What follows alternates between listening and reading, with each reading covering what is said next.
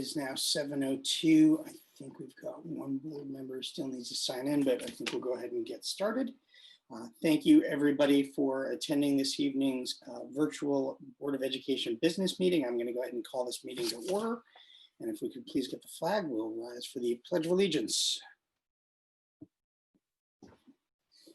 I pledge allegiance to the flag of the United States of America and to the republic for which it stands, one nation, under God, indivisible, with liberty and justice for all. And by the way, I just want to say I still haven't gotten over, I basically am doing that and nobody's talking along with me. It's a little weird to be saluting the flag at home alone. So I'm gonna ask you guys to join in next time. All right. You do such a great job, Peter. Why, we don't want to screw it up for you, my friend. Well, that's all right. We have tried to, we had one of our distinguished teachers do it for us earlier this year. Maybe we can have some guest teachers or Boy Scouts or students do it along through the year. But Peter, it's also a little weird for us. We see your belly on a close-up. I know. I'm sorry about that, Joe. And it's gotten larger and only you, Joe, would go there. I was actually thinking the same thing, but only Joe would mention that. That's all right. Joe's going to get me on his fitness routine. All right. So before we start, just a few things to help us out, other than I need to diet through the holidays. The agenda for the meeting is found on our board docs website, and you can get there by going to greenwichschools.org and clicking on Board of Education, scroll down to the meetings box, and once you're in board docs, you can see tonight's agenda. The meeting is being conducted virtually pursuant to the Governor's Order 7B. Per that order, the meeting will be taped and posted on our webpage and our YouTube channel, which the subscribership is just out of this world. We still don't get ad revenue, though. I'm very sad for that. So this is a special meeting, but it's a business meeting. We will be taking public comments. We've had, I think, 7 people sign up, but I understand one of them is not going to be speaking tonight. But if you'd like, you can email the entire board using a single email address. That is boardofedmembers@greenwich.k12.ct.us. Meeting tonight will consist of discussion and dialogue by and between the superintendent, the board, and we've got a couple external folks on tonight as well. I'd ask people to please stay on mute when not speaking. Ask participants to state their name each and every time they speak, unless I'm calling on you. We'll be using the raise the hand function as always, board members, so I can call on people in turn. I'd ask people to try to keep their comments concise. We've got a bunch of fun items tonight, so let's try to work through those. And for any voting, we'll be doing those via roll call. So with that, can I get a motion to approve the meeting agenda? Oh, I'll make a motion. Thank you. Is there a second for that? I'll second. All right, thank you. So Hirsch on the motion, Kathleen Stowe on the second. All those in favor of approving the consent agenda, Bernstein is a yes. Stowe? Yes. Hirsch? Yes. Downey? Yes. Kelly? Yes. Kowalski? Yes. Olson? Yes. And Scher? Yes. Great, thank you very much. That passes 8-0. So we will move on to our public hearing, and we will start with the GHS student government. So Peter, you skipped You over missed the the consent agenda. oh, sorry, no, that was the oh, sorry, yes, I The missed meeting the agenda, you missed consent. Wow, I'm moving fast tonight. See, I've got business on the mind. All right, can I get a motion for the consent agenda? I'll make the motion. Ms. Hirsch, can we get a second? Joe is raising his hand. All right, Joe, I got you as a second. All right, so we'll do a roll call on accepting the consent agenda. Bernstein's a yes. Stowe? Yes. Hirsch? Yes. Downey? Yes. Kelly? Yes. Kowalski? Yes. Olson? Yes. And Scher? Yes.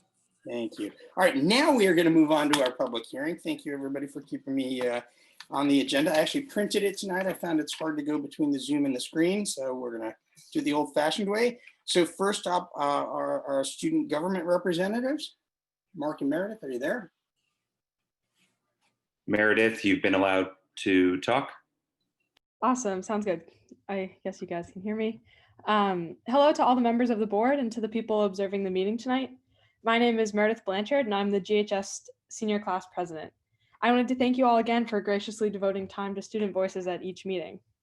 As we settle into the middle of Q2, I wanted to give some exciting updates on what student government has been up to. First, the mask fundraiser I mentioned last time is fully underway. We've gotten several submissions of face mask designs from students and can't wait to see what else they come up with. Also, the freshman class president, Ishi Hassett, and her officers put together a holiday cheer drive for senior citizens. GHS students were encouraged to write letters to elderly members of the community who might feel more isolated than normal this holiday. Speaking of drives, our VP of Community Service, Hadley Rosenberg, put together a successful personal protection equipment drive for Greenwich Hospital. Students were encouraged to donate things like masks and gloves to aid our frontline workers. Also in our sights are future events like SRO and prom. The senior class officers and I created a survey to gauge student concerns about those and also get suggestions from members of the class. There's a lot of hope on the horizon for a really fun, meaningful 2021. I lastly wanted to thank Dr. Jones for her responsiveness to student government's request for more communication with students.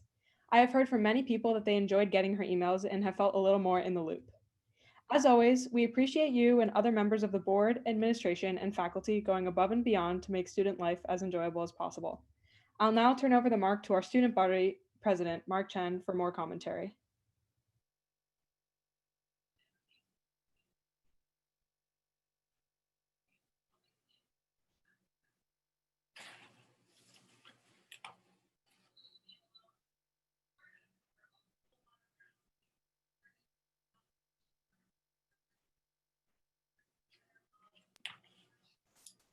Mark, you're all set. Yeah, I was going to say, is it just me? I can't hear him. Yeah, Mark, all you right. may need to unmute. Yep. Good evening, Chairman Bernstein, Dr. Jones, members of the board, cabinet, and meeting attendees. My name is Mark Chen, student body president at Greenwich High School. I cannot believe we are well into December already. I wish the happiest of holidays and hope that everyone here gets some well-deserved rest in a week's time. At our last meeting, I noted the importance of preparing for remote learning from a technological standpoint. I'm glad that GHS is actively trying to fill in these gaps. I know that one of my teachers was recently testing out a new Chromebook that would actually be able to handle the rigors of Google Chrome. And on a similar note, I'm happy to say that GHS is also seeking to improve the hybrid learning experience. A challenge faced by students learning from home is that the microphones used in class cannot clearly pick up students who are speaking. A new microphone has proven to be promising, and this is very exciting news indeed. Other exciting news includes our very first asynchronous ESC Wednesday, which we had just 2 Wednesdays ago. I'm appreciative of the administration for listening to our concerns and feedback in implementing this day. I know it was widely appreciated by both students and faculty. Students shared some ideas to improve the structure of the day and maximize flexibility in completing independent work, and we have subsequently communicated these recommendations to administrators. I and many of my peers look forward to future asynchronous days. And finally, circling back to the hybrid remote learning discussion, GHS is taking great strides in targeting student engagement. Our VP of Communications, Lily Bartles, is on the Student Engagement Subcommittee, where she has been communicating student engagement survey results to teachers as we look to improve both the teaching and learning experience. Teachers, too, have been distributing surveys specific to their classes to better optimize engagement and teaching in our new age. There has been much done already, but there will be even more to do in the future. I do not doubt for a second, though, the excellence of our schools, our teachers, our faculty, and our staff. Thank you for your time tonight. I look forward to speaking with you all in the new year. It is always a pleasure.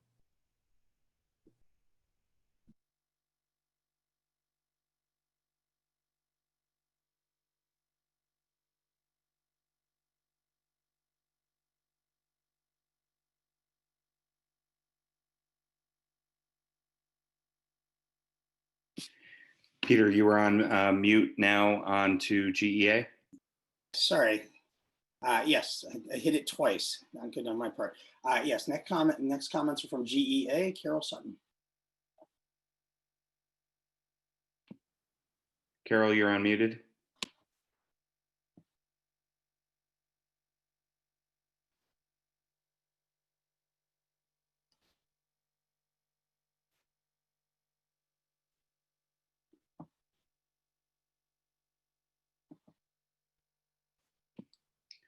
Carol, can you hear us?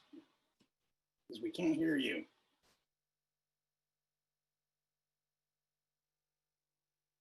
Carol, I can see you're still muted. Okay, I just did it. Thank you. Thank you Yep. so much. I'm sorry about that. Can you hear me now? Yes. Perfect. Thank you. Good evening, board members, Dr. Jones, cabinet, and members of the GPS community on Zoom. My name is Carol Sutton, and I'm honored to represent 900 members of the Greenwich Education Association. Building a budget for a complex district like Greenwich is not easy, and I want to thank Dr. Jones, Mr. O'Keefe, and everyone at Havemeyer and everyone in the district who was involved in the process. Board members, when you vote for the proposal before you, as I hope you will, please do it knowing that there are two big ticket items on the horizon. First, addressing shortfalls in special education staffing and programming cannot wait another 2 years. Second, the district issued Chromebooks are hampering not only the secondary teachers, but all students who depend on them to access their education remotely.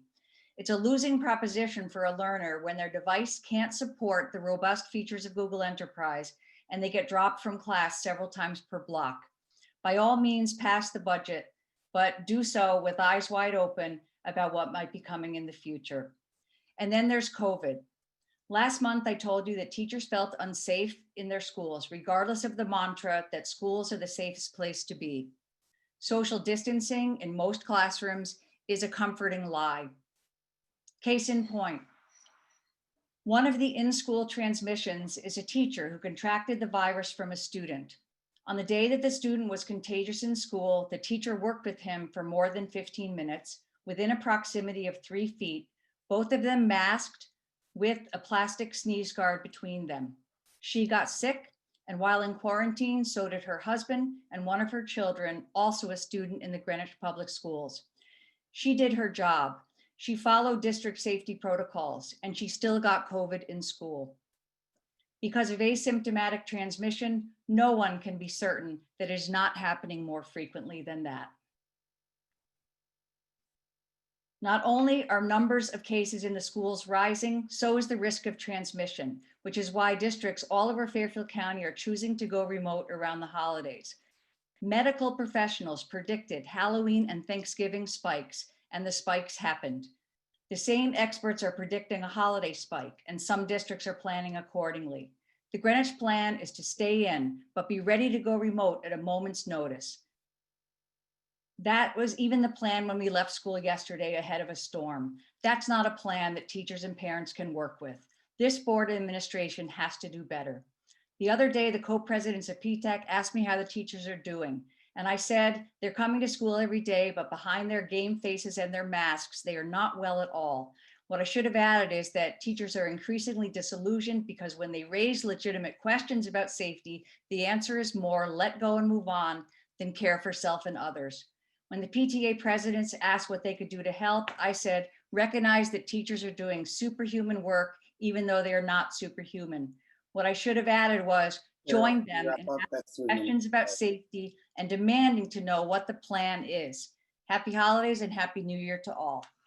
Thank you. All right, our next comments are from PTA Council, Brian Peldunas.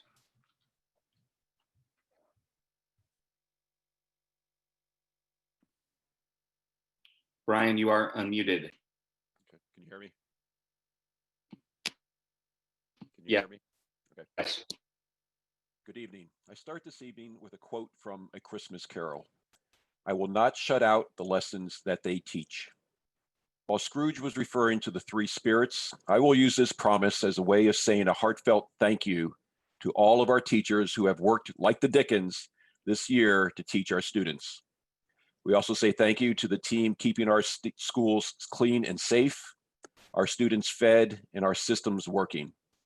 Finally, thank you to the board, Dr. Jones, and all of the administrators directing and managing the district during these interesting times. Now, I know you have great expectations for the rest of Council's comments. Speaking of great writing, PTA Council would like to thank our mutual friend, Dr. Ernie Fleischman, for his presentation to Council entitled Improving Student Writing. There is a link on the PTAC portion of the GPS website, and we encourage everyone who is interested in improving our students' writing skills to view the presentation. PTA Council is interested in everyone's ideas on how to celebrate writing, and we ask for your input. For a twist, I will speak only briefly about the budget. I will not say if this is the best of times or the worst of times. Thank you for restoring some, with the emphasis on some, of the support to teachers, like professional development. We applaud the continued search for efficiencies, which allows scarce resources to be focused on educating students. In these remote learning times, we endorse more in-depth look at the technology provided to our students and at the infrastructure surrounding the provision of technology services to ensure equitable, secure, and stable access for all students and staff. If students are being left behind because of underpowered Chromebooks, we need to fix the problem. We are concerned about the low parent participation rate in the ongoing special education survey. This confidential survey is part of the independent review being conducted by PCG, and a response from all interested parties will be critical to the success of this work. Responses are due December 23rd, and we encourage families with something to contribute to respond to the survey. We also ask PCG to consider extending the deadline if the participation is not representative of the district. As a follow-up to the recent ALP and STEM reports, we ask that any additional information requested by and provided to the board be posted on the GPS website for all to see. We are pleased that there will be a program report for ALP in January. For the STEM report, we hope first the goal of enhancing the bridge courses can be accomplished to help students accelerate their mathematics growth when they are already in middle school. And second, that the district can provide clarity on what middle school science will look like in the school year 2021, as this is not clear in the report. I close with another quote from A Christmas Carol. While there is infection and disease and sorrow, there is nothing in the world so irresistibly contagious as laughter and good humor. So be of good cheer. May this season of light quickly turn into the spring of hope. Thank you. Thank you, Brian. All right, with that, we're going to move on to our community comments.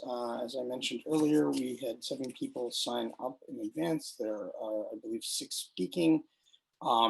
They get 3 minutes apiece. And the first speaker is Colleen Evers.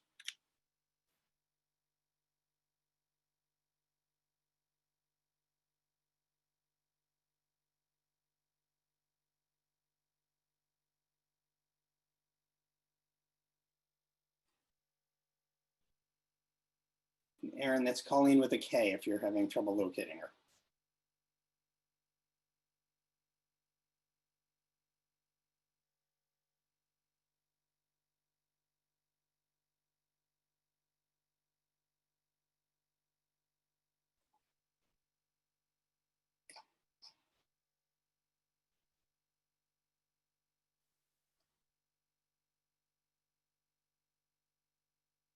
All right, Colleen, I think you just need to unmute.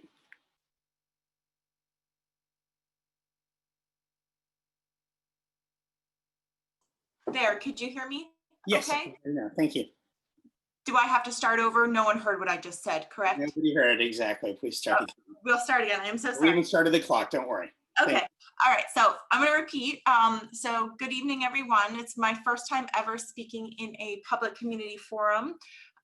So please excuse if I do anything out of order or not perfectly correct.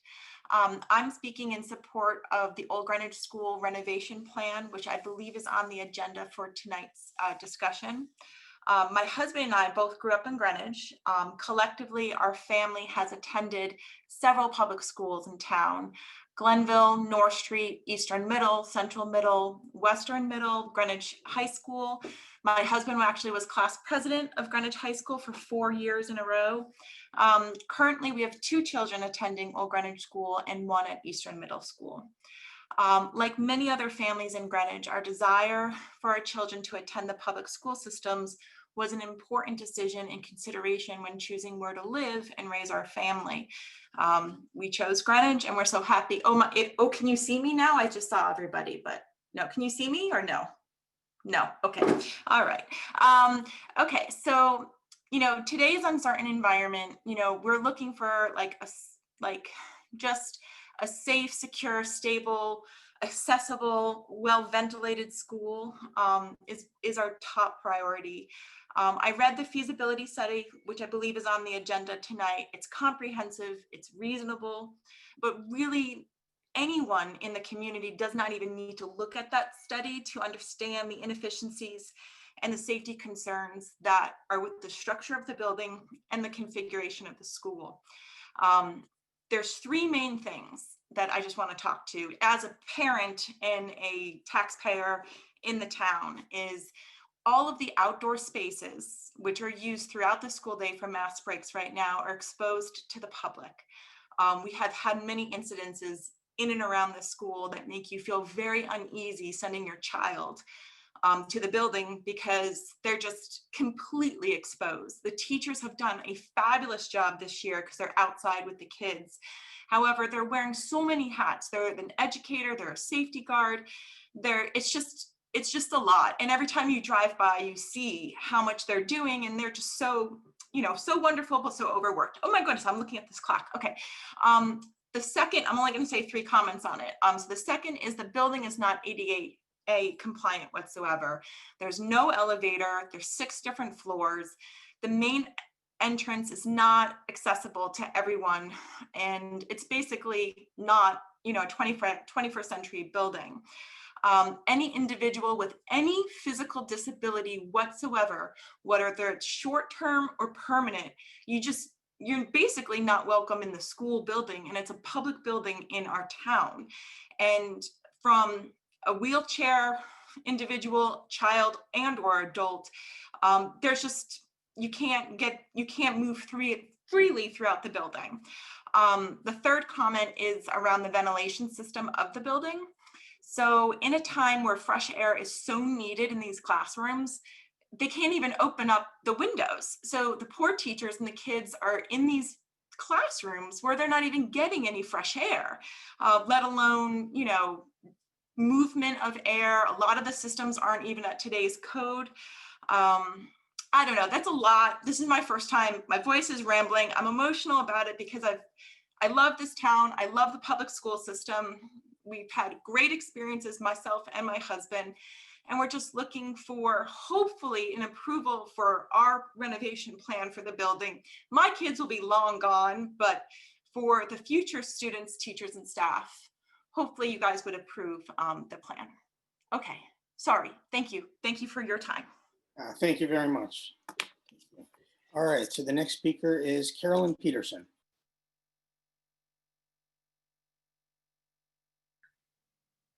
Okay, can you hear me? Yes. Hi. Okay, so this is wonderful. I follow Colleen as I work with Colleen on the PTA every day. So my name is Carolyn Peterson. I've spoken many times before, and I'm speaking again this evening in support of the Old Greenwich School renovation.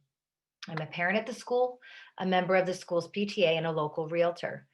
I'm invested in this project on behalf of the children of OGS, their parents, and our homeowners. In the Greenwich Library's Oral History Project, they quote one of our founding residents, Carlton Gisborne, who spoke of an article about the school in the Sound Beach Beacon newspaper.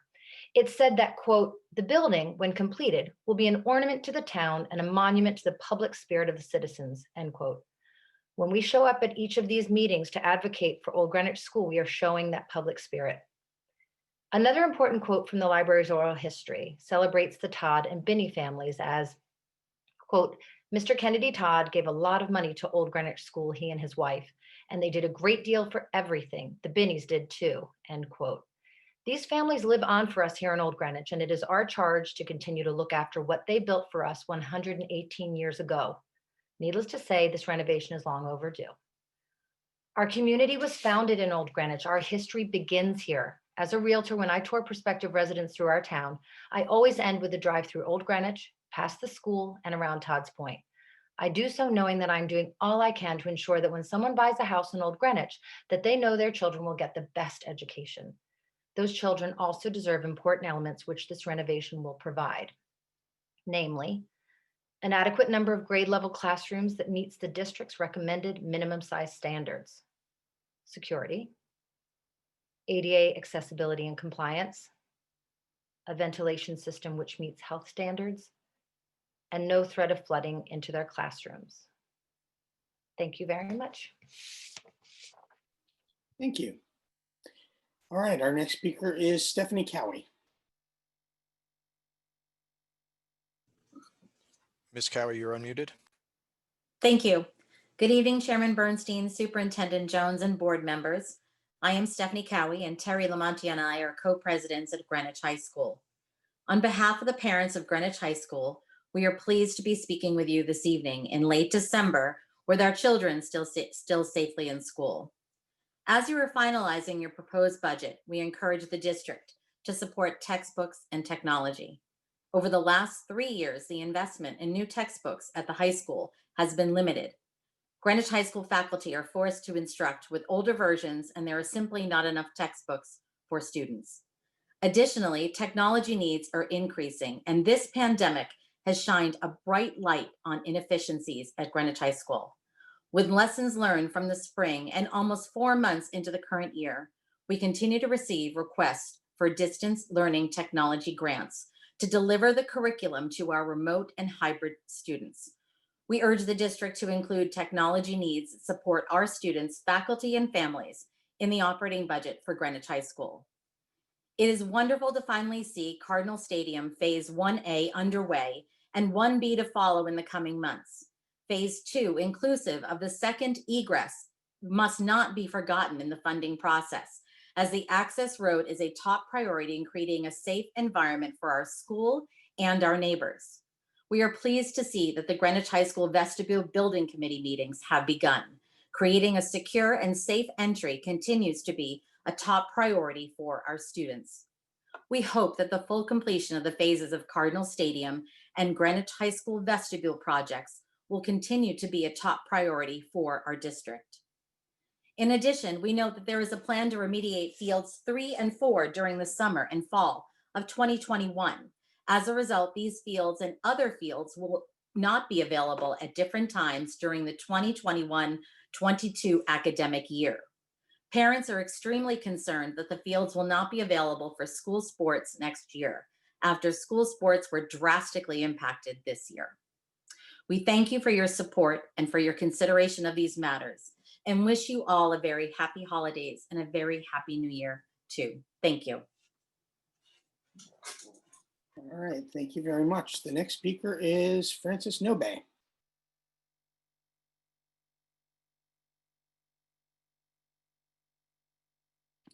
Francis, you are unmuted.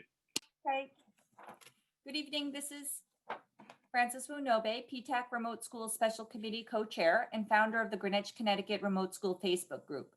On behalf of the more than 500 full-time remote learners in elementary and thousands more full-time and hybrid remote at the middle and high schools, we end the year with a thank you. Thank you to the 30 remote school teachers who've taught via Google Meets every day since September. Thank you to the 5 teachers who jumped in as grade level team leads. Thank you to the 11 elementary school principals providing mentorship and support completely virtually. Thank you to Dr. Jones, Mr. D'Amico, and the Havermeyer team for instructional coaching and curriculum support. At the secondary level, thank you to all our teachers teaching simultaneously in person and remote. Thank you to the principals, guidance counselors, and staff working to build one school community, 2 modalities. Greenwich Public School teachers, thank you for being here, being present through the pandemic. We see you, your care, and we really appreciate you.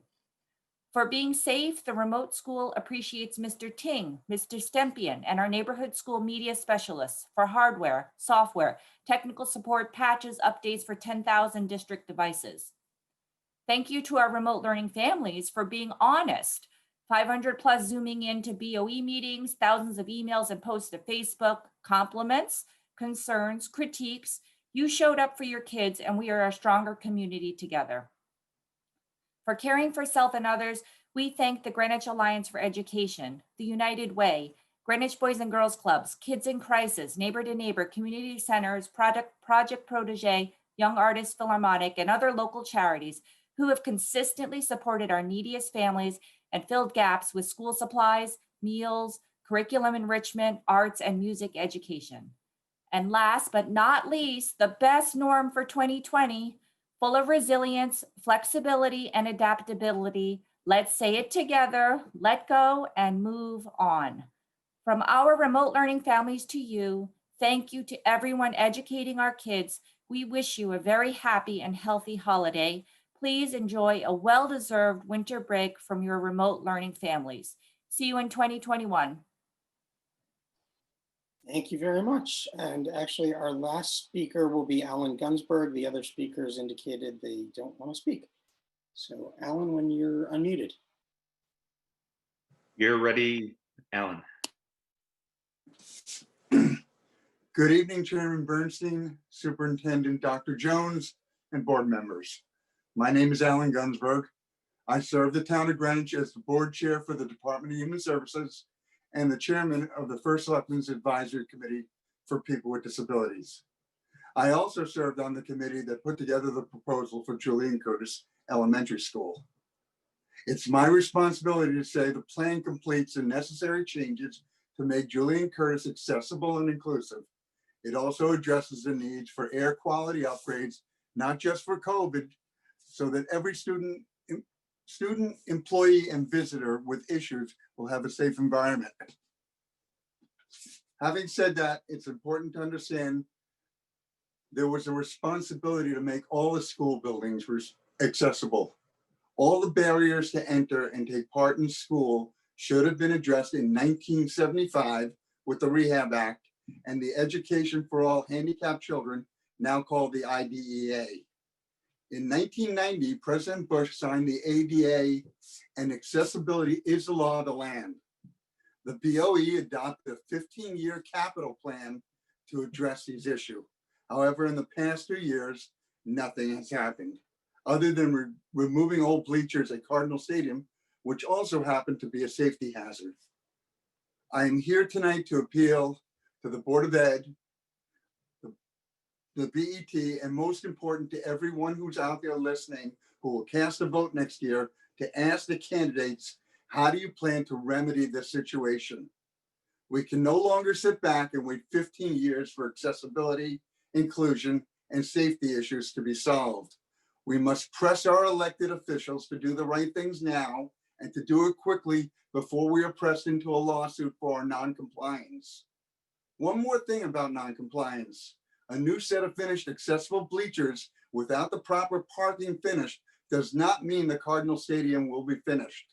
The stadium will not be usable until both are finished. I thank you for your time and wish everybody a happy and healthy and merry holiday. All right, thank you very much, Alan. With that, that's the conclusion of our public hearing and our community comments, and we are going to move on to our monthly reports, starting with the superintendent. Just a couple of things tonight. First of all, we had our first major snow and snow day today, and that was certainly a lot of fun. I could hear children on my street actually outside playing late last night, and it was just really fun to hear all the kids out in the snow. So I hope everybody enjoyed that. We do have a 1 hour delay tomorrow, just making sure everybody has heard that message that went out just a few hours ago. We are in the middle of our special education study, and I think PTAC, was encouraging people to take the community survey, and then there's also a staff survey. The staff survey was coming in fairly good last week, but we do need more people from the community, more participation. So we will continue to push that out again. Along with that special education study, they've also done some file reviews, and they're working on that over a series of weeks. It will take them several weeks to get through those. And just, a little bit about where we are with COVID.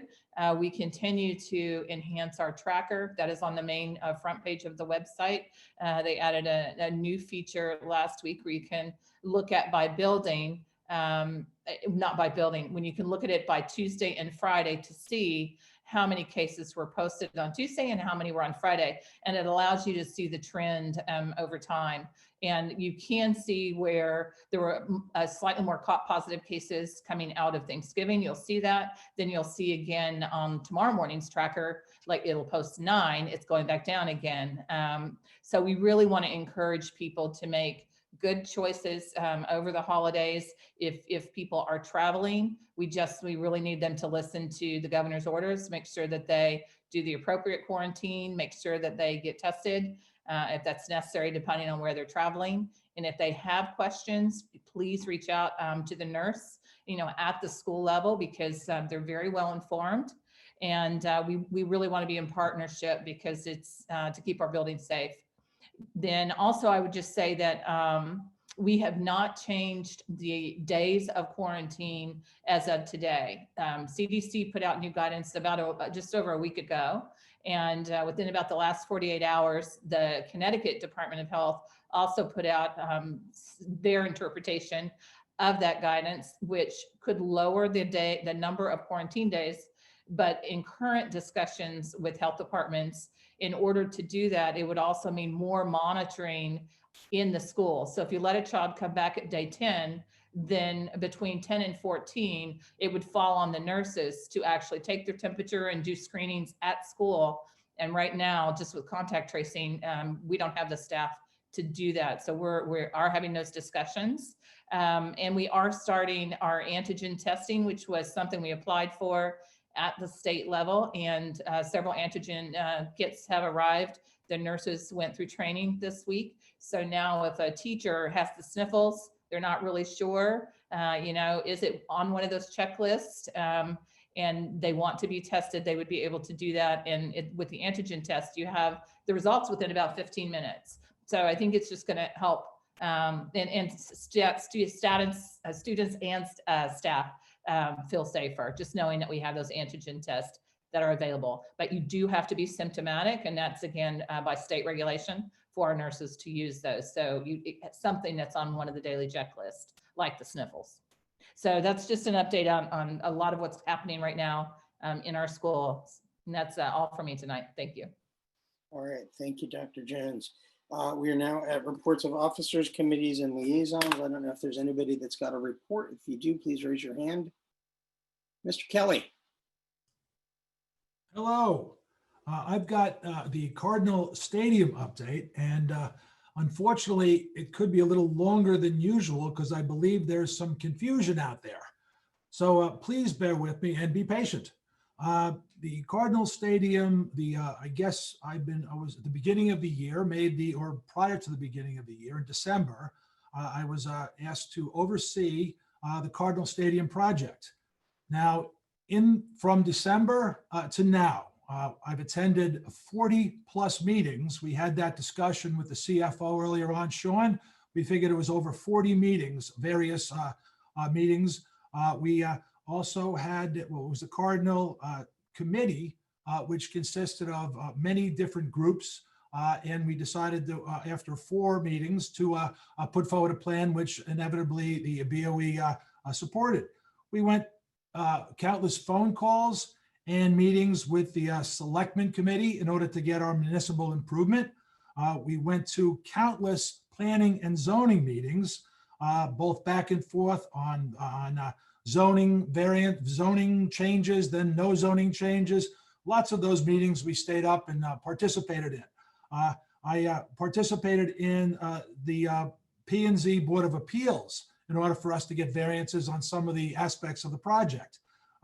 There was also the architectural review. We went to lots of meetings with them. We had a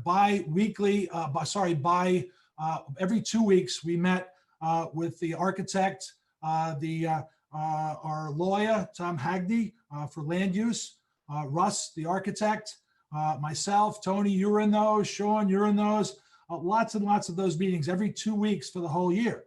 We had meetings with the wetlands people. We had GAF meetings, which Karen Kowalski, you were nice enough to join us in one of those meetings at our house. And we also had the High School Neighborhood Association meeting with Christina. It was very nice to help us organize and create that group. And we had a meeting so we could get support from our neighbors. We had, of course, our BOE meetings relating to the Cardinal Stadium project. So there is a whole lot of work that I spared everyone the details in the committee updates along the way. I put hundreds of hours overseeing this project, which I wanted no credit for, nor did I want to talk about, but there was a bit of a confusion in a recent RTM District 9 meeting about us not understanding really how this process is going, and that really is no oversight. In that meeting, they were asked who is running this project for the BOE. And Mr. Bernstein was brought up as the person running this project. Now, in all those meetings and the hundreds of hours I just described, I don't remember Peter being in any of those meetings. I was in those meetings. And so therefore, it's my fault, and I take responsibility for not being clear on the work going into this project to get it completed. There was also a reference in that meeting to a preferred vendors list. Now, Tony, is it okay if I ask Sean to talk about a preferred vendors list, if such a thing exists? You mind if I ask him that question? Sure, go ahead. Sean, do we have a preferred vendors list? Absolutely not. Do we know, do we go out for RFPs when we hire people to special, well, let's narrow it down to this project. Can you walk us briefly through how we openly solicit people to do work for us in this project? Quite simply, we follow the purchasing guidelines for the town. When it came to, as one example, the bleacher selection, we narrowed our search down to 2 state contracts, Don Clayton and Southern Bleacher. Interviewed both. Tony, Dan, and myself were in these meetings, and the two interviews were night and day, and there was unanimous decision to select Southern Bleachers, who was, I think, slightly cheaper and was committed to delivering a time-constrained project. And they cited their history of working on projects that were time-constrained, and they always delivered. So we were very happy with the interview with Southern Bleacher. Quite frankly, Don Clayton wasn't very well prepared, and so we selected Southern Bleacher. How do we normally go out for these RFPs or to hire vendors? Normal process is we work through our purchasing agent, Eugene Watts, and we go through the normal bid process. And I know when it comes to subcontractors of the architect, he does the exact same thing. So we follow town purchasing guidelines, no question. So now, since I am so deeply involved in this project, which I didn't want to talk much about, that's why the updates were very brief. It's imperative that all the bids are fair bids, and that we have competitive vendors that compete and give us best price, and we also make sure that these are credible vendors. I feel the need to just say that because it was brought up that such things don't exist. And if I'm going to attach myself to a project, I want to make sure that this is explained very clearly, that there's no funny business going on in anything I'm involved in. And if somebody feels that there might be, please bring it up and address it immediately so we can be transparent like we are right now. Furthermore, there has been a reference in that meeting to we don't have the wherewithal to advance this project, and we don't have the expertise to build a project this size. Once again, I don't like talking much about myself, but I feel compelled. I put together my real estate development resume. I've been developing real estate for the last 30 years. I am presently building a $10 million subdivision in Groton, Connecticut. I am the president and owner of Forest Land Development. I have invested in and built out $250 million personally of myself of both commercial and residential real estate domestically and internationally. So I believe that certainly I have the expertise along with the staff that we're working with to get a project to the finish line. And this is a very straightforward project. It might seem complicated to some, but to the degree of expertise, the group we have working on this, I believe we clearly have the expertise to get this thing done efficiently and done the right way. So therefore, I now have to go into what I'm supposed to talk about is where we are with the project right now. So sorry I had to bore you with all that stuff leading up to that, but I just wanted to clear up some confusion that was brought to my attention. We have demolished the bleachers after 70 years, 20 years at the old high school, 50 years at this high school. Finally, we've taken those down. They're gone. We have hired the bleacher fabrication company. They will also, that same company, erect the bleachers once the foundations are put in by the contractor. The contractor's bids are due on Monday, and we should be reviewing those and deciding which contractor to go with. This is the contractor that will take care of both 1A and 1B. 1B is following shortly behind 1A.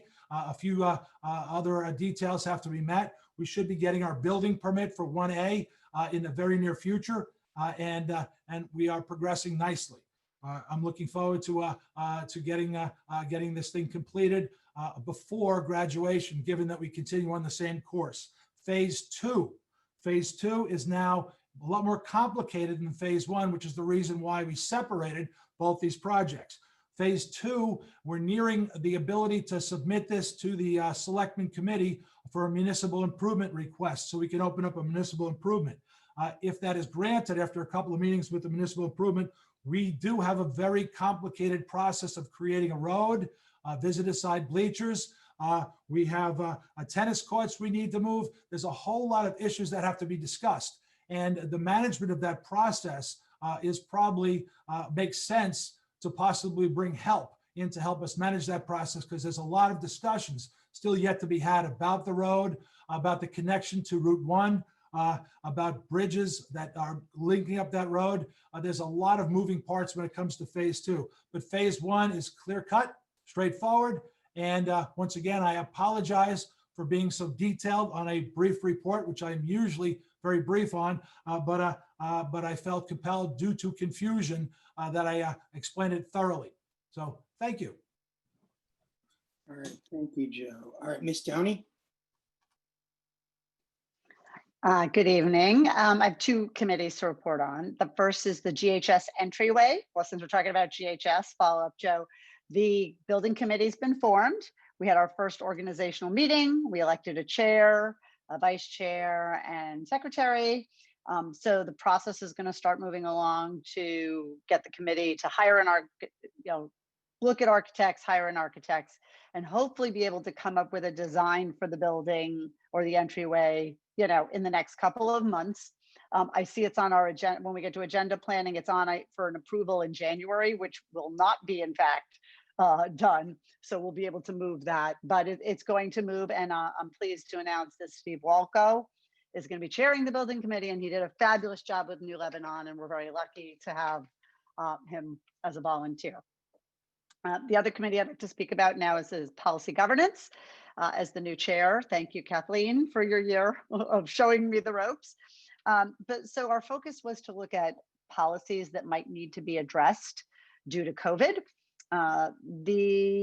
Dr. Jones brought to us a couple of issues that the staff were concerned about, one of which was, not to get too into the weeds, is about grades for PE in the middle schools, wanting to go to a pass-fail only in the middle school for PE. And we ultimately determined, after looking at our policies, that this is really more of a procedural matter. So we leave it to the administration. We thought it was appropriate to leave it to the administration to implement that in that way.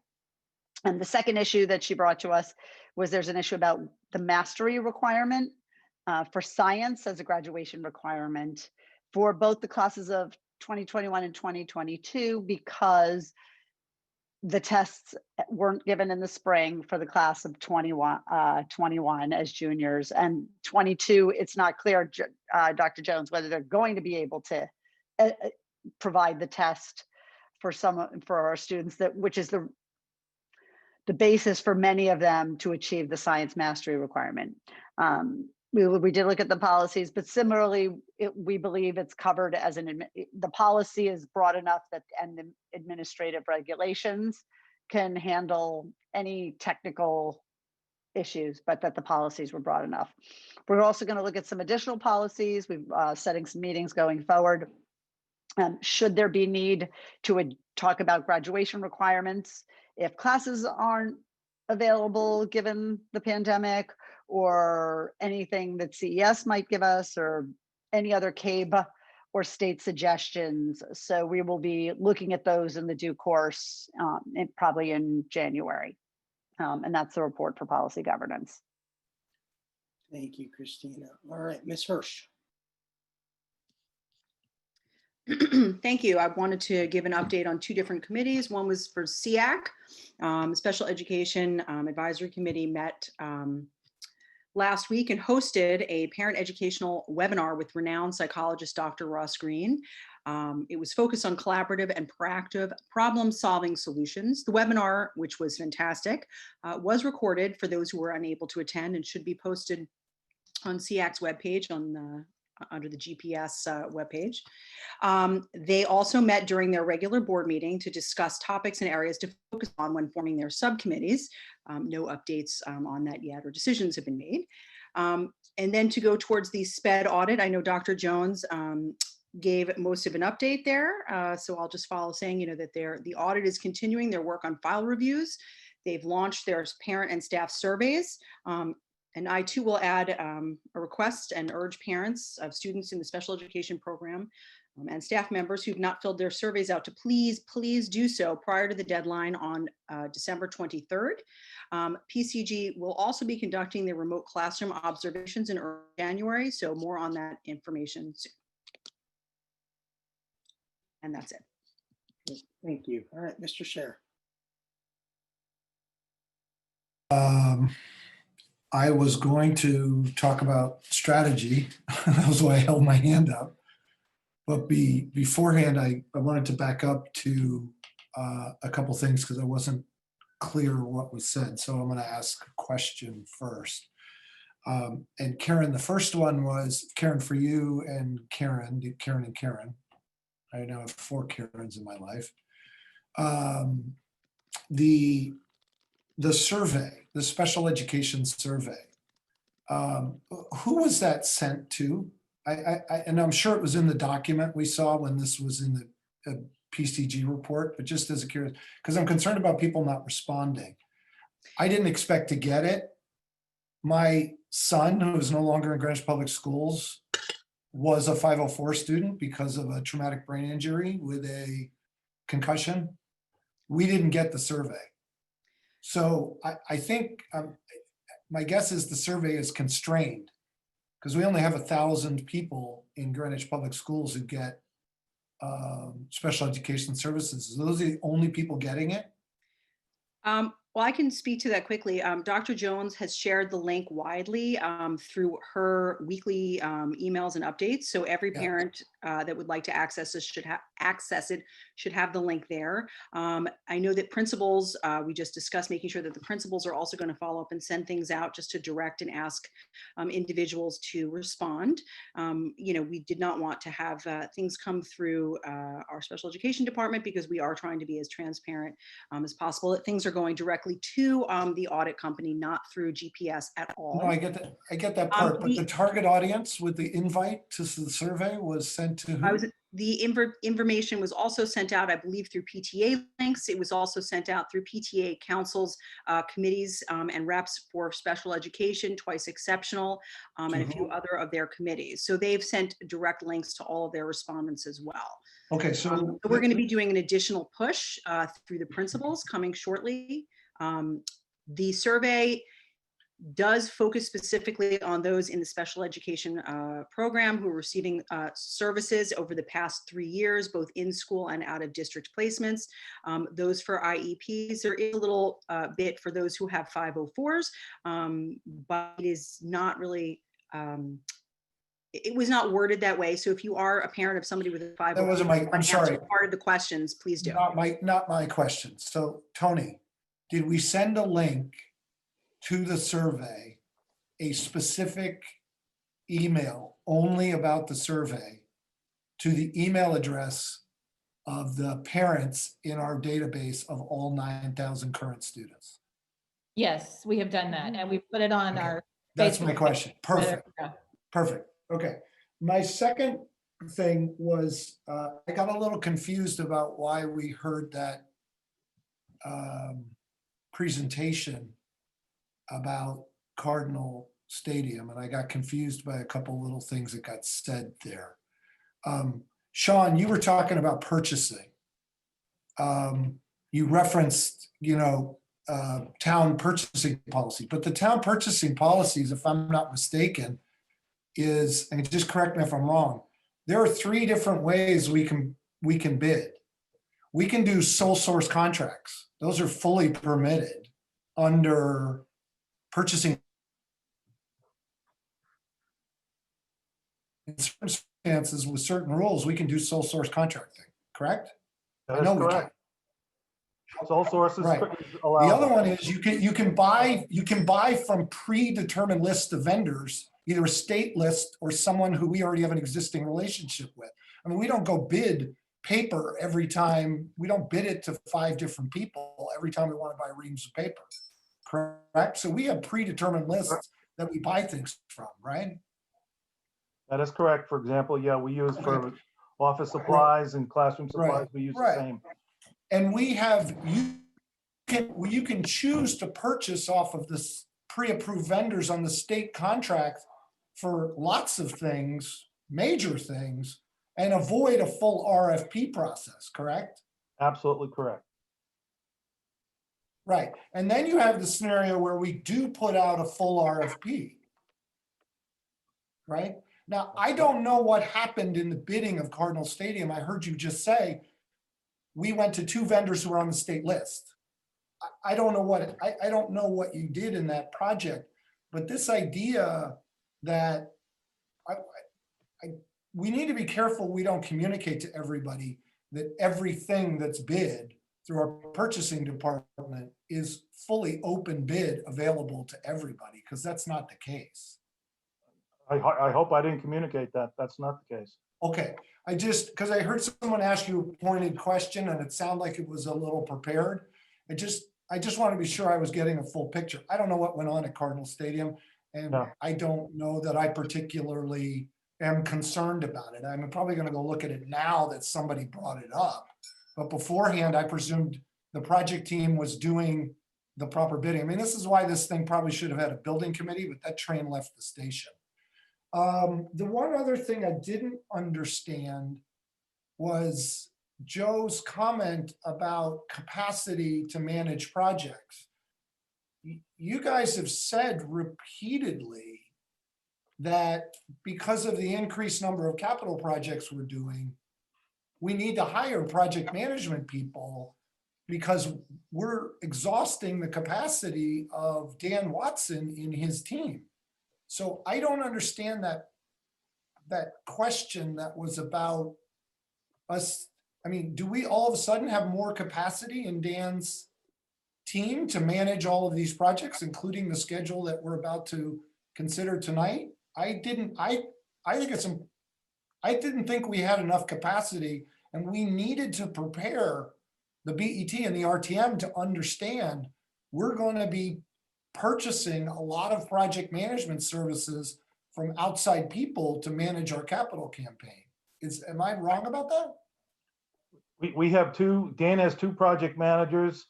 Right. And when something comes up that they cannot accommodate, we would purchase retained services, right? Yeah. Right. And the last part I just wanted to understand is, this is, we've gone over this like 100 times in the Cardinal Stadium project. I mean, we have Russ Davidson on the project, and this was in your predecessor. They kind of extended a contract rather than put it discreetly out to bid. But in the case of KG&D, but that happened a while ago. That's not new news, right? No, that's not new news. That's a long time ago. Right, and it was an extended contract. I mean, I think some of us on the board thought it should have been put out to bid, but Lori and, I don't know, Ralph and Jill, they did something that, but that happened at Cardinal Stadium, and I don't know why that's coming up again, I guess is the question. It's a fact. So, okay, and then when we get around to the phases, we're gonna get around to Cardinal Stadium. I realize we just got these CIP sheets like a couple hours before the meeting started. And That's going to be part of our capital discussion. yeah, I We're understand still that. on I committee understand that, reports, Peter. So I I hope understand, you're going to Peter. give us a strategic plan committee report tonight. Peter, you can't let Joe go like that and then try to cut off the conversation. You just can't. So my We'll have a question is, conversation about capital sheets as part of the capital process, Peter. Please wrap this up so we can move on. I understand that. So does the capital plan match what Joe laid out as phases in his report? Was that question for me? Yeah. Yeah, there's 3 phases, obviously, 1A, 1B, and 2. Okay, And 1A and what we're 1B requesting are funding they're for is doing right now, right? You're in the middle of it right now, right? Yeah, we're in the middle of it, and what's being requested in the capital plan for 21, 22. Which we're going to talk about is phase 2. Correct. Okay. The report on the strategy committee is we've been meeting.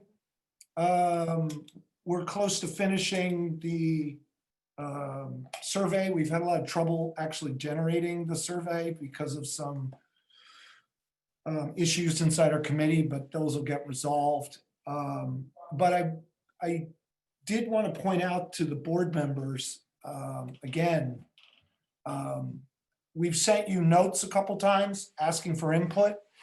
If you're not on the committee, if you're not a member of the committee, we've received so far no input from any other board members, although we've met 3 or 4 times on the survey. I just wanted to encourage you to go back and read that note because we want to have the input of all the board members. So if you're not on the committee and you want to have input to the process, please do it because we're gonna keep this thing moving forward. So it would be great if we could hear from the 5 who have not provided any input. If you want to come to a meeting and do it verbally, that's okay. If you want to send it to us in writing, based upon those emails you've gotten a couple times, that would be fine too. Whatever's easiest. We realize everybody's busy. We'd like to get that done. Our plan is to put the survey in the field in January, accounting for the holidays and the other surveys that are in the field already. So if you have a chance to get that to us, would be much appreciated. All right, thank you. Are there any other reports? Seeing no hands, we're going to move on to our first discussion item, which is the GHS. Peter, I think there's a hand. Megan's raising her hand. There you go. Sorry, I couldn't find my hand. My virtual hand. I'll be really quick because this is the longest committee reports ever. So I will have more for Alliance next time to share out, but just the dates for DTAC that I just wrote down really quickly. Just a reminder, tis the year of all years to nominate a teacher. I'm putting a Band-Aid on a child. To nominate a teacher for this really important honor, and the deadline for the nominations is Thursday, March 11th. So start thinking about and start preparing. You can be a teacher, you can be a parent. So start getting those nomination packets in. That's the only date I'll share about for now, March 11th. Thanks. Great, thank you. All right, with that, we are going to move on to our GHS Fields 3, 4, and 5 update. Oh, Mr. Scher, see you again. Hey, Megan,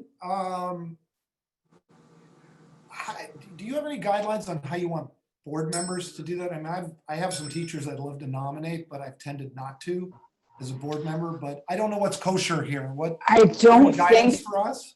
Yes, I don't think board members can nominate. If I remember correctly, I think I've been asked this before. I think that board members can write you can be one of the nominators, but you can't be the primary nominator, I believe. But I can get back to you on it. No, I don't, I want people to feel there's integrity in the process. But, yeah. A lot of us have kids in the school system, and some of the teachers who are teaching our kids are just miraculous. They are amazing. And you can write in a blurb, you can write in a recommendation, but I don't think you can be the primary one, but I'll get back to you. Thanks for the guidance. All righty, going once, going twice. All right, third time's a charm. We're moving on to discussion item, which is our GHS Fields 3, 4, and 5 update. So Dr. Jones, if you want to tee this up. Thank you, Mr. Bernstein. I'm actually going to pass the baton very quickly to Amy Siebert if you would like to say anything before AECOM starts. This is a big project taking lots of coordination between the town of Greenwich and the schools. And we're working really well together, and there's a lot of great work I think that's going to take place very quickly. That quickly would be lovely, wouldn't it? Good evening, everybody. Again, thank you. I'm here tonight with Patrick Haskell and Mike Doherty from AECOM and our counsel Jane Warren from McCarter and English. We're going to talk to you about our Phase 2 remedial action plan as we've proposed it to the regulatory bodies. I think you folks are seen you folks at prior meetings. You're familiar with the Greenwich High School fields and the need to get them addressed. A couple of things I just want to throw out there. Again, every time we're doing these plans, I do want you to know we are always thinking about public health, about environmental health, and looking at those things very closely when we propose these remedial action plans.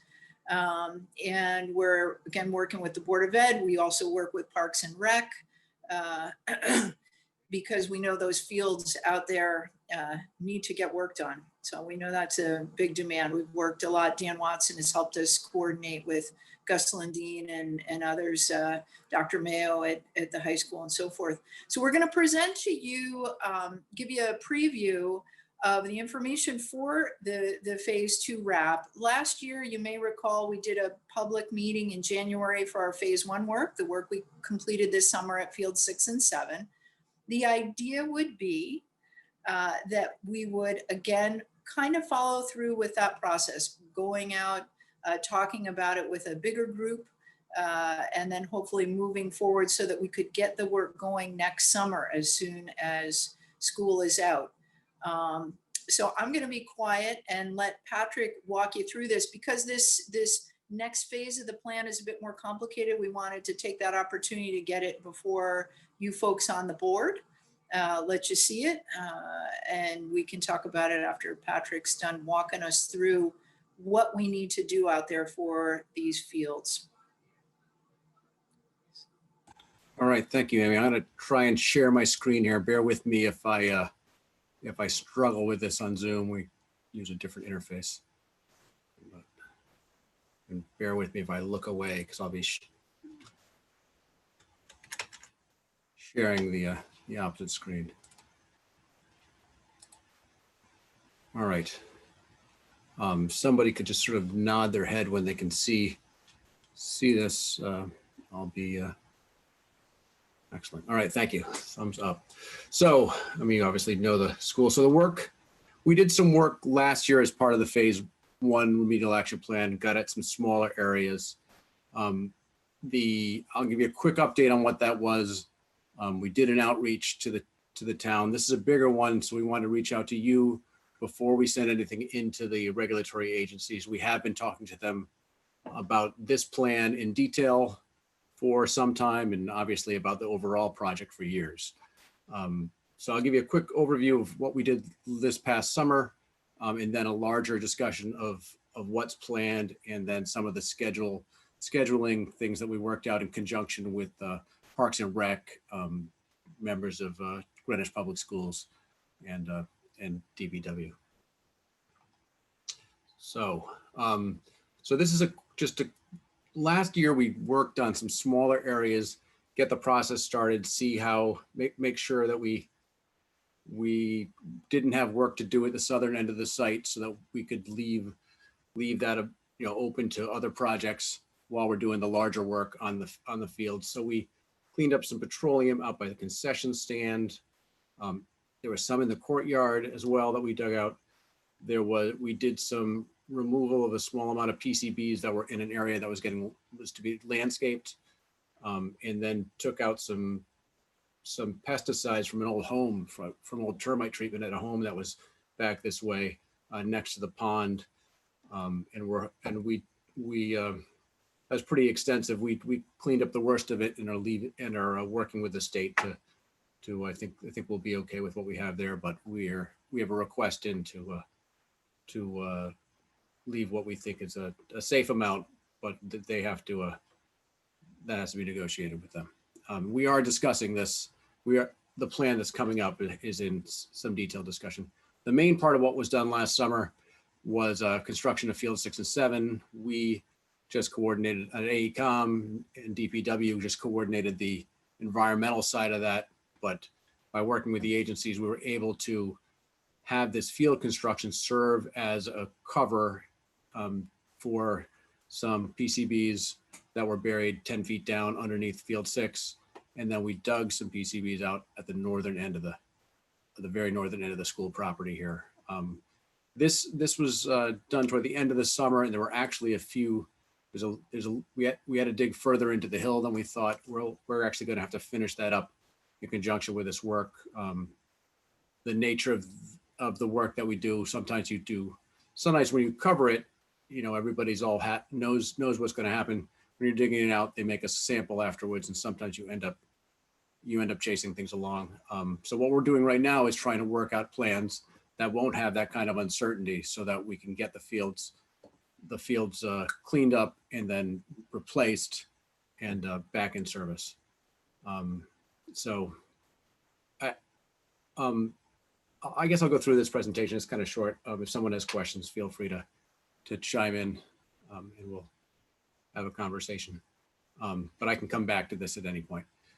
So there's a fair amount of what we see here is a color scheme of various, this patchwork quilt is a variety of depths of excavation that are being done under the fields. This is contamination from historical fill material that was placed in the late 60s, maybe 1970, that has PCBs is the most notable contaminant, but it has other metals and petroleum in there as well. And it extends in some places to 12 or 13 feet below grade. And we couldn't dig that all out and have the school be functional. It would be out there every summer for 10, 15 years to do that.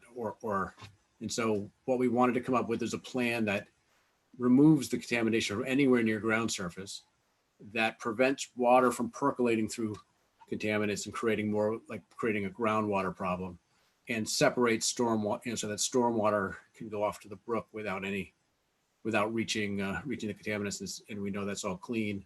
And then to finish it up with some nice fields, put in an ADA compliant bleacher area, and make it a space that make this issue go away for you, because it's obviously been hanging around since the MESA went in. So what that means is that in these areas that you see the various colors here, these are engineered controls, and there'll be various means of isolating contaminants at depth. I discussed what was done at field 6 and 7. This past year, fields 3 and 4, because there's more fill here and the contaminant levels are higher, we'll have an impermeable layer underneath that. So that's essentially a plastic membrane that'll separate the rainwater from the underlying soil, and it will also provide a way of like a very clear barrier underneath the fields. We'll be digging shallow soil to make sure there's nothing underneath, nothing up near ground surface on the grass fields. Those are not as contaminated, so the grass cap will work, and then there are places under the pavement that will where stuff will be isolated under the pavement and up towards the MESA. So this, I won't go into all the details of this. This basically shows the stormwater management piece. What I wanted to note is that because there's an impermeable cap here, it's actually going to extend out to the parking lot, because the parking lot's a good cap. This liner will be sloped back from, there's going to be a retaining wall to allow it to slope back and collect water in stormwater in a stormwater detention system that discharges to the brook in 3 spots. And so that retaining wall will be up against the parking lot to the right and the fields to the left, with little planting beds along it to make it a reasonably attractive construction that is done here. And so we've talked this through with folks at DPW and folks at the school to try to come up with a design that works for everyone, addresses the needs of the athletic community and the sports sports teams and the families and so forth. So those are just some of the components of this. I'm not going to get too far into the details, except to answer your questions regarding if anyone has technical questions. What we did spend some time on with members of the school department and of Parks and Rec was talking about how best to sequence these things. Each of these to do work on these fields takes a full summer for just the digging up of the dirt and sending it away to a landfill somewhere else. And because the trucks are constantly moving when we're doing that work, it's not something we can do during the school year. You couldn't park cars there. You couldn't get people safely in and out of the school. So this is why we do our excavation work in the summer. But then, so the first year we do field 4. So that's the northernmost of the 2 artificial turf fields to the west of the school. And that would get, its liner would be installed by another contractor, a school contractor during the fall of next year. And that, while we would put the liner in underneath, probably August, September, and then they would build their in. Restoration is shown going into spring because when those artificial turf fields go down, the temperature needs to be right to glue things together. And while we're doing that, we'll use the outfield of field 5, and I'll show you this as a staging area. So in the summer, the school facility, that access to the back parking lot is going to be taken up pretty well. I'm going to skip over this and so I can illustrate this better year by year. So in the summer, the back parking lot and probably some of this parking lot will be taken up for the construction project. And that'll block off access to the fields. It may be possible to work out some evening access to the fields 6 and 7, but what we need to do is guarantee enough space for the contractor that gets selected for this work, that they have all the space and freedom of movement that they need to get in, get the work done, and get out, so that when the school year comes around again, nobody's in the way, and the work of the school can go on. What will happen in the fall during the school year is that this outfield part of field 5, so this is outside the outfield fence. Our contractors will catch the home runs from the softball field. They'll be building in the field, this field, they'll be building in the northern field during the fall, and then it should be ready for play in the spring. And in the fall, a little bit of this field 3 will be out of service, but it should be back. Once these are constructed, everything should be back, and for the spring, once everything's glued down and the contractor is out of there. Come the next summer, we'll do the larger excavation around field 3 and construct the retaining wall and put in the liner and do some excavation work around that. This is probably the most challenging of the seasons. It requires it's a fair amount of work in constructing the retaining wall and so forth. To put in the liner is a bigger task than the smaller work on field 4. But what'll happen in the following year is that when that's being built, like the last row of cars will probably be taken up. Access to during the school year, access to these fields will be here for gym classes, and most of this field will be accessible. We'll still use this field 5 outfield as a staging area to accessing this field through without going on to this other field, and that'll give us without going on to field 4, that'll provide the most utilization of those fields during that construction. And we're hoping to have that ready for the spring of 2023.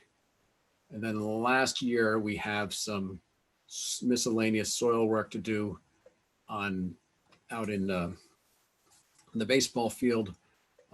If this work is possible, that this work needs to expand into the outfield a little bit, we would take care of that then.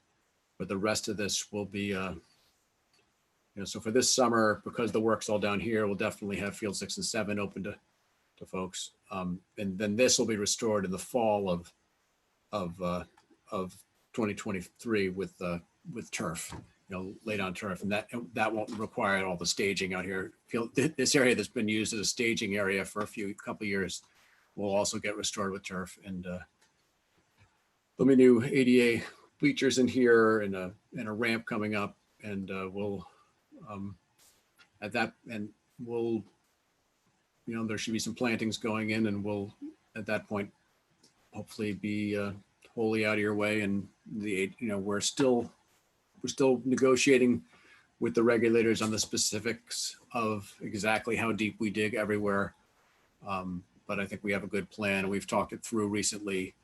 Had a call from them today with ideas on things that we could include to help get it approved sooner, which obviously helps the whole contracting process go more smoothly when we have agreement. So our plan for this is to submit our plan is to submit a remedial action plan to the agencies this month. There's a 45-day public notice period. We'll have a public meeting again and invite the community to offer their input. But we're here now to answer some of your questions, because once this goes out to public notice, I'm sure some of you are going to be like, well, what's going on at the high school? They're going to get asked what's going on at the high school. What's, and I want to be able to give you some information about it. Obviously, a lot of this is logistics, and we didn't, it's going to be a thick binder of a report that's going in. So you can't see it all here, but that'll be up on the Greenwich Public Schools website, and we'll have ample opportunity to answer questions at the public meetings as well. So, but I wanted to get this out here and see if there's anything else. Tony or Amy, was there anything else you wanted to say before I sort of? No, I think that was good. We wanted to try to give you guys, as Patrick said, brief overview. You're welcome to ask us questions. You're welcome to think about it, ask us questions later. You know where I am. Tony and Dan Watson and myself, AECOM, everybody's all working together. We're happy to talk about it. But again, these solutions, we want you to know, we're looking at public health. We're keeping the site is safe for use now. The site would continue to be safe for use. We're looking carefully at public health, environmental health with these types of solutions. And the regulators, of course, are looking over our shoulder to make sure we're all doing the right thing. It's a complicated site. It's taken us a long time to get to this point, but we think we have something that would allow us to move forward and achieve all those goals. All right, so board members, if you have questions, please raise your hand. And Patrick, I guess, what's the degree of confidence that will be done by the end of the summer, early fall 2023, presuming, of course, we get the regulatory go ahead? So we've spoken with contractors who do this kind of work, who feel confident that they can do this. We've done large projects like this before, not this specific window, but we've done short-term projects where someone says you got 2 months to move a lot of stuff, and of similar scope. The trick here is coordinating both the hardest thing is getting material offsite and getting trucking out there. And so we'll, when bids are reviewed, we would advise, DPW to give preference to companies that really can get hold of the trucks, who manage waste hauling and have the capacity to bring multiple crews out and make things happen quickly. Because it's really just the biggest challenge is getting the truck, because you fill it up really quickly. You can dig a lot faster than you can get a truck to the nearest, cargo train station to haul material away. Because these are hot, there's some heavily contaminated PCBs underground that need to go off-site, those end up shipping to places like Michigan or Oklahoma or Alabama. And that means they need to go to a rail station, and then this truck's going to go all the way to a rail loading station, come back. And so we lean on companies that can really manage those kind of logistics. But the way we broke this up, we think it's quite doable.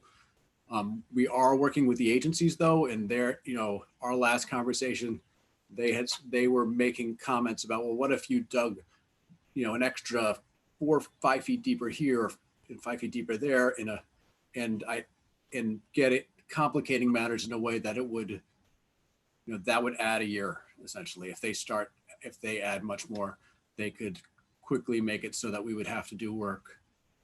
We'd have to do additional work outside of the fields just to be able to get in and do the construction for the fields the next year. A year could be added readily in those negotiations. But so far, and I did have a conversation with the lead project manager from Connecticut DEP just today, and we discussed ways to get it approved without having those kind of roadblocks in there. So they're working with us. They understand, it's a different, they understand that the school is the community that is both paying for the work and needs to be protected. So, to the extent that the community that we can have, and I know I haven't given you a super detailed presentation here, but to the extent that we can have good conversations over the next couple of months within the community, and people understand why this remedy is protective and how it works to let this school facility be utilized to the maximum degree possible while it's going on. That kind of support makes a big difference with the agencies. They're not going to view the town as some nefarious, some like they would a chemical company who, profited from not taking care of their pollution. I mean, the town, 50 years ago, unknowingly imported some bad fill, and they understand that, just trying to make the best of it. I'd throw in there, Peter, that we have a list of pre-qualified contractors, and our AECom team works closely with DPW to help make sure we pick the right contractor.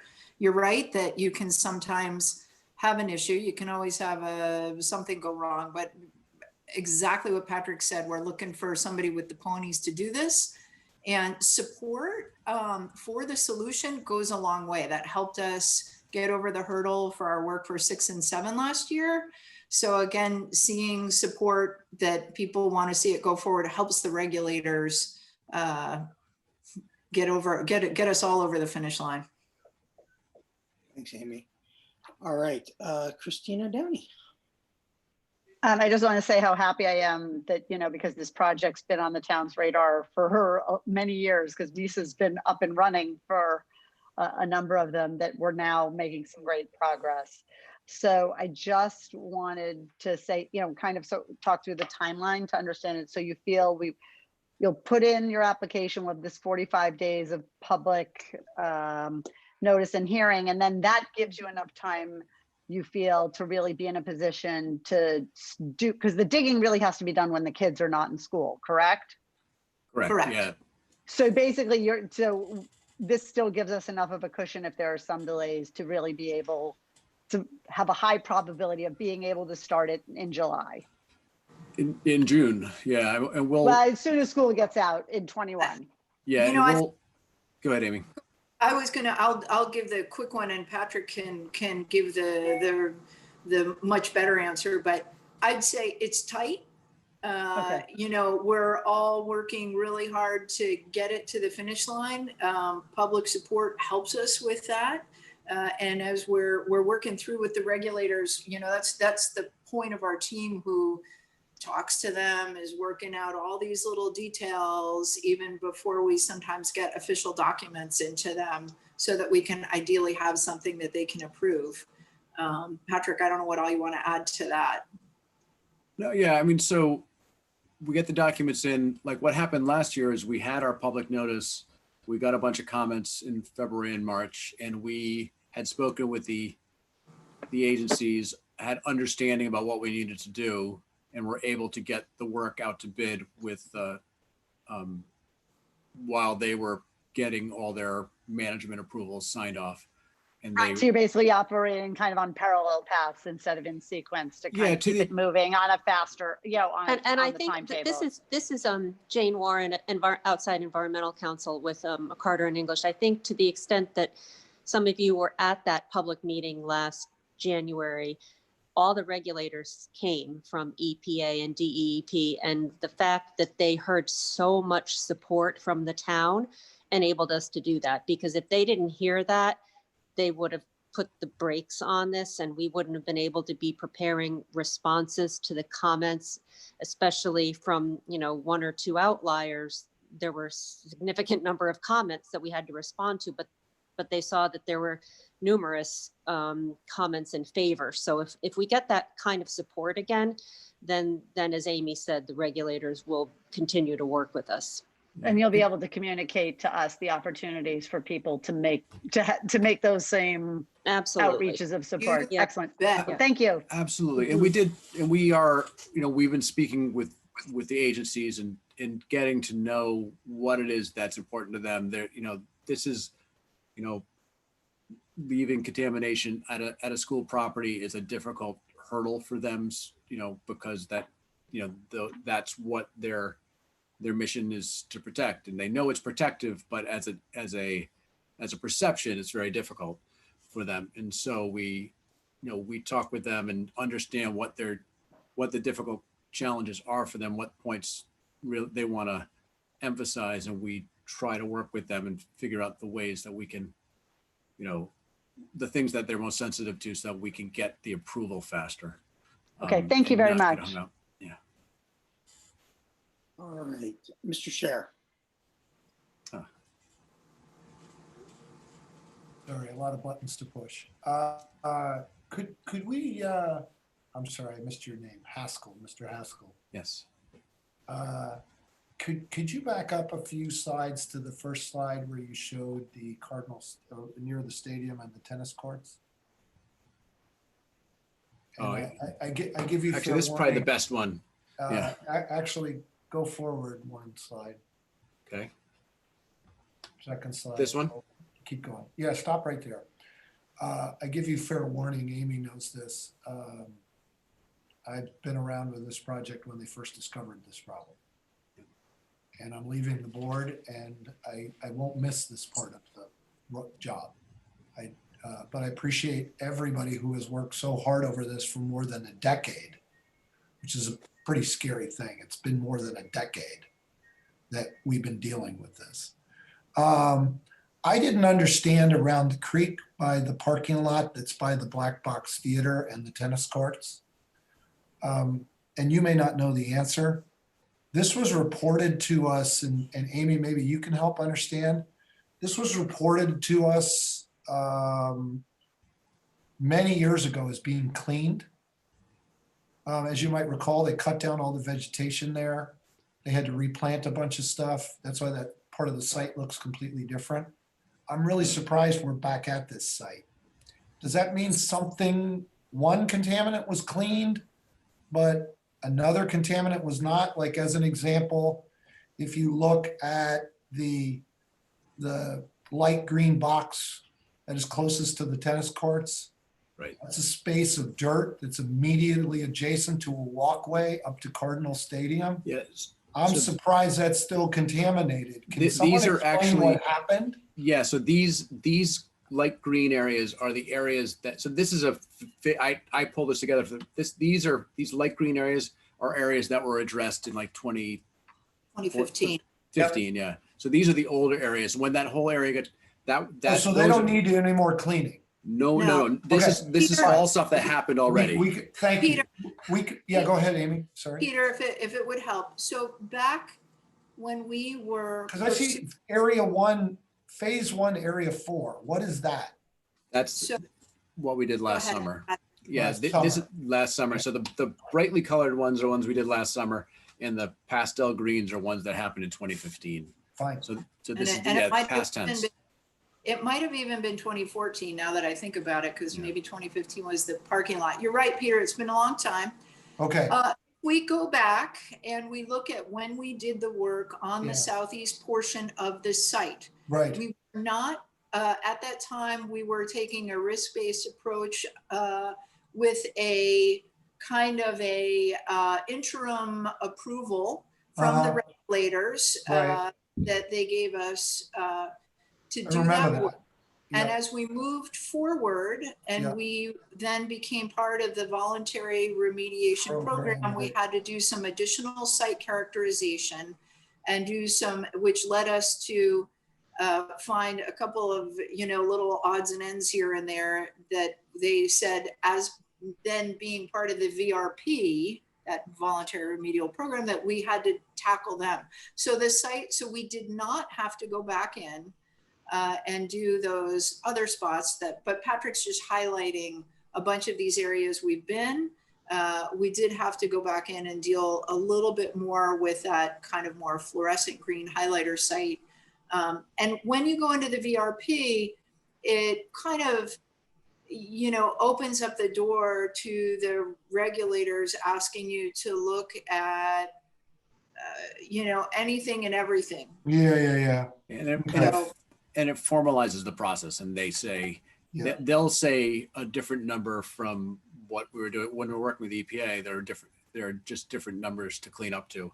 And sometimes you have to negotiate that in some cases. Sometimes you just say, like, well, we're going to clean up to your number because this is the easiest way to manage it rather than have a protracted negotiation. Yeah. But when it comes to dealing with the fields, we needed to be in the program so that they would be willing to make the difficult decisions. Yeah, it's almost like everything's not, you don't have a complete agreement until everything's agreed. Yeah, This was exactly. the other one that I wanted to go to. I wanted to just be sure I'm reading these charts correctly. I remember, Amy, when Ben Brannion came in when they first did the sampling and they couldn't sample under the turf and it was red dots everywhere. And I remember leaning over to other board members. Back then we met in a room, not on Zoom. And I remember leaning over and saying, if it's red or wrong, then what do you think lives underneath that turf? And it looks like, if I'm reading this right,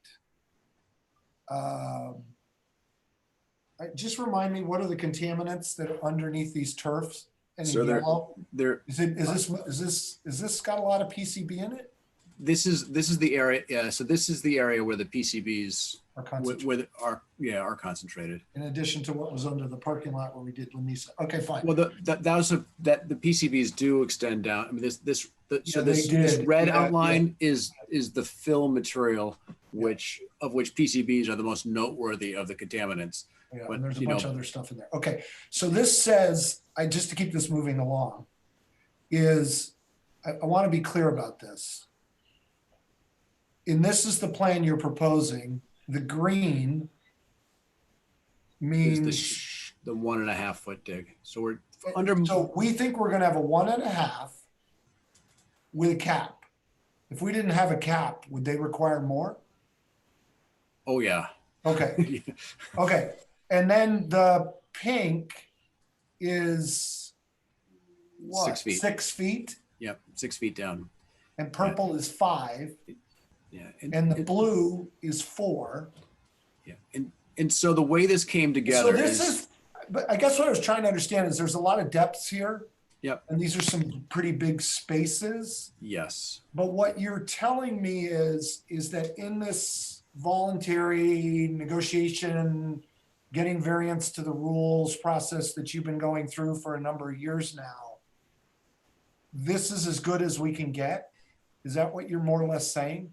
Yeah. Yes. Yeah. So we came to them with a plan to do something similar to this, but only go down the 1.5 or 2 feet here and And put they down said the no. cap because that would be protective. And they Right. said, well, if you dug down 2 feet, there's some pretty high numbers right here. And so PCBs are a strange substance. They're regulated they're a banned substance, not just a contaminant. So they don't it's not based on just risk. They want the regulators actively want to get rid of it. Right. And so they basically said, look, if you can get to this stuff because you're already digging there, Right. you should get as much out as you can. And so we've been, Okay.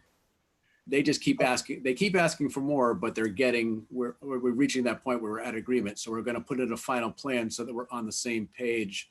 Okay. That everybody's agreed when we're talking to the public. So we can have a better discussion, not have because we can't be having a debate and trying to inform the public at the same time, really.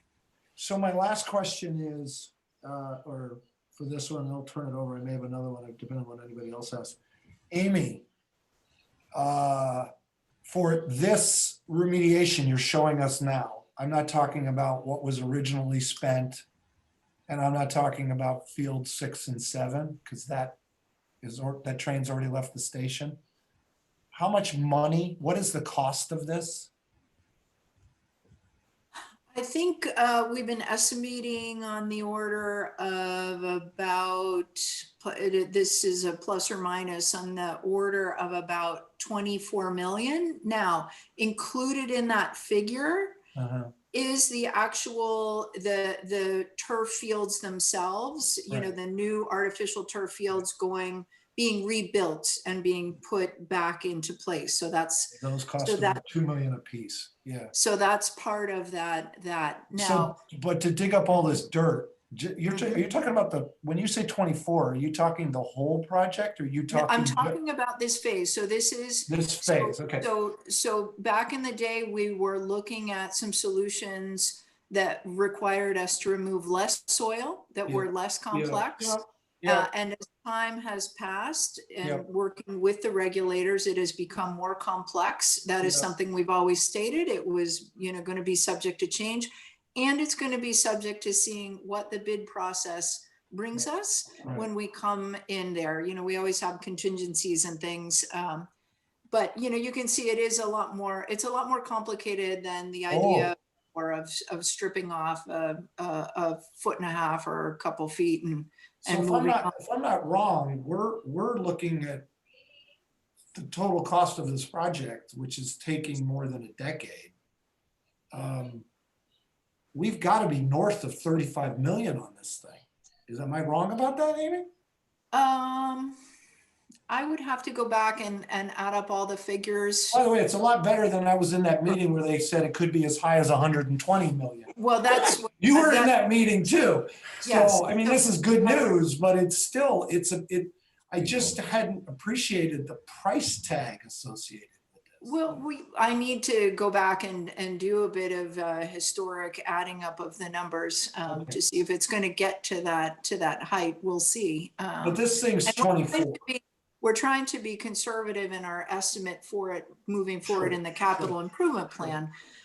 So we'll see where it lands. We've always said all along, they're complex, they're lengthy, they're expensive, but you can see why spending the time to get to these points, it beats 115, 120 or up. Who knows if those numbers would not be much higher today. Yeah. Thank you for all your work on this. So we always try to say to everyone, we are anxious to get it done as well. Sometimes people have looked at me and DPW and said, you're dragging your feet and all. I said, do you really think I don't want to get this project out of my hair? I'd really like to, all of us would like to see it done. We just want to see it done safely, the right environmental answer. And at the same time, recognize the coffers of the town. This is something that affects everybody, and we want to get everybody out on those fields. So, all right, Ms. Hirsch.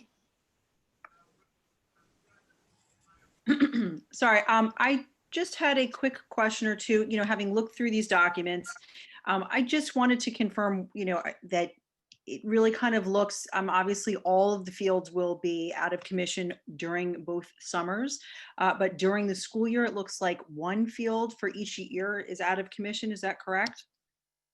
Yes. So it's likely that for the fall season, when we're repairing one of the fields, when we're restoring one of the fields, that the end of this field might not be available for a full field games, but it'll be it'll be open for gymnasium, gym classes and practices and so forth. We're you know, we're going to minimize that, but we simply have to have enough, you know, we can't have a giant hole hanging right off the edge of the fields. So we want to, we'll shore them up and make sure they're structurally sound, but we'll probably lose a little bit of the fields, at least in the fall semester, until that's all buttoned up. And then come spring, they should both be available. So for both years, you think that we may lose more than one field or partial use of a field in the fall? Yes, I think so. I think that's likely. Okay. And then the only other question I really had was, you know, over the, you know, because things are closed off entirely during the summer, is that because of what's being pulled out and remediated that we don't want, you know, it's more the truck traffic and what have you? Yeah, it's the truck traffic. We're, you know, the trucks get covered, the trucks are going to be pulling through the parking lot and turning around and coming back out, and they're going to be lining up, and they're going to be loaded in 5-10 minutes, you know, 10 minutes each, and then they're going to turn around and come back out, and another one's going to be coming in, and it's just really, it's just not a good place to be going in and out of the school. And we do have some work to be done down closer to the, you know, in the parking lot as well. So, and there'll be staging, you know, we'll have to have staging areas for the contractor equipment. It's going to be a busy work site in the summer, and that it's a construction site, and that's why it's closed off. Okay, yeah, no, because I know that we had just finished 6 and 7, and so I didn't know if those would be accessible for summer league use. I assume we can still utilize the stadium field. So yeah, we're going to give the contractors as much space as they need, and we're going to ask them if you know, we're going to work with them to set up the site in a way that works for them and the flow of traffic. And if that means that people can get to field 6 and 7, that's a bonus. But I think we just need to caution everybody that might not be possible right now. And we you know, I know that once we get closer to the date, it's just, you know, a lot of the sports teams have have summer programs and summer, you know, preschool summer workouts and tryouts and all sorts of other stuff. So we just need to make sure that we're properly messaging for that. So that's not you, that's us anyway, but thank you. Yeah, we had a lot of folks in the room discussing this, and I think they're ready to take the Band-Aid off the arm, rip the Band-Aid off and make it happen, and just, you know, would do what we can to keep all the other, you know, sequence it in such a way that we keep the fields open. You don't lose many springs of work, you know, but, you know, we'll need some warm weather to do the final touches on those fields, and we're hoping that is in time to have a good season in the spring. So. Yeah, I just know the spring without the seniors there, you might have more space in the parking lot. So that's all. Anyway, thank you. Very good. Thank you. All right, Mr. Sharon, if you could try to wrap it quickly, we still have a large number of items to take up. Amy, I have 2 questions for you, or I guess I have 2 questions for you. One is, am I reading this schedule right?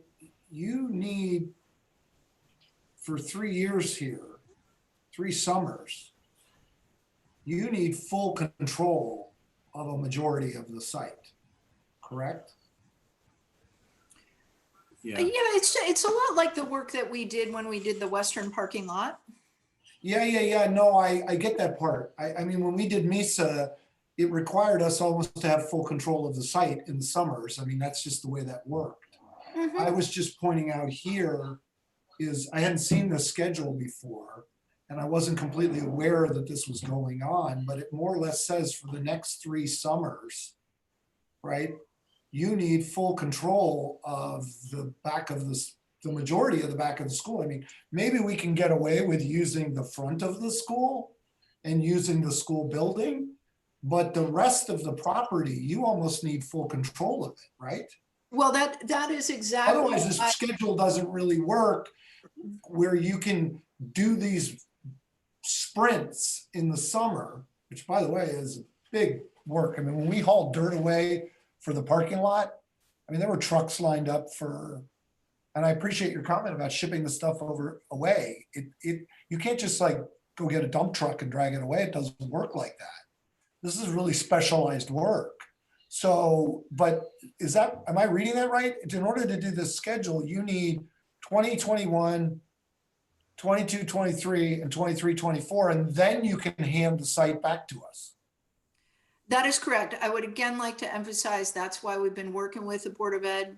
That's Yep, why yep. when we're out there talking to everybody, and I think we talked about it all along. When we were going to get back into that area of fields 2, 3, and 4, it was going to be ugly. We were going to need the site. Yeah. So, but you know, it beats having it be more years in a row. We looked at a This thing is lot of so options. overdue.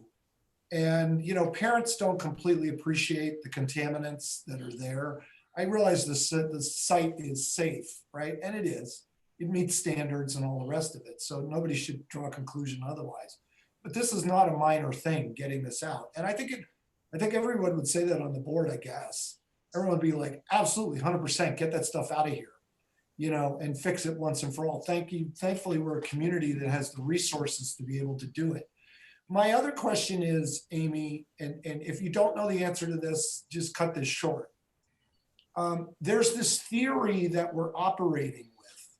And the theory that we're operating with is this is a pattern of, you know, going into the voluntary program, putting together a remedial program, getting all the variances necessary. To your point, I think you made a very important point, or Mr. Haskell made a very important point tonight.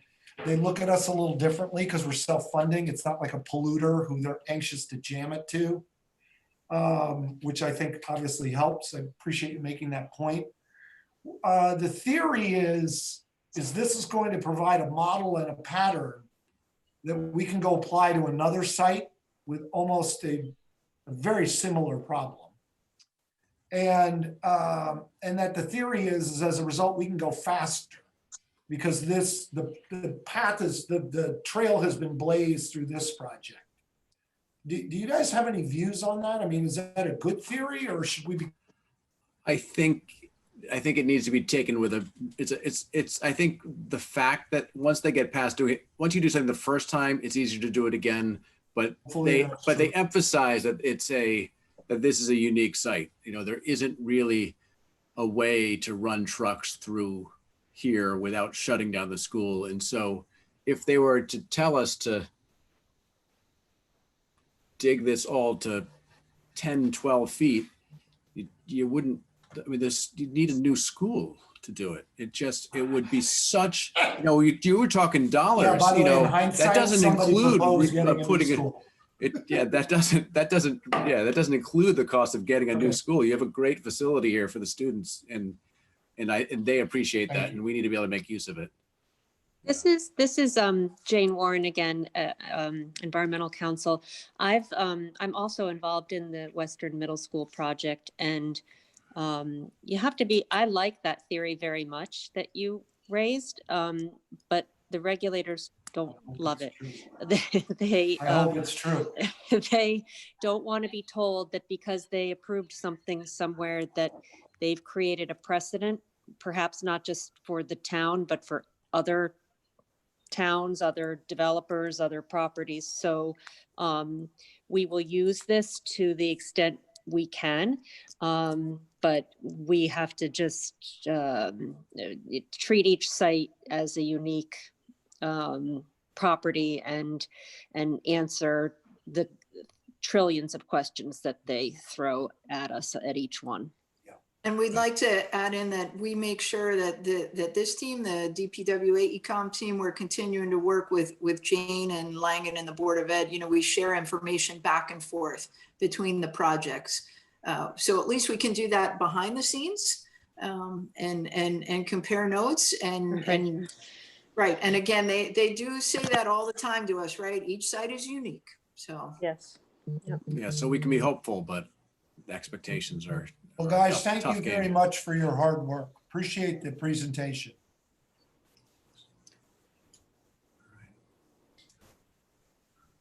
Let you back to normal business. Mr. Bernstein, anyone, anything else, or you want us to sign off, or? Seems he's frozen, so until he comes back, let's move on. But maybe he'll phone in. to bring us to the next. Yeah. Thank you update. very Thank you. much, Amy and team. We're going to move on to the next agenda item. All right, thank you, folks. Okay, All right. thank you.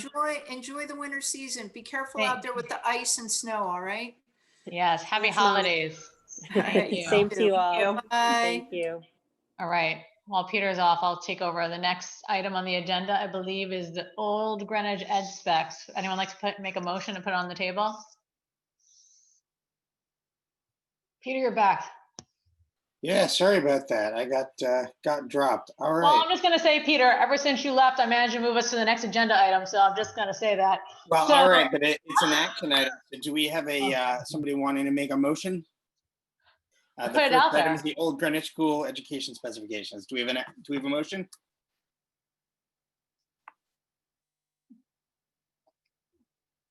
Well, oh, Somebody want to make a Shouldn't motion? the person on the committee be making them? Oh, I just turned off my video. Sorry. Karen, Sure, do you I- want to go ahead and make the motion? Sure, I can make the motion to put I'm just looking at it right I think it would be now. approve the education specifications. Yeah, to put the education specifications up for vote. All right, is there a second to approve the education specifications for Old Greenwich? I'll second it. Thank you, Ms. Hirsch. All right, Tony, am I turning it over to you or to Mr. Davidson? go ahead to Mr. Davidson. All right, Russ, welcome back. Good evening, everybody. So since we last talked about this, there's been a couple of refinements to the education specs. We coordinated some of the room sizes, a couple corrections there, which actually downsized the building addition slightly. And we also added cost escalation to meet the schedule that was mentioned at your last meeting, which is that this was 1 year further out than originally anticipated because it follows the Julian Curtis project. So it's the same proposal conceptually. Again, this is about educational adequacy, accessibility, security, and creating a healthy building. It's considerably less costly than what was proposed in the master plan. It's at 24.5 million right now. I think some of the community members spoke pretty eloquently about it earlier in your public meeting. It's a reasonable minimum project for a building that hasn't been touched basically in 25 years. Most of the work is in the portion of the building that is 120 years old. And well, I'm sure that that seems like a lot of money. This building, when expanded, will be about 81,000 square feet. And if you had to replace that building and remove this building today, it would cost about $70 million to replace the building. So it's a good value to preserve a landmark building in Old Greenwich. We also did a little bit more research on the floodplain levels. And, you know, we do think you're going to need an updated survey before you get to your next step with this project. But we were able to confirm that the 2 classrooms that are being relocated are below the current floodplain level of elevation 13. And with that, we've added some more details so that when a building committee picks this up, they've got enough detail to know exactly what they need to build. And we think we enjoyed working with the committee. We think it's a reasonable minimum proposal that solves a lot of the issues at Old Greenwich in an integrated way.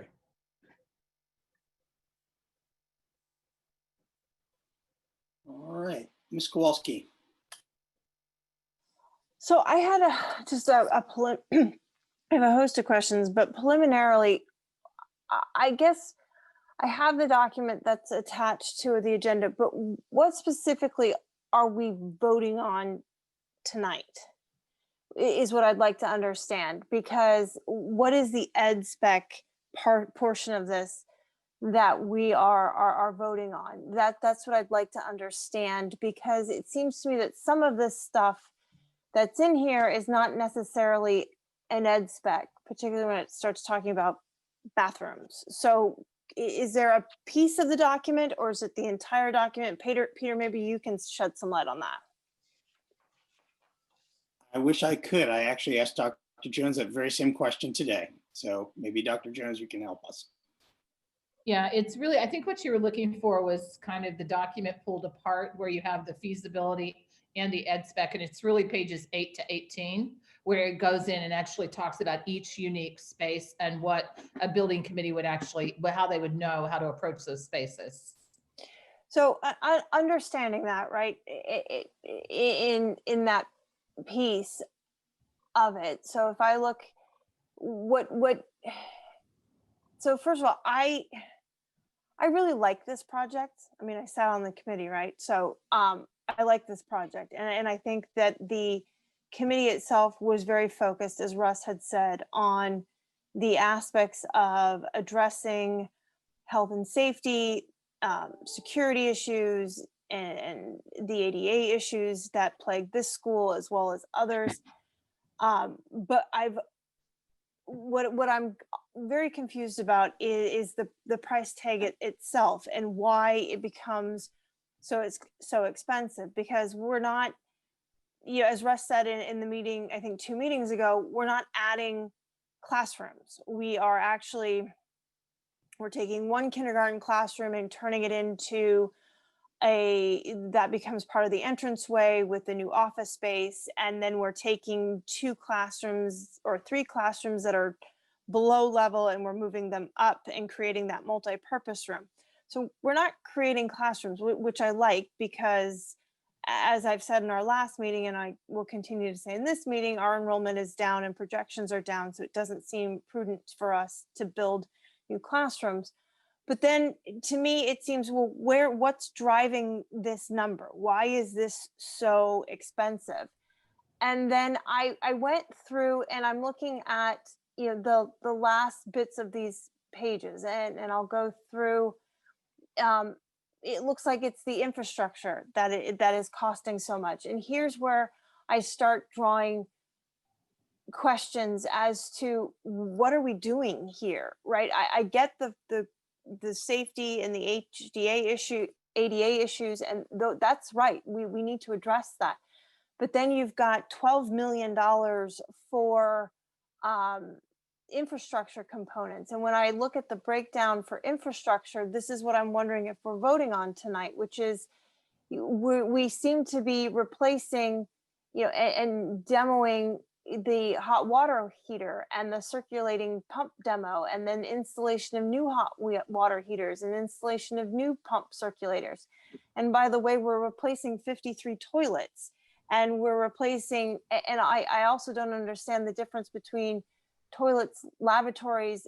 I understand the difference between a toilet and a urinal, but then there's toilets, urinals, lavatories, and sinks. So like, what is the difference of a lavatory there? And those are very expensive. And I didn't think that those were necessary for the purpose of the health and safety and the ADA and the HVAC issues that needed to be addressed here.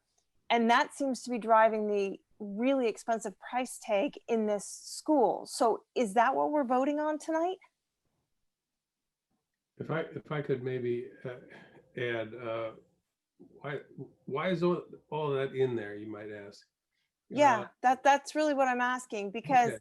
I So, see what we're doing, but we're only putting in a couple of new bathrooms. So why are we paying for 53 toilets? I mean, I don't mean to get to the nitty gritty, but I'm really trying to figure out when a project that we worked really hard to keep to the basics, right? Which is we're not adding classrooms, we're addressing the ADA issues. And I know the school has unique challenges and addressing the safety components. And now all of a sudden is really expensive.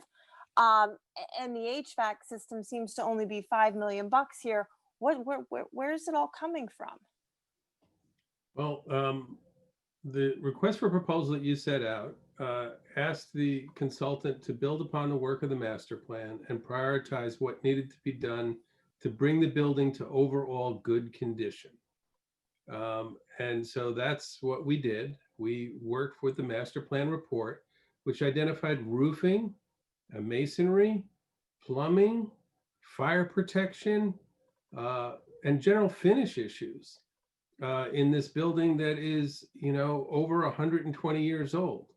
And we talked about it with the committee, and that the infrastructure was prioritized, significantly reduced from what was in the master plan, and that's what's in the proposal. A lavatory is generally a sink that's in a bathroom. A sink is generally a sink that's in a classroom.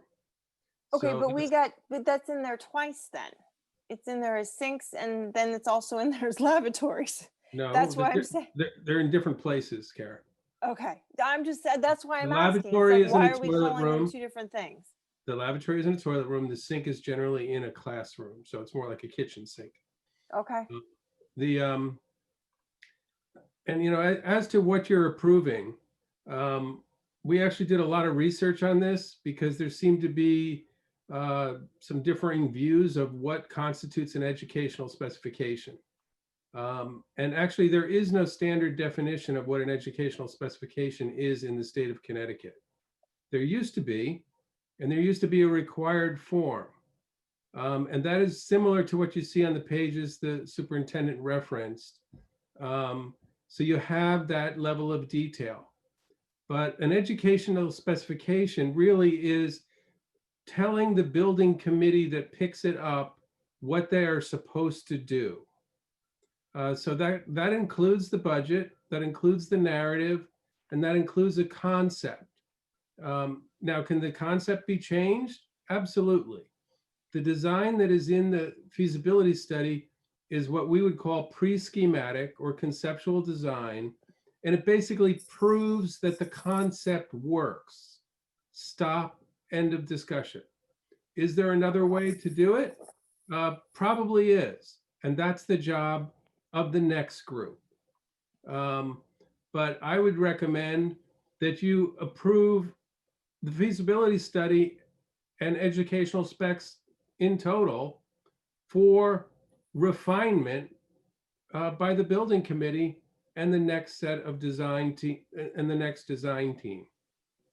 Because we can't create a budget without some sort of conceptual design when it comes to developing a building addition and a renovation. And can you pare down the infrastructure at that next step? That's really the job for the next group. Absolutely, you could pare it down, but it already has been pared down. And in a building of this age, when you look at things that are supposed to last 35 years and are already 50 or 70 years old, it's not something that's ever going to not need to be done. So a lot of this also is about getting an economy of scale and really taking care of this building comprehensively. So you're not back there every second year doing another $2 million project for 12 years, that you do a $25 million project and you can leave the building in pretty good shape for 15 to 20 years again. No, so then I go back to my original question, which is then what part of this are we being asked to approve? Because for example, I don't think we've ever talked in the board about having to replace the gym floor, and that's in here. And so I don't want to be stuck to all of these infrastructure components, including additional furniture and issues like that, because I'm looking at the fact that I'm trying to put this into my own head and realize that if I spend $24 million here and then there's $26 million at Julian Curtis, we're looking at $50 million worth of projects that are going to be taking over our entire capital budget for the next 5 years. And we have ADA issues at Riverside. We have similar problems at Western. We also have issues at Central Middle School. And so we're basically tying up our capital for the next decade to do 2 schools And it's just unclear to, and if I look at all of these things with respect to the upgrades and infrastructure, I just don't think they're necessary right now. That's what I'm looking at. I agree. We absolutely have to fix the ADA issues at Old Greenwich. We have to fix the safety components. We have to make sure that the classrooms to which are continually flooded are not being flooded. But I think this addresses, when broken down on the infrastructure component, does more than that. And I'm just concerned from approving a concept, great, but you've got all of these line items here that if we sign off on this today, locks in the next group, and they're not going to be able to change this. And that's been my understanding from prior meetings when we're dealing with other buildings that and plans we've been voting on.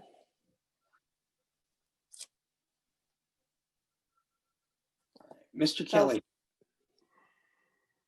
Thank you. Hi, Russ.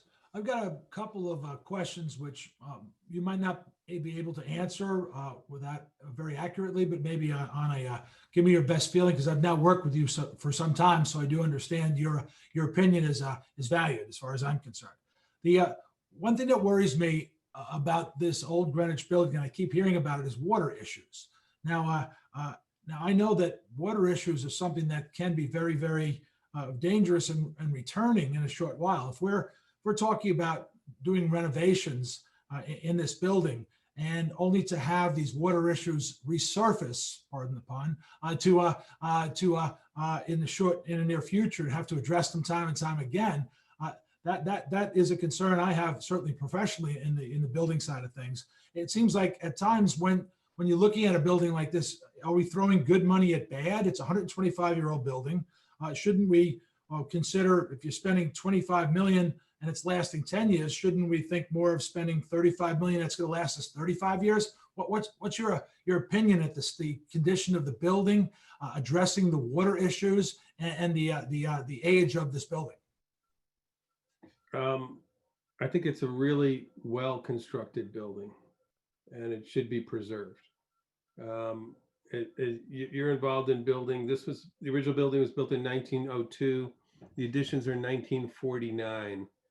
So basically, they were planned earlier. It's basically pre-World War II construction. If this building was built in 1960 and the entire footprint was below the floodplain, we would be having a much different conversation right now. But you have 2 classrooms that are used for some of the youngest children in the building that are below the floodplain. 2. That's about 1,500 square feet out of 72,000. So all we're talking about is relocating those 2 classrooms to a building addition that is above the floodplain. So it's solvable. And we're going to convert that area to a multi-purpose space using wet floodproofing techniques so that it can get wet and dry out. But no young children is going to school in that room all day, even if it does get wet. So we're using it for a better purpose. Unfortunately, we can't remove that portion of the building because it's under a 3-story section of the building. And it's a difficult situation. But I think it's the best you can do with it. And you can wet floodproof and you can protect water intrusion, which would be also part of this process of putting the addition on the back. You also have invested a significant amount of money in the building in 1995, which creates the cafeteria, the art rooms in the rear of the building, which are in very good condition. So out of the total 72,000 square feet, you've got a good portion of this building that is in good condition. So, the original master plan proposal was to spend $38.6 million on the building, and that may have had a longer life. But I think working with the committee, this is really a nicely prioritized proposal.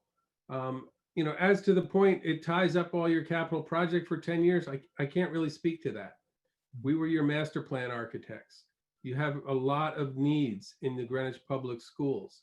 They don't align with the traditional capital budgets for your public schools. We're well aware of that.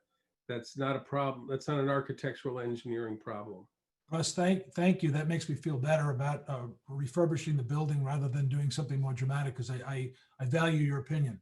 I guess the last question is just this equity within the buildings. We have a science building. I know I saw that on the as I glanced the plans. We also have a couple of pre-K classrooms that we have as well. In order to, I know that's the controversy with the other project which we're working on as well. Just equity within the buildings. We have both those features, right? You do. You've had pre-K at Old Greenwich for quite some time, so that is being maintained. You do have a science room at Old Greenwich as well on an upper floor. Again, one of the challenges here is, unlike Julian Curtis maybe, or North Street, or some of your other elementary schools, there's a limited ground floor footprint because of the sort of density at Old Greenwich. So we have to spread the building out so we can get pre-K, kindergarten, and first grade all on the first floor. So that's also what is driving the building addition.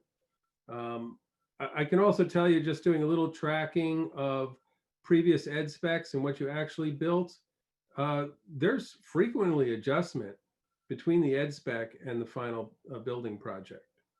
So I don't think you should feel completely hemmed in. You've been able to do it pretty significantly with Glenville and the New Lebanon project when you go back and look at the original ed specs, which makes sense. The project should develop and refine and get shaped once the building committee and the design team gets to spend more time on it. Thank you, Russ. All right, Mr. Chair. I want to try to put this in perspective for the board, because everything Russ said is true, and it's through the lens of an architect. We can't, the problem with these projects is if you follow along and you go through enough of them, the architects do their job, but it's based upon what you give them at the front end.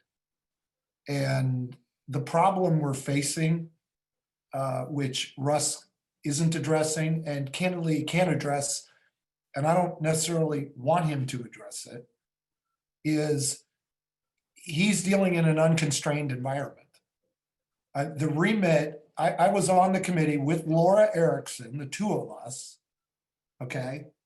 We're on the committee with the master plan. I remember when we interviewed Russ amongst 5 other firms. I remember when we selected Russ. And I remember the remit that he was given. And guys, there were a couple of remits in the facilities master plan that were assumptions made. They were subsequently made by the people who took over from Laura and I, and they're bad assumptions. Okay, one assumption that's made in there is we're never going to rebalance any of our enrollment between any elementary school. Well, guess what? That means we're planning 11 separate elementary schools. We're not planning a system of 11 elementary schools. The other assumption that was made, and you guys have heard me talk about this before like a broken record, is the board never completed the facilities master plan. The board only went to the part where it said on a matrix which project should come before the other one. But in the master plan document, and Russ Davidson told us this in this meeting, he subsequently, because we've retained him for other work, he doesn't talk about this. He told us in this meeting, and it's on tape, that by the way, there are 3 options about how you execute this plan. One was called spread all work equally. One was called large first phase. One was called 5 phases. The spread work evenly was the least expensive each year. All right, let me tell you what it calls for. It says we have to spend between $50 and $60 million a year in capital as far as you can see for 15 years to realize the plan. That was a great pre-COVID idea, but the board never really sat down and said, where are we going to get $60 million every year? The projects that Russ proposed were gut and replaces. JC, gut and replace. Gut and replace, upgrade the entire school, move on. Go to OG, gut and replace. This is why you see these full scopes of work. Peter, if I could just remind you, point of order, this is about the OG ed specs. So if you I can understand that. on that. Thank I you. understand that, Peter. The problem we have, guys, is the OG spec is like the other ones. It's a gut and replace. And the price tag for every single one of these things is about 30 million bucks. So here's the problem we've now got. We don't have enough money, and we're not going to have enough money from capital to maintain capital maintenance, do JC, do everything else we want to do OG. It's a different world now. So this scope of work, Russ gave the scope of work he was originally asked for, but it was a completely different time with a completely different set of financial assumptions. And by the way, it said we got to build additional capacity. We now know that's not true. So on this scope of work, we can hang on to what was done 3 years ago with those assumptions, or we can take in where we are in 2021, which is we don't have the money to execute this plan. And we're not going to be able to do all these projects the way they want to get done, which is what we're about to go talk about in the capital plan. And when you look at this scope of work at OG, it's a full gut and replace, which is what he has always proposed. And that's great, but we can't afford that. So the question becomes, when we look at this ed spec, when are we going to get real about that? And, you know, Russ talks about frequently changing the ed spec. I've been through every single one of the projects he just listed. He wasn't even here when they happened. But let me tell you what, yeah, you adjust the ed spec, but it's not an example if you go through the ed spec and you take out major parts of the project. That's not what happens when you adjust it on the margins. You don't go in and say, okay, we're gonna drop 4 classrooms. That's not kind of changes we're talking about. So we have to decide this project with its current scope with a price tag of $26 million plus the other one at 27 million plus everything else we want to do. We got to decide whether this is the right scope. And I look at it and I'd love to do a gut and replace.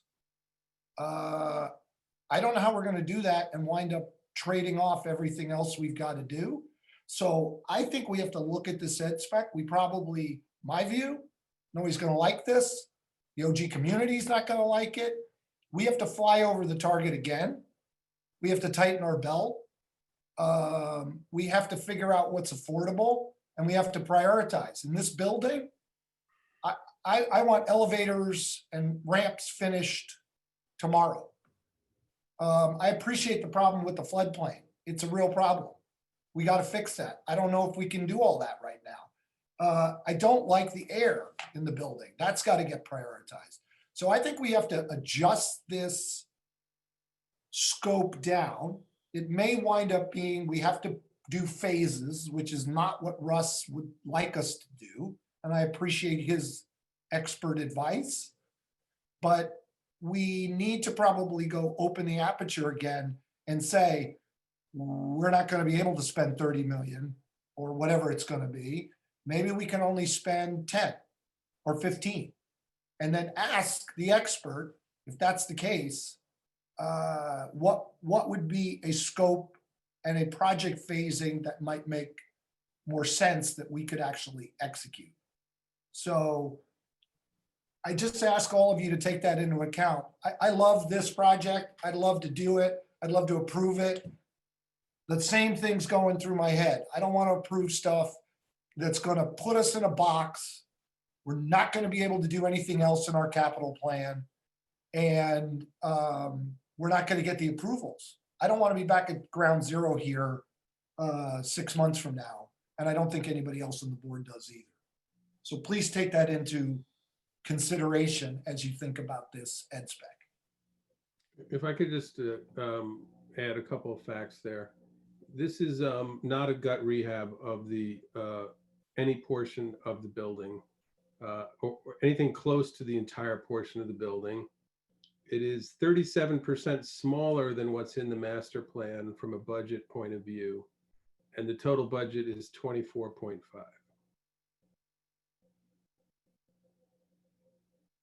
All right, thank you. Ms. Hirsch?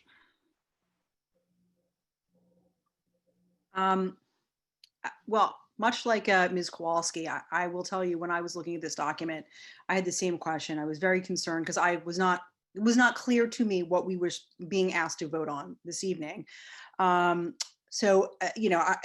The discussion has given me a little bit more input. I, sort of need to go back and then focus my attention specifically on those pages.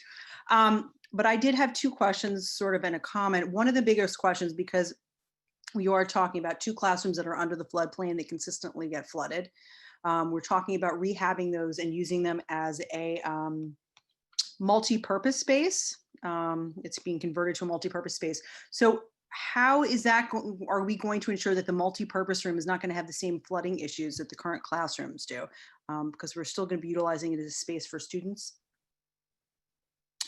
Correct? Is there, other work that I didn't see being done there to mitigate those issues? There is renovation to convert it to a multi-purpose space. And again, everybody would prefer if we could just remove these from the building, but you're required to walk through those spaces to get to the pre-K rooms from the rest of the building. So one of the things that we need to do in that space is install ramps and a lift so that you can get down and then back up to the pre-K rooms and connect it to the existing building. So we're really searching for a use for that space rather than make it a 2,000 square foot hallway. And one of the things that was missing that was desirable in the programming was some sort of indoor multi-purpose space for the youngest students. And it could function very well for that purpose. In the worst floods, it may get wet, but the bottom few feet of it, you can renovate in a technique called wet floodproofing, which is used all over coastal regions where the lower portions of the building are actually designed to get wet and dry out. It doesn't mean that there isn't some damage when you have a bad flood, but it means that you can easily return the building to service. And given that it's not a grade level classroom where you're expecting to open the building and the next day children will come in and sit on the floor, you could take that multi-purpose room out of service for a period of days or weeks and get it cleaned up and back in service. So it's not an ideal situation because of the configuration of the building, but it's the best, most efficient use of that area that you have to retain unless you tear down a significant portion of the building. Well, then, if there is going to be an issue that it may not be usable for a few days, you have pre-K students tethered in a spot that they have no access to the rest of the building without going outside. That's just a comment, and something that maybe, the building committee going forward might want to take a look at, is at least giving them a covered pathway somewhere else. But the other 2 questions I had was, again, in the eds, I didn't have a chance to really go back and look through pages 8 through whatever it was, 18 specifically. Much like Ms. Kowalski, I noticed there were a bunch of things that were listed in this document, things like furniture. I assume that's just as an idea. That's not something that we're being asked to vote on tonight, the addition of new furniture that might or might not be needed. That's up to you folks. But, we were asked to create a budget that was complete, and it would, when you relocate a classroom and build a new kindergarten room, it makes sense to budget furniture for the new room. Okay, but my point is that could possibly change on what is or is not needed at some point. I'm just curious. That's not part of the ed specs is all I'm asking. That's really, I can just take, Russell, let me just answer that from the new lab building. That was actually part of the ed specs, was furniture was baked into the building. So it really is, wherever you create new space or renovate it, you try and budget for furniture as well. Yeah. So this is separate from the OG ed spec discussion. It's just a comment that I think that the board going forward should have some kind of discussion. I know it was mentioned before about having ed specs sort of look similar to one another. I think that, we've now had two come before us with multiple members of the board saying we're not entirely sure what is included in ed specs as to what we're voting on and what's not. So at some further date, we should have a discussion as we are going to have other facilities coming forward as to how we have these outlined, at least for us, so that we know exactly what we are being asked to vote on for ed specs or not. But at the moment, those are my questions. I just, when you get to that, you might want to look at page 4 of this document, because I actually researched what the National School Boards Association describes the purposes of ed specs, and I put it in the document.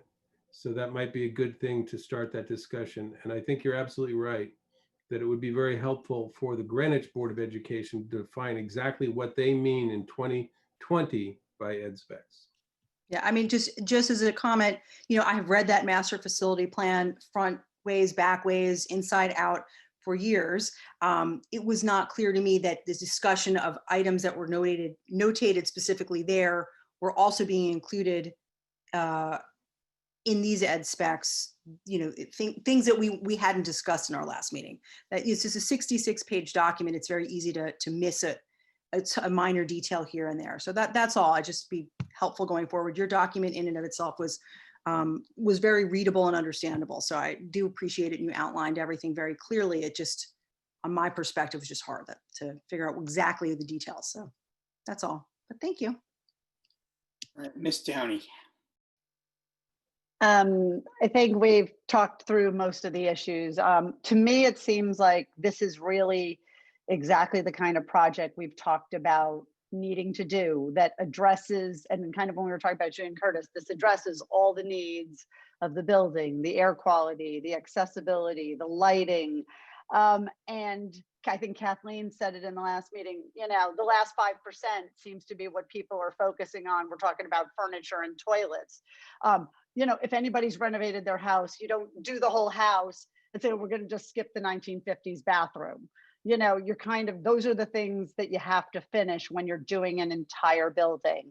So I don't want us to get sucked into these minutiae and focused on them at the expense of the bigger picture items that we all agree really need to be addressed in this building. Supporting, it's net neutral in terms of the number of classrooms that are going to be there before and after. It's a very small amount of square footage being added, but it's necessary to do. And we're taking care of all of the things that need doing. And this building won't last another 10 or 20 years. It'll last in probably another 100 years. It's gone 100. And I think we really should be thinking in a bigger picture way and allow building committees to focus on these minutiae and refinements on a going forward basis. And I agree we need to have a protocol going forward, but I think we're letting ourselves get derailed by getting caught up in, what's a toilet, what's a sink, and furniture, where it just says there will be movable furniture. It doesn't say it has to be new movable furniture. So I think we're getting bogged down in an unproductive direction.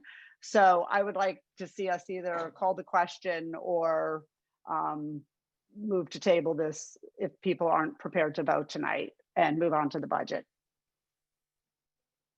All right, Ms. Stowe.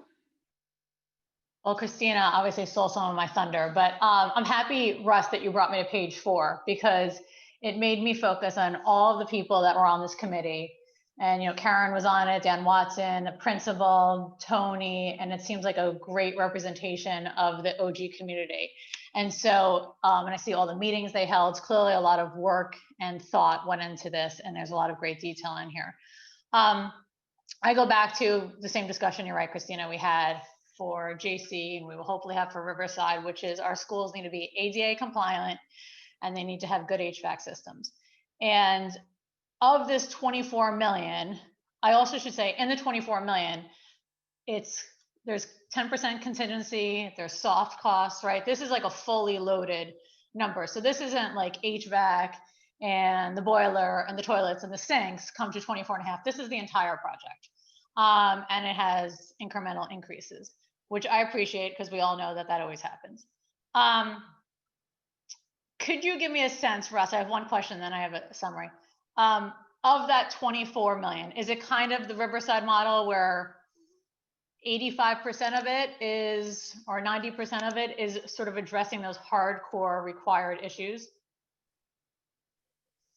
Well, there's a pretty detailed budget that is actually in the full document that we have, we can share with you. But, you know, most of these things were defined as must-haves by the committee. But when you say it's a fully loaded budget, you're absolutely correct. This is the total cost to the district to deliver the project, including the cost of an architect, including the cost of a project manager, including 3 years of cost escalation, because this project's not going to be bid for 3 years, plus a 10% contingency, plus site work, plus playground equipment. So when you get down to the brass tacks, what is the must do? What's the cost of the must do stuff? I think it's closer to 60 or 70% of the total number. Right.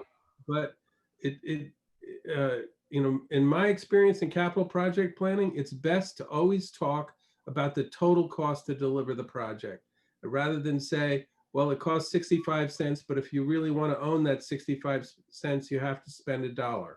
Right. So that's why it comes to the 24.5 million. It's like when you get quoted a price of dinner without the wine, you know, you have to make sure you add that. Or the tax. Right.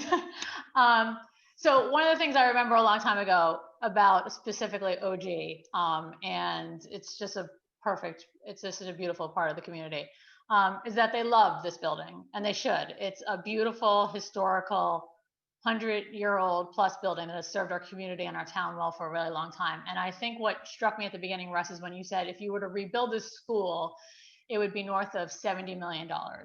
And for $50 million less, you are going to restore a beautiful building that will hopefully survive for another 100 years. And owning an old home, not this one in Greenwich, but someplace else, I know how precious that is and how it's a fabric of the community. And this is going to sort of accelerate us, hopefully, for another 100 years for that trade. Seems like a good call to make. So I'm quite supportive, and thank you, Russ, for all the work, and the committee for all the work they've done to this point. All right, Mr. Chair, see your hand, but I'm going to make some comments first because I have not gone yet, and just being realistic, right? And Kathleen just mentioned this. This building's a gem. At 118 years old, the building is an absolute gem and part of the community. And I think we need to learn a lesson from our past. You know, the last 3 elementary schools that we've replaced, full replacement, Glenville, Ham Ave, and New Lab, we did reactively. We did because we had to. You know, Glenville, open spaces, no light, a whole lot of other issues in that building. Ham Ave, mold, absolutely forced the issue there. New Lab, undersized, just an awful, the old building was an awful building and needed to be replaced. We need to be proactive about these things. Now there are limits to it. You know, clearly we're not going full boat. When you go back and look at the master facility plan and trying to do the more programmatic elements, I think we've moved beyond that. And I think this is, you know, this is an example of trying to right size it. But I do want to point out the similarities to Julie and Curtis. And I think Joe mentioned some of them earlier. You know, Old Greenwich already does obviously have the pre-K and the science room. We're moving some of the spaces around, so that's a cost. It's certainly going to create that multi-purpose room, which not every school has, and I think we're going to have some folks that are jealous once that becomes available. But you know, creating a closed-in courtyard, hearing the parent comment earlier about you know, it being available to the public. I mean, you know, having people wander in with their dogs on a day when the kids are outside is not a great thing.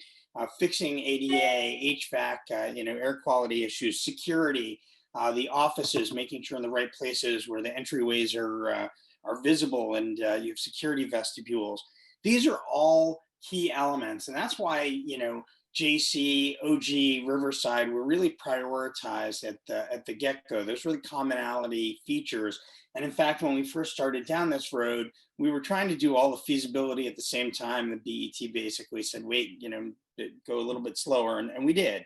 But I don't think we can wait forever. And I think we need to come to grips with that. So, we did talk when the master facility plan came out about the financing sum. And that's a conversation that we've had off and on with the BET, right? Do you spend it all at once? Is it lumpy? Is it more spaced out? 15-year plan, is that really more 30 years? But I don't have the answers to any of those questions. What I do know is the plan that's before us right now aims to address those key issues that absolutely need to be addressed in this building. And we've got to stop dragging our feet at some point and be proactive. So, I guess we'll see where the rest of the board wants to go with this tonight. But, how many times are we going to discuss the same thing before we finally realize, yes, we need to move forward? And obviously, this is a little bit different, and this is not in our capital request for next year. It's not on our planning and for another year out to start doing the more detailed design work and getting a building committee together. But we shouldn't lose sight of the fact that we need to keep these things going, and we need to actually create some momentum. As we heard from more than one of the speakers, we've been waiting. The ADA issues are 30 years old, and I don't know how long you can wait on those. So I don't think we should wait any longer. Mr. Scher.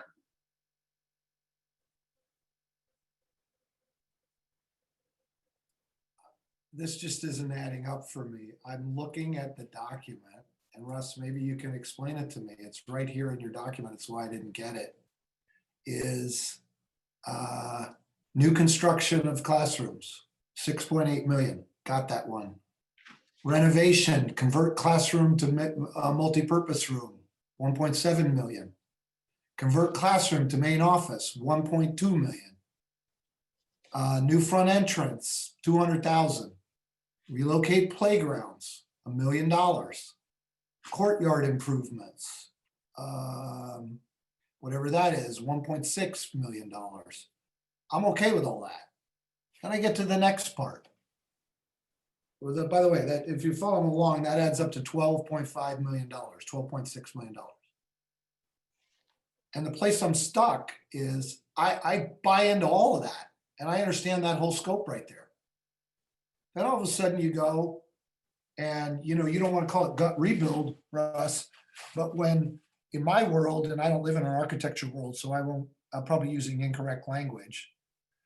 When I'm replacing a boiler, I'm replacing communications, I'm redoing $2.5 million in envelope, fire alarm, generators, gym HVAC for the whole building, interior updates, $1.2 million in lighting, $600,000 in plumbing, another $1.4 million in a roof. All that adds up to more than what I just rattled off at almost 13 million. I'm just confused. I'm just thoroughly confused. And I realize, we can kind of skim over this, but our job as board members is to dig in and understand this. It's a $25 million project. It's a $26 million project, $24 million project. I'm just stuck on this part of it's a lot of money, and I'm wondering where that money's going to come from when we look at, Santa's wish list of everything else we want to do. And I want to get projects done. The other part that's really troubling me in this conversation now is when someone says we need to urgently approve an ed spec for a project that's going to start 3 years from now. That just baffles me. That just thoroughly baffles me. I feel like I'm in a hurry up and wait train on the board. So I don't know. I mean, the easy vote here is to just pander to the old Greenwich community and approve the ed spec as it is. I could do that. But I don't like leading communities to think that projects are progressing that we can't do. I agree with Peter, you 100%. It's a gem of a building. I realize there's some people who are walking around saying, build a brand new one in the back on the field and tear down the one that's out on Sound Beach Avenue. As long as I'm on the board, I'm not voting to do that. That's too disruptive to that community. But, and I agree it needs work and maintenance, but I also want to be realistic about this.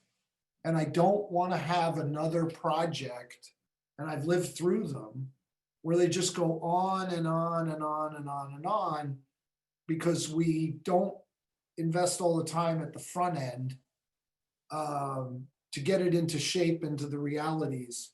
And then it spends years tied up trying to get approved. I've seen too many of those, and I'd rather not do that.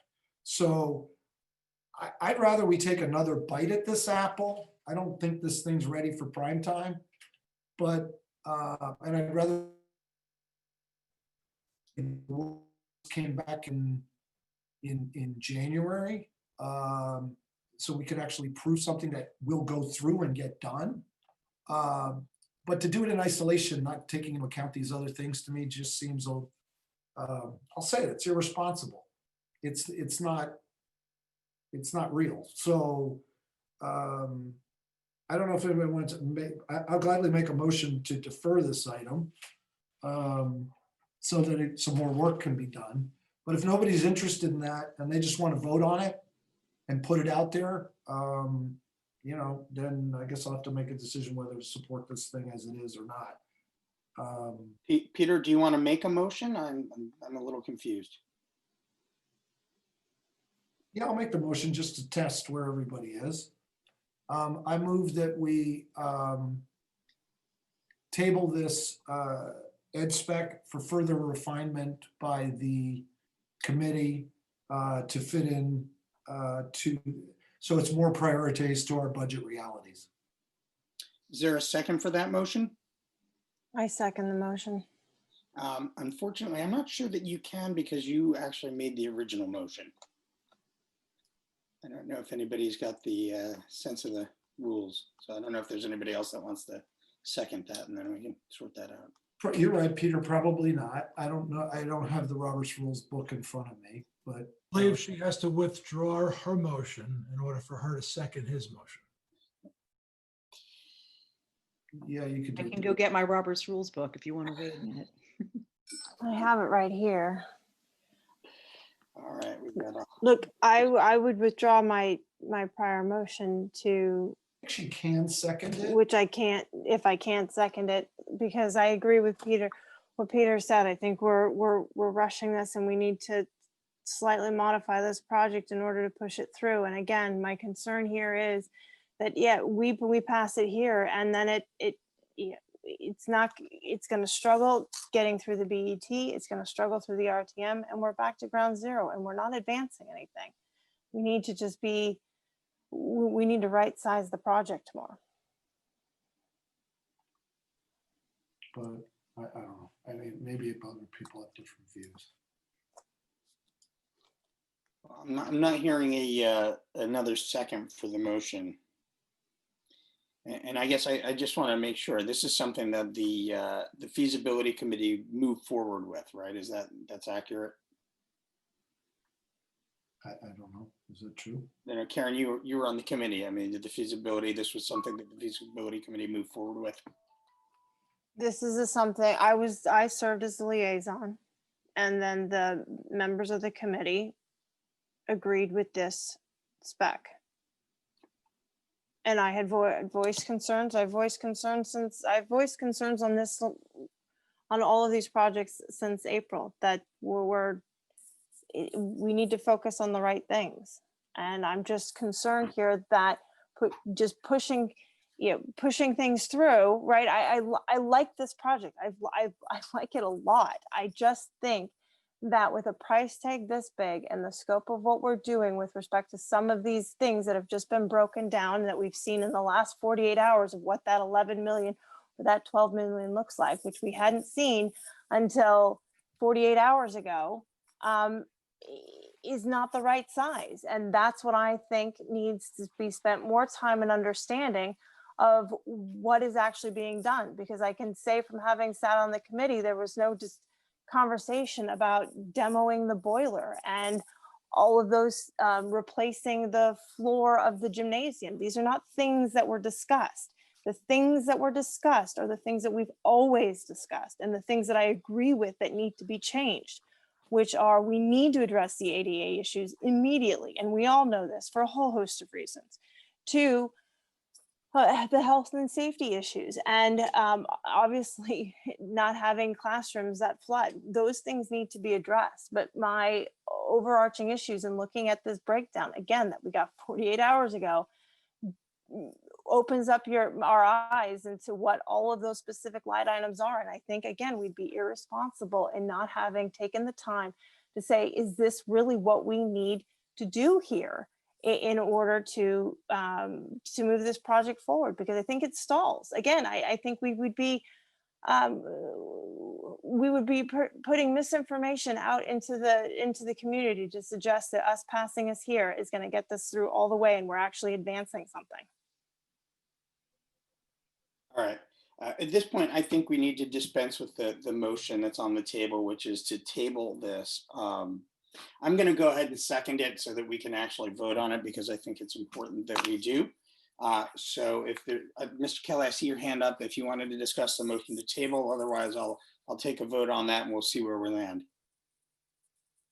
It seems a little confusing at this point, so I'll be brief. If our committee member is not I'll say not just the committee member that's representing us on this feasibility committee, but also the person that made the motion to approve this is now basically arguing with herself on this, is certainly confusing to me. And I can't with good conscience support something when there's an argument going on between the one person who's our representative on this committee. So I'm sorry, I'm incredibly confused. Joe, I didn't want to make the motion to put it up. I got asked to make the motion because I sat on the committee. You saw that I sat silent and that nobody else put up the motion. And Kathleen said, well, shouldn't the board rep? Sure, I'll make the motion to put it up. But I have expressed these concerns from the Actually, beginning. it wasn't me, Karen, it was Christina, but keep going. Okay, sorry, Kathleen. But I've expressed these concerns from the beginning, and I've continued to express the concerns with all of our building projects. And no, I'm not arguing against myself. And I was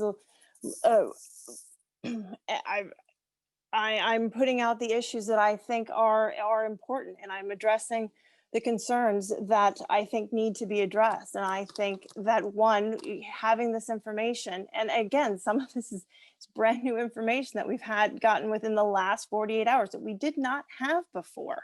Let's not waste our time then. Let's address this. You're the liaison to this project. Let's not let this hit this meeting and postpone it to a future meeting prior to us wasting our time talking about it. If you as our liaison is not even sure of what you're putting forward, I don't want to spend any more time on this. If the person we're counting on to sit in these feasibility meetings to come up and help us, guide us on what we're supposed to be doing, now how can we even with safe conscience and responsibly vote anyway in this one?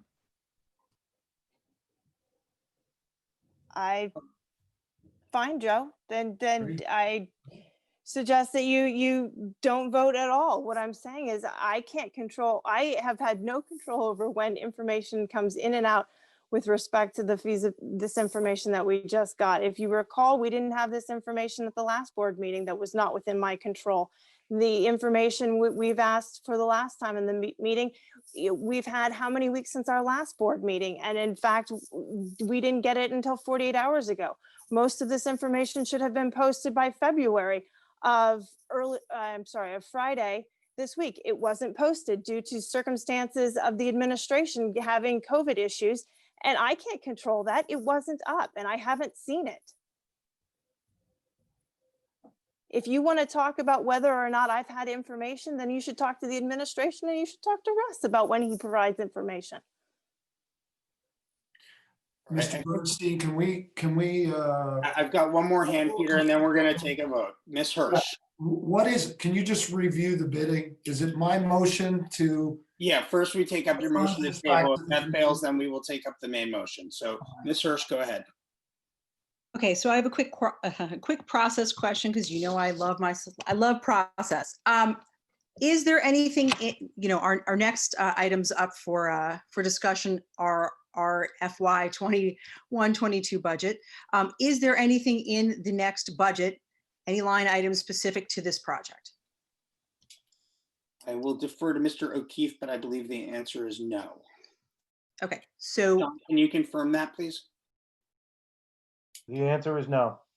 okay, so the only question I have is if we have some members who are still wondering and have questions and concerns, are not ready to vote on this, it's not going to hold up our vote on our budget, which is the next item up for discussion. That is correct. Okay, that was the only question I had. Thank you. Okay, so we're going to go ahead and take a roll call vote on the motion to table. Bernstein, I'm going to hold off. Stowe? This is on the motion to table it? No. This is on a motion to table. No. Hirsch?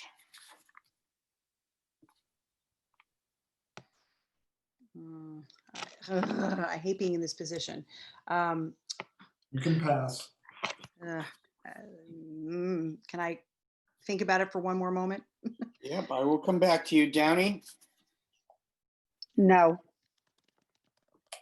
Kelly? I have to vote yes because I can't get consistent information on this project in order to make a safe decision or a sensible, logical decision on this project. So we have to table it. All right. Kowalski? Yes. Olson? No.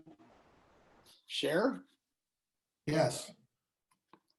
All right, Hirsch, coming back to you. No. All right, and I am going to vote yes.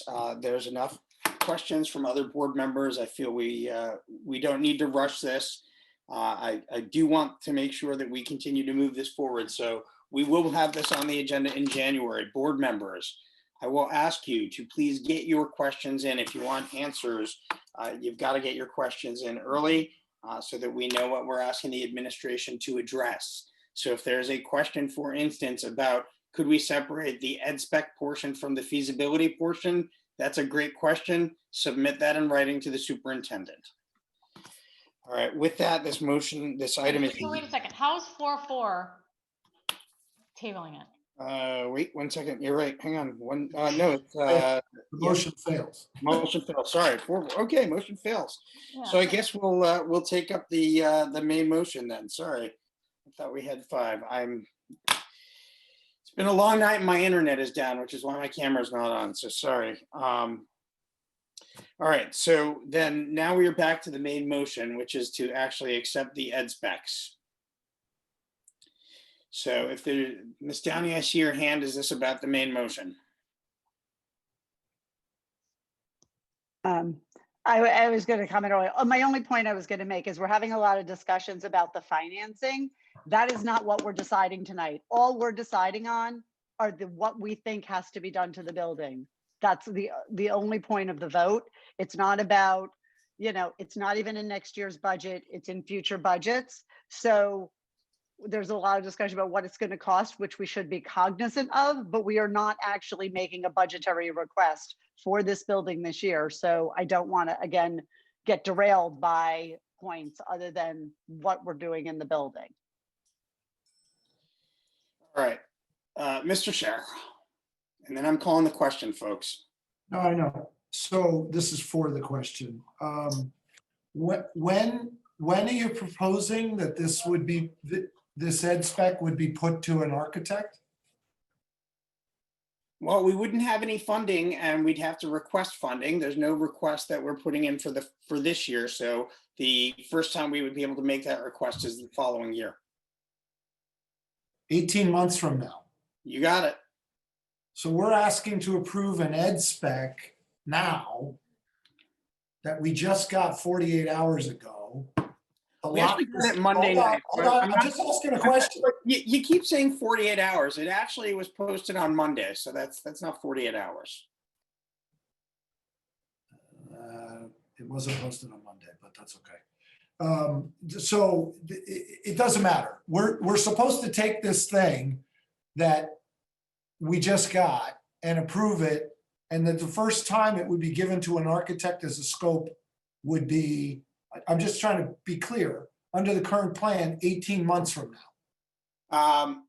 Well, let's see. We've requested about 12 months from now in the budget cycle, and then you've got to go through the town planning. The first time money becomes available would be that July 1. In the meantime, you'd be requesting MI and the building committee and all the rest of it. Yeah. Right. So the first time money becomes available that you could give it to an architect is starting July 1, 2022. Assuming it gets approved. Okay. I got it. I got it. I view this as totally unnecessary right at this moment if that's the way we're going to handle this in the capital plan. I thought this was something that we were, under the current schedule, we were giving this an architect by now. In the facilities master plan, we were supposed to be giving this to an architect now. Right, So- but remember, everything already got pushed off by 1 year. Yeah, well, I don't know about that, but okay, fine. I got it. Okay, thank you. So one quick question. Oh, yes. Peter, sorry. Tony or Russ, since Karen seems to be different in the committee, can you tell me, was the rest of this committee supportive of this? The committee has been supportive of this project all along. And as you know, the first time we brought it in front of the board, it was actually a larger, it was bigger.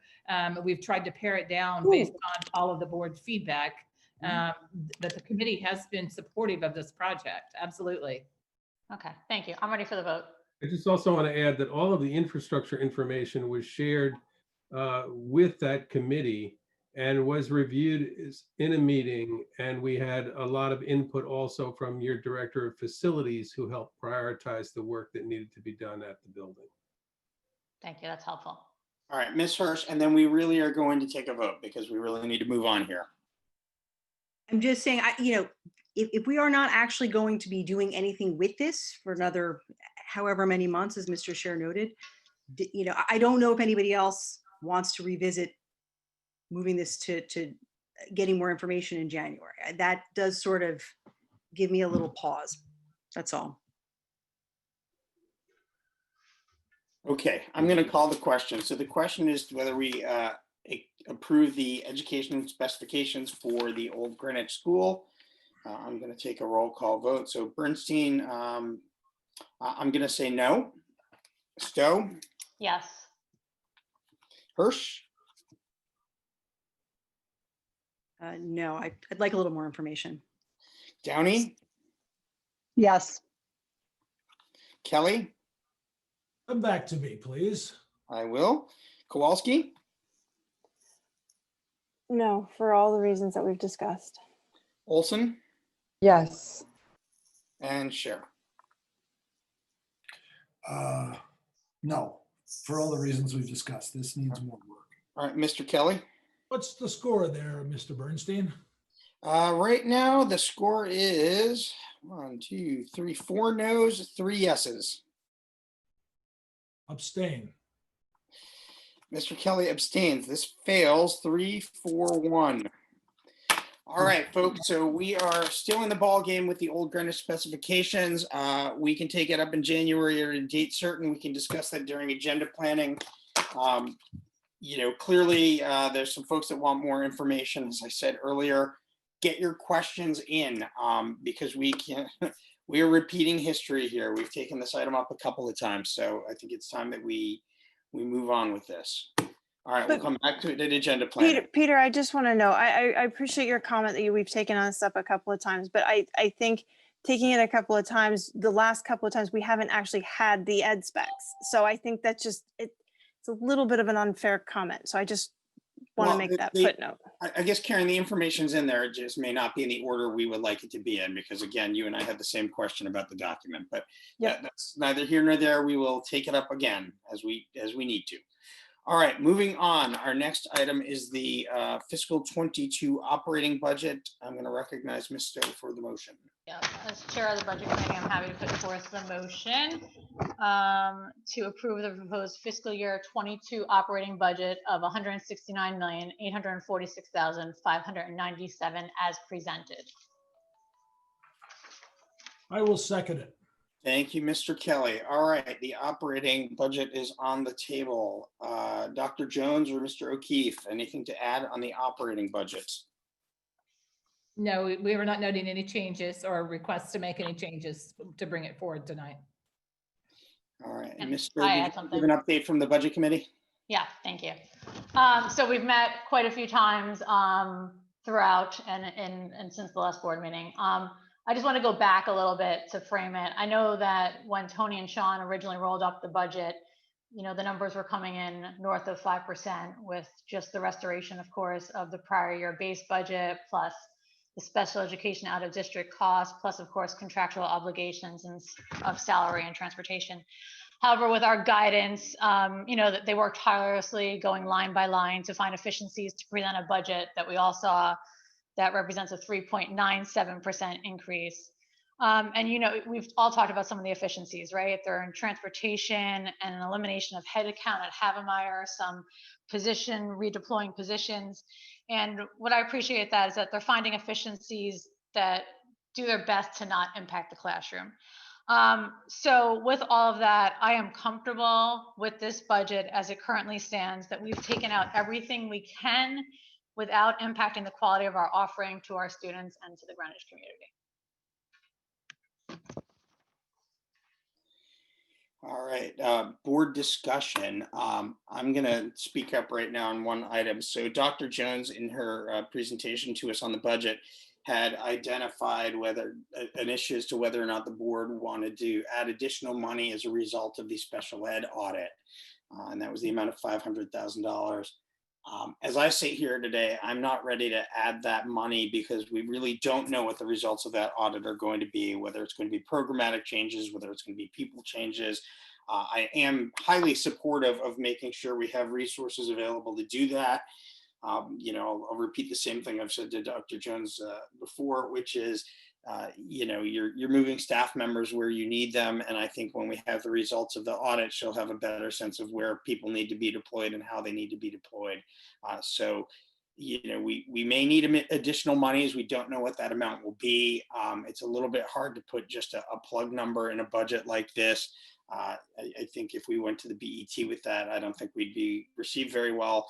The other thinking is hopefully we'll continue to work to find efficiencies in this budget such that if there are opportunities to make programmatic changes rather than just adding staffing, that we'd be able to find ways to do that and get that work started as soon as humanly possible.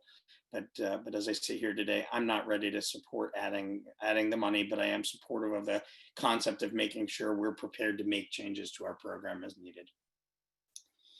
I'm not seeing any other hands at the moment. Are there other board members that wish to speak on the operating budget or have any questions? This may be a first. Oh, Mr. Scher. I'm going to ask a question. Sean, I appreciate that Kathleen was talking in terms of percentages. Could you just review the actual numbers? This year's budget is 163.4. 163,400, right? Yep. And we're now requesting 169, what? 0.8.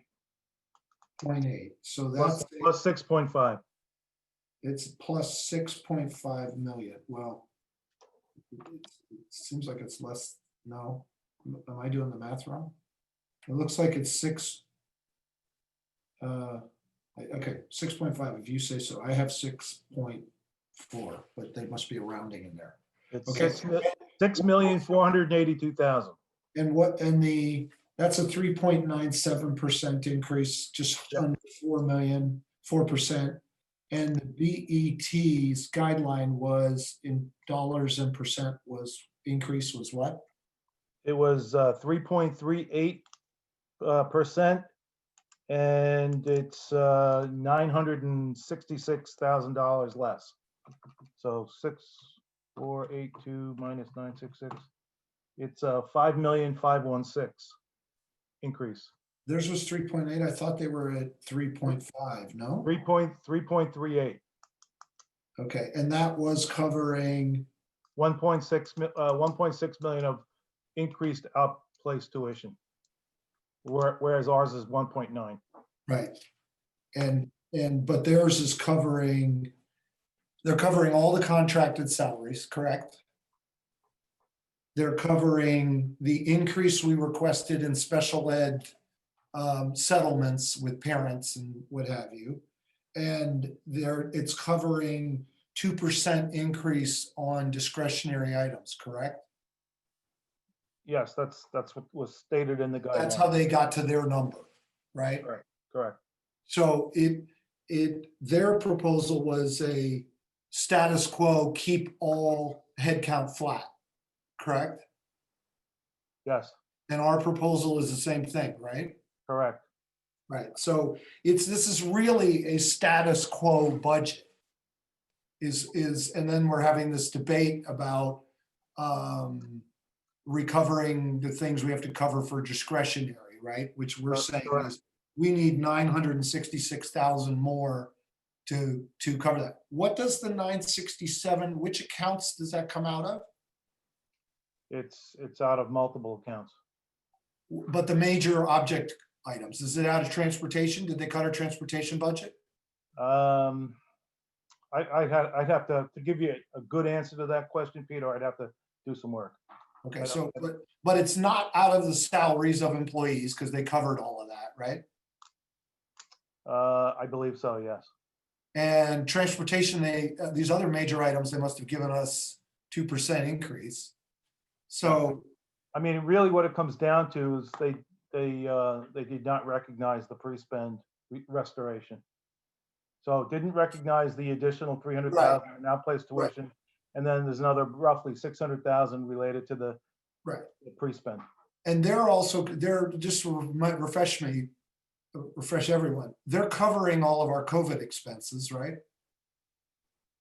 That's what I've heard. Have they given any indication that we've submitted a COVID expense that they're not going to cover? The agreement that I've had with Roland was that we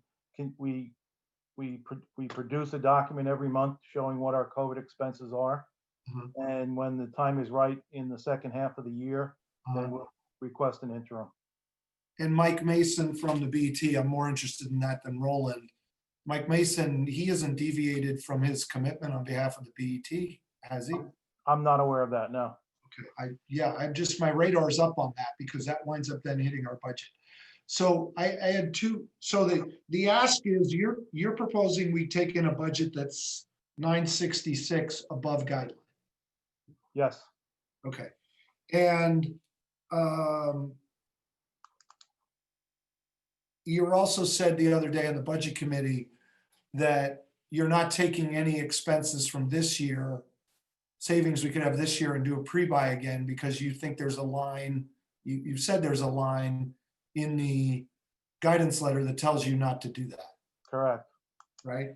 Yeah. And let me just say one thing. So 966, as you mentioned, that's the difference. However, they did say, when they discussed the BET guideline that they would entertain the $300,000 difference related to the outplaced tuition. So if they do revisit that, then the difference is more like 666.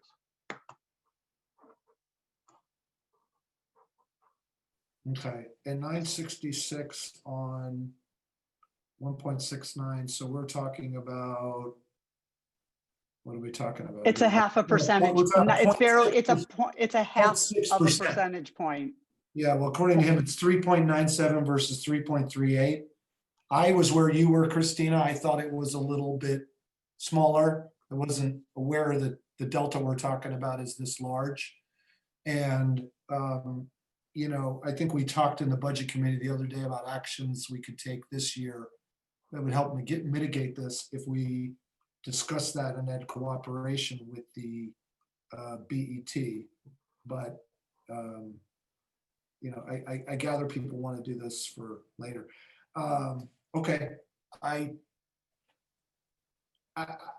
I'm going to signal where I am.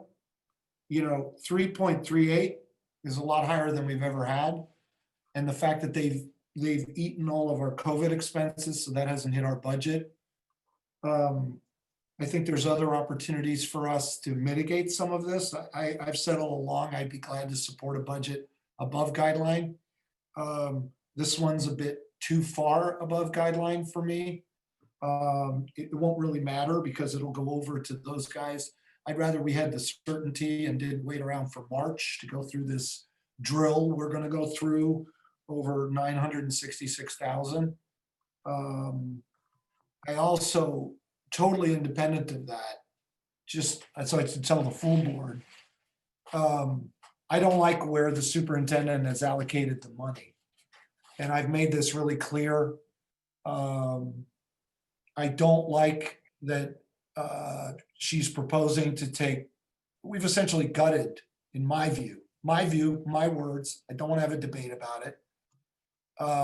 We've really cut headcount substantially out of curriculum development, the curriculum department. We're down to a place where we have 2 people covering only K-5 curriculum, when we used to have people covering all K-12 curriculum. We have 1 person, we just don't even have people covering the whole thing anymore. And we don't have enough money applied to properly do professional development. We've cut that for a number of years. It's great. You can run professional development the way you do if your goal is to be the Common Core standard that's used in, I don't know, Arkansas, Oklahoma, anywhere else. That's not Greenwich. Greenwich, we've always, and it means we need staff to maintain those higher standards. And I realize other districts and other places run a little differently than we do. I'm not comfortable with this budget taking those supports away from our teachers and away from our staff. I know that the superintendent has a different view about this, and it's clear by the budget she already presented. So I'm concerned about this budget being this far above guideline. I don't mind being above guideline. I think that's worthy of a dialogue with the BET. But I am uncomfortable with the way the resources are allocated in this budget. And I want more support for teachers, and I want more support for curriculum, and I want more support for professional development. So based upon that, I'm not comfortable supporting this budget as it's currently presented. Hopefully we'll have another bite of the apple once it goes through the BET, and then the board can have another conversation about exactly where we're going to apply our money. Hopefully it'll be in more resources to support teachers. All right, Peter, Ms. Walls. Yes. Peter, can I just respond quickly? Yeah, absolutely. Sure. Thank you, guys. So the difference is 0.59% for percentage points.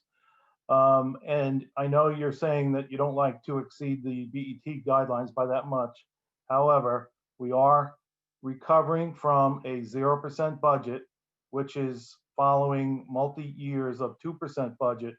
When you add up all of the fixed and mandatory expenditures, roughly salary, tuition, transportation, and energy, you're 90% of the budget, and all of those in aggregate grow faster than 2%.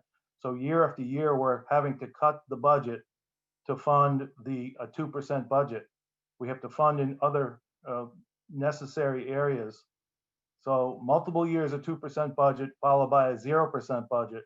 And the way that we solved that 0% budget was to do this pre-spend and use up some of the savings associated with the transportation and other COVID related from the prior year.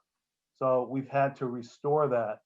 So when we did that and we added in the textbooks that we so need for 650,000, we started with 5.39% year to year.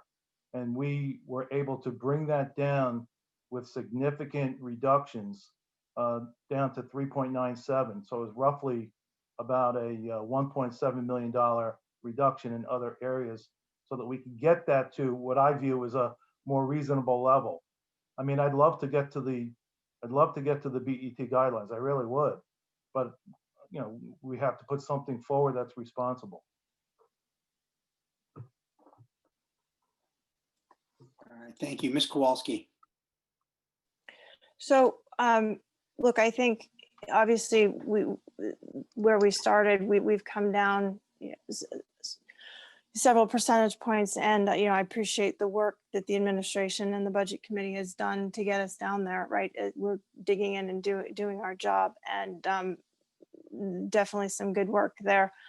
Look, I'm a little hesitant to send a budget onto the BET that is over the guidelines. I think we need to look historically at how the board and the BET have interacted, given the fact that they have agreed to pay all of our COVID expenses. They have taken care of the issues as it relates to the healthcare and retirement benefits for our teachers.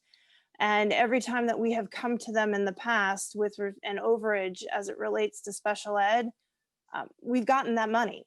I mean, they have covered the shortfall.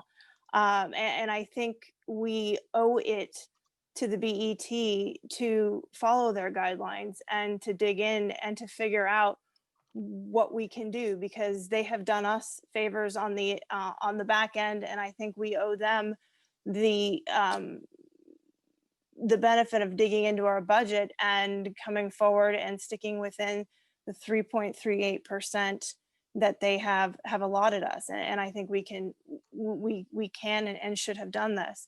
And I remind everyone that we're looking at, and someone could quiver and say, well, look, we're really, it's $666,000, Karen, come on. Well, last year, if we recall, we actually returned $2 million back that we couldn't use.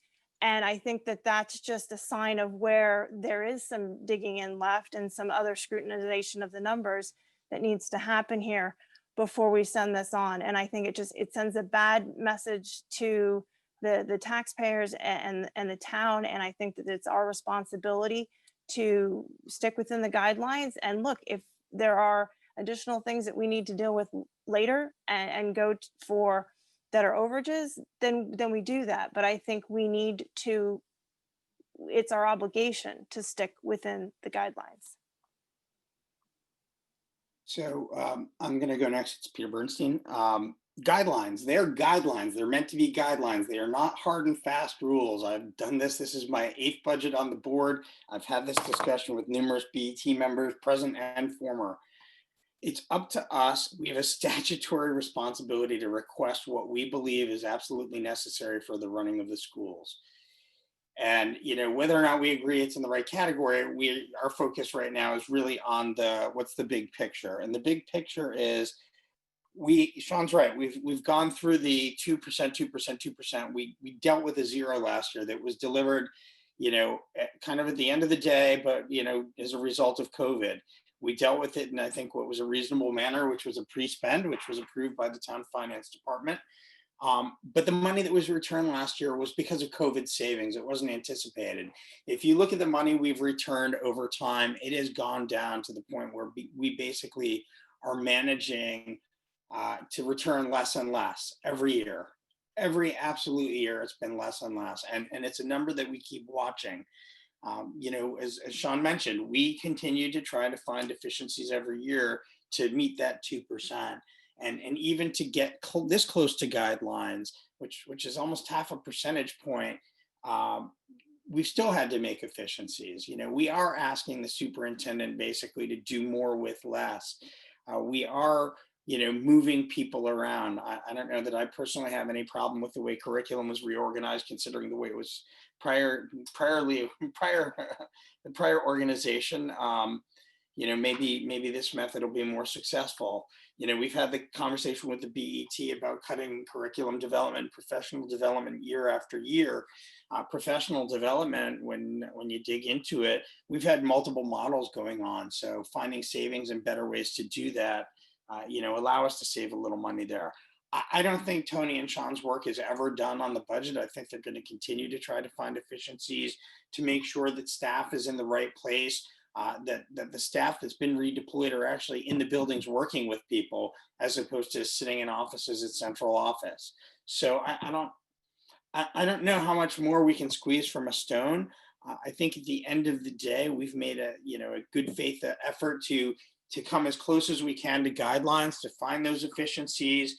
But we've got to ask for the things we need, and by the fact that we pre-funded so many expenses, for this current year, doesn't mean that we're going to be in a position to do that next year. Obviously, we've been told we can't do that, and we shouldn't do that, and so we need to make sure we have the funding to buy those supplies. And a big portion of that difference is the textbooks. I don't know how many people have gone through the district who've used these books over time. But we've got books that are 20 plus years old. It's one of the things we have underfunded historically in order to make savings. I am not going to shortchange textbooks. So I'm completely supportive of this budget. I think ultimately we will move it forward, and then we'll have the discussion with the BET, and that's a necessity, and it's important. And I think our relationship with them in the past few years has been a very productive one. Just case in point, we've been underfunded on special education for a while. We've had those discussions at several running BET budget committee meetings.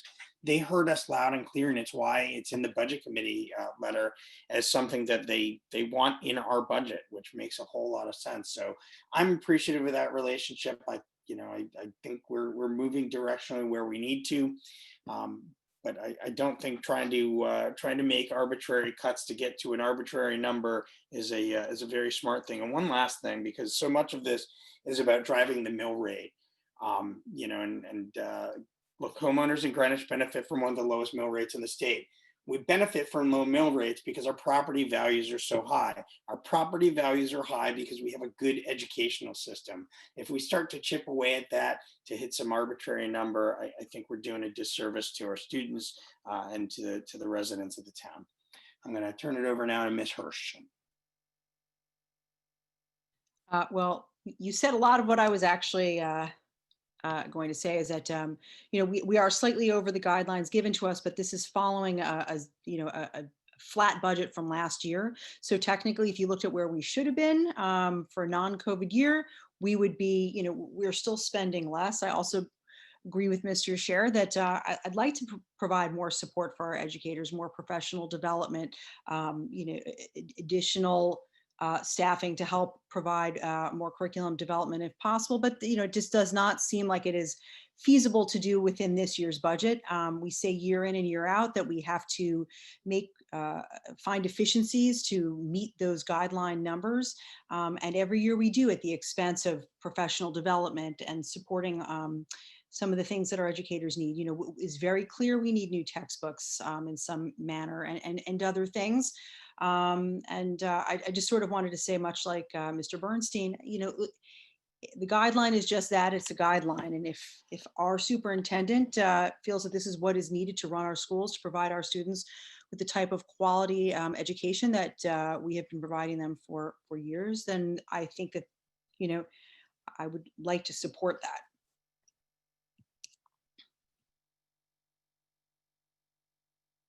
Oh, one last comment was the placeholder for special education. We don't want to have to wait yet another year when we know things are going to be coming towards us towards the end of this year.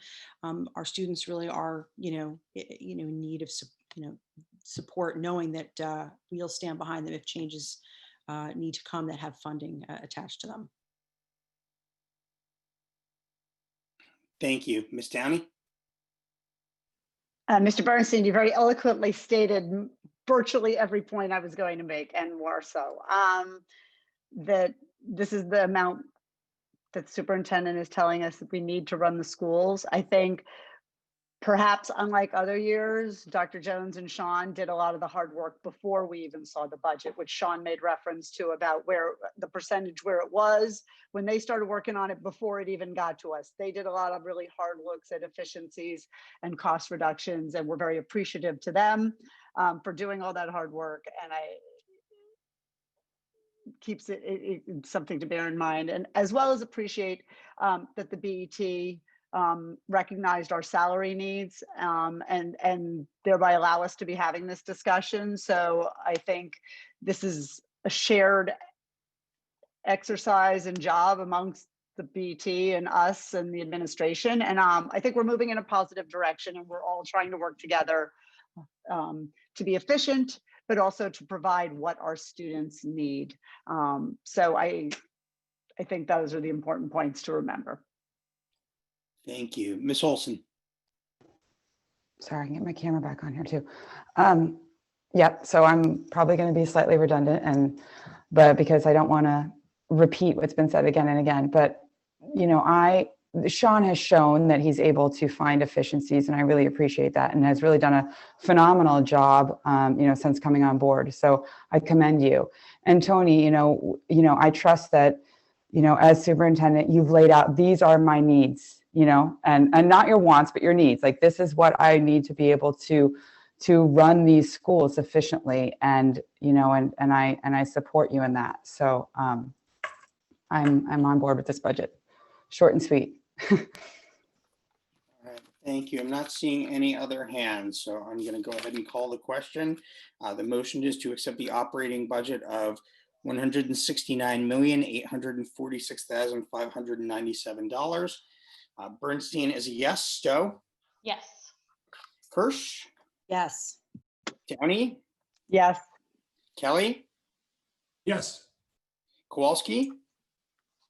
No. Olson? Yes. And Cher? No, I think it's the wrong place to be spending. We're not spending enough to support teachers, so I don't support this. All right, thank you very much. That motion passes 6-2. We have an operating budget, which we will now deliver to the BET. Next up is our capital budget. Ms. Stowe, do you have a motion for us? I do. This is slightly different. I am making a motion to approve a fiscal year 22 capital budget of $33,569,000. I'll second that, and maybe you can give us an explanation. Sure. So as Sean highlighted on here, and we discussed at the budget committee, there were a few things that we thought could be reduced from the original capital budget that was presented. COSCOB HVAC, which actually was approved tonight unanimously by the BET, will come in the form of an interim. However, we do need to keep it in this capital plan until it's in fact approved by the RTM. But we obviously should reflect the revised number that we now have, now that it's been, it's been refined. So $2,069,000 is the change from the original budget to what we now know. So that's part of the element that I just took out. The other piece, which is personally hard for me, but that I'm suggesting we reduce, and is something we also talked about at the budget committee, is the Central Middle School field for $2.3 million.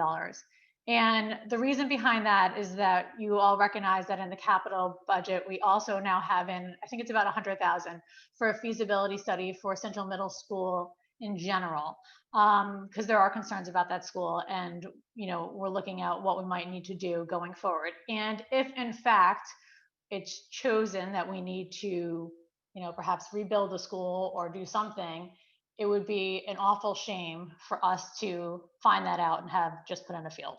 So I think it's the fiscally prudent thing to do for the long term for Central Middle School and for Greenwich to reduce that field, as much as it pains me right now, so that we can do Central Middle School campus overall appropriately and in the right order.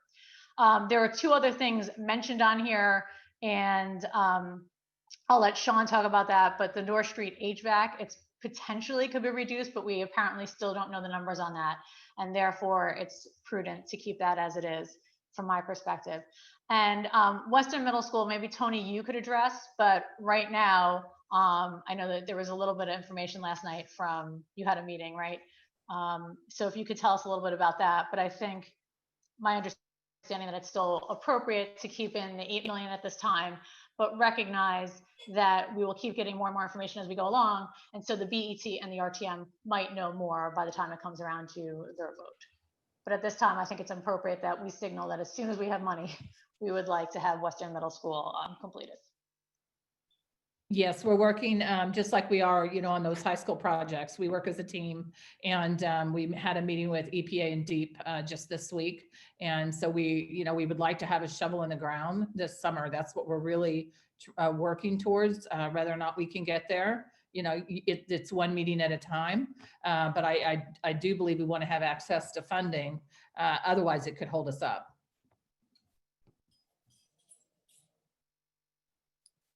Thank you. Mr. Kelly.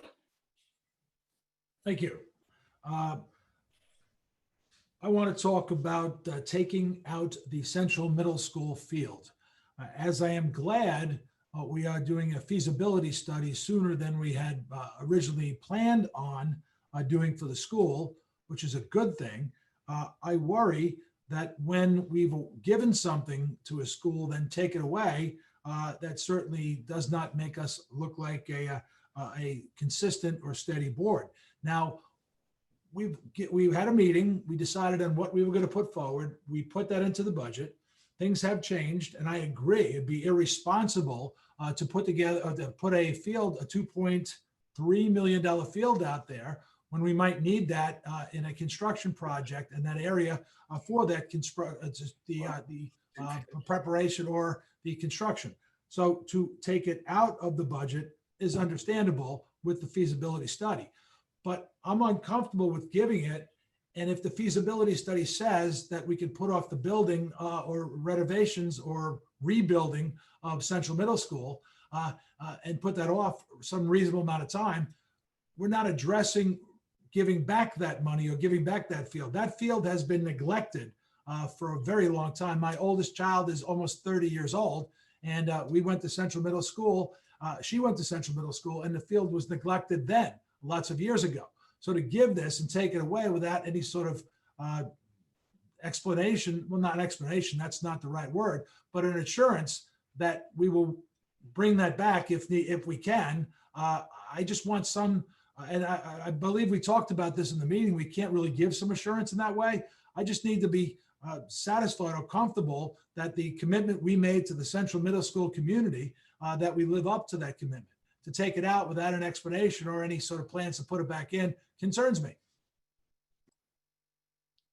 Ms. Kowalski.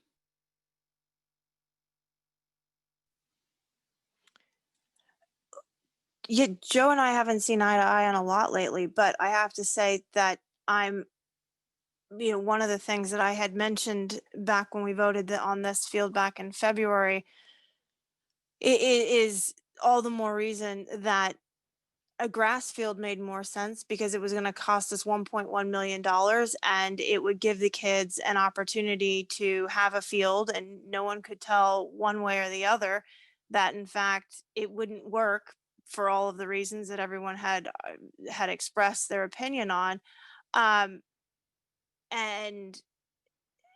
not giving them something versus now we're going to do the feasibility study, but that doesn't say when we're going to redo the school at all or how that will look. And I appreciate we're doing the feasibility study, but right now, if I'm looking at my capital plan correctly, it says that the school's still not slated to be redone until 2034. So I just, I have some concerns with taking it out and not having some type of, we're going to put it back in and redo it subject to the feasibility study saying, yeah, we're still not doing the school until 2034. I think we should do the school now, but we just don't have the money for it. But again, my concern is not giving them something, anything, whether we give them I agree we shouldn't give them an artificial turf field is not what I'm thinking of, but certainly, something on the lines of a grass field would have helped in the interim. But I do share some concerns with taking that completely out of the budget. Thank you. So I have a child at Central Middle School. The fields are horrible. They're absolutely horrible. And in a time when we need outdoor spaces, the fields are really, really, really bad. That said, if you go and you look at the expenditures for Central Middle School for just maintaining the building, there's a couple $100,000 in this year's budget just for building maintenance. You know, I don't know how long we can sustain that and then say, oh, by the way, we're knocking the school down. So, you know, it's a question that comes up every year at the RTM Ed Committee and the Finance Committee. Why are we continuing to put good money in bad? And I think there's some truth to it. I think the feasibility study may give us the indication that maybe we can't wait now 10 years got a lot closer, by the way, since we passed that thing in 2018. You're now talking 8 years because 10 years out, it was 10 years out at that point, but the building may not be sustainable until then. And why are we continuing to put several $100,000 in every year? It makes no sense to me. So as much as I want a field, I want to know what we really need to do to that building and how soon we might need to do it. Because without that indication, I cannot continue to say, let's put money into it. You know, by doing a field, a grass field, a combination field, wouldn't matter what field, you're going to end up disrupting it for either the construction phase. You may move the building. There's a lot of variation and quite honestly, a lot of work will need to be done. I'm not sure there's any single element of that school we'd be able to keep, which is something you'd look at in a feasibility study. So I think we need to be open to exploring the building before we do the field, as much as I hate to say that, because again, that field is awful. I freely admit that. All right. Karen, you've already spoken. I see Christina's hand is up, and then I'll circle back, and I see Peter as well. Christina, go ahead. Joe, I totally hear what you're saying about your concerns. However, my concern is we do this, I think 100% agree we got to do the central feasibility. I think it's a building that's in dire need of a plan. And I think we all agree it's not prudent to do any work to the field until we know what the plan is. And I think, Joe, you would agree with that as well. The question then becomes, if we say, okay, we're going to leave the building where it is, even if we did a feasibility study, which came back, I'm just going to throw this out, let's say mid-year in January, that says we're not going to touch the fields, we're not really going to do anything with the Central Middle School field during the school year, would be my thoughts, and that we'd be waiting till the following summer to do the work, which puts us into a new budget cycle.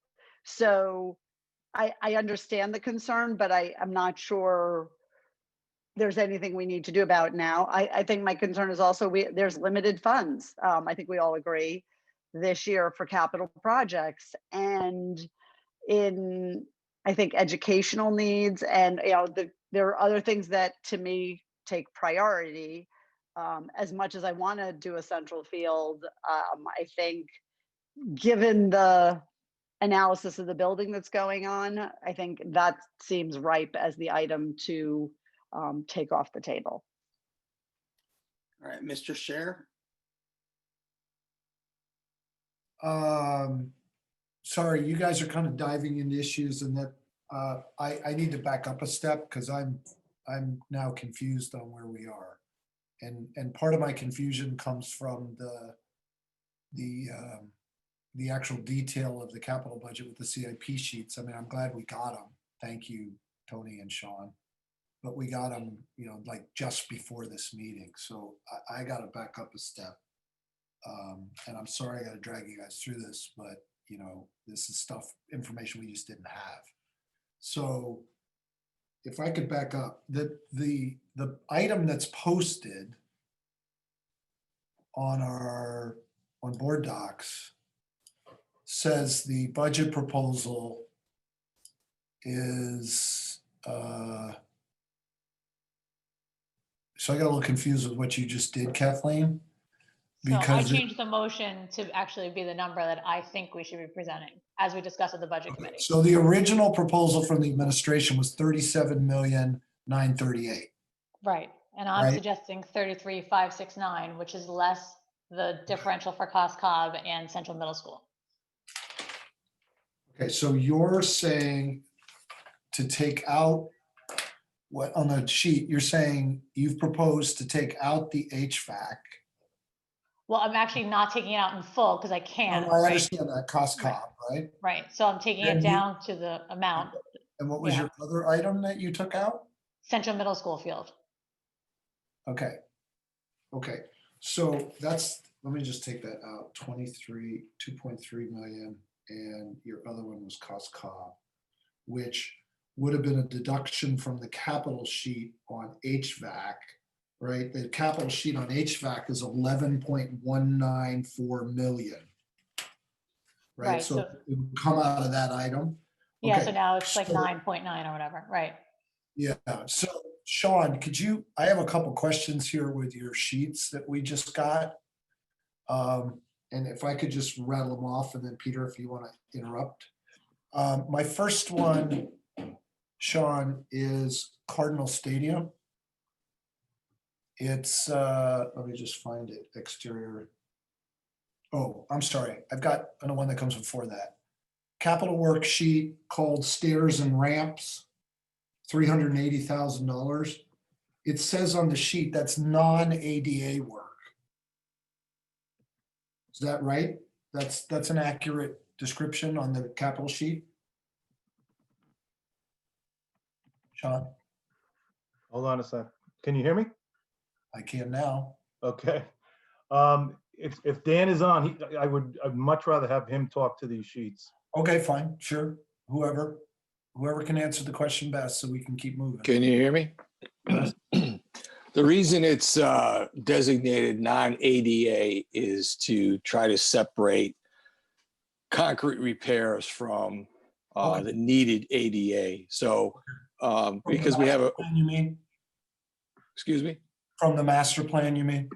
Correct. Yeah, okay. That answers my question. That's good. Okay. It doesn't mean that we're not going to, it doesn't mean that what we put in will not be ADA compliant. Yeah, of course So not. Right. But it's not ADA remediation was the point you were trying to make, I think. The other Correct. one was vertical transportation. That's a de minimis amount of money, but it says that it's lifts. I guess that's just lift maintenance. Yeah, Dan? It's new lifts, either elevators, lulas, or incline lifts. Whatever. Not much for 146,000, right? I'm sorry? Can't be very much of that for 146,000, right? We put in a new lula lift at ISD. I think it was $28,000. I think that was the number. Okay. And then I go to the one, it's called let me just get there. It says Cardinal Stadium, and I got confused by the description.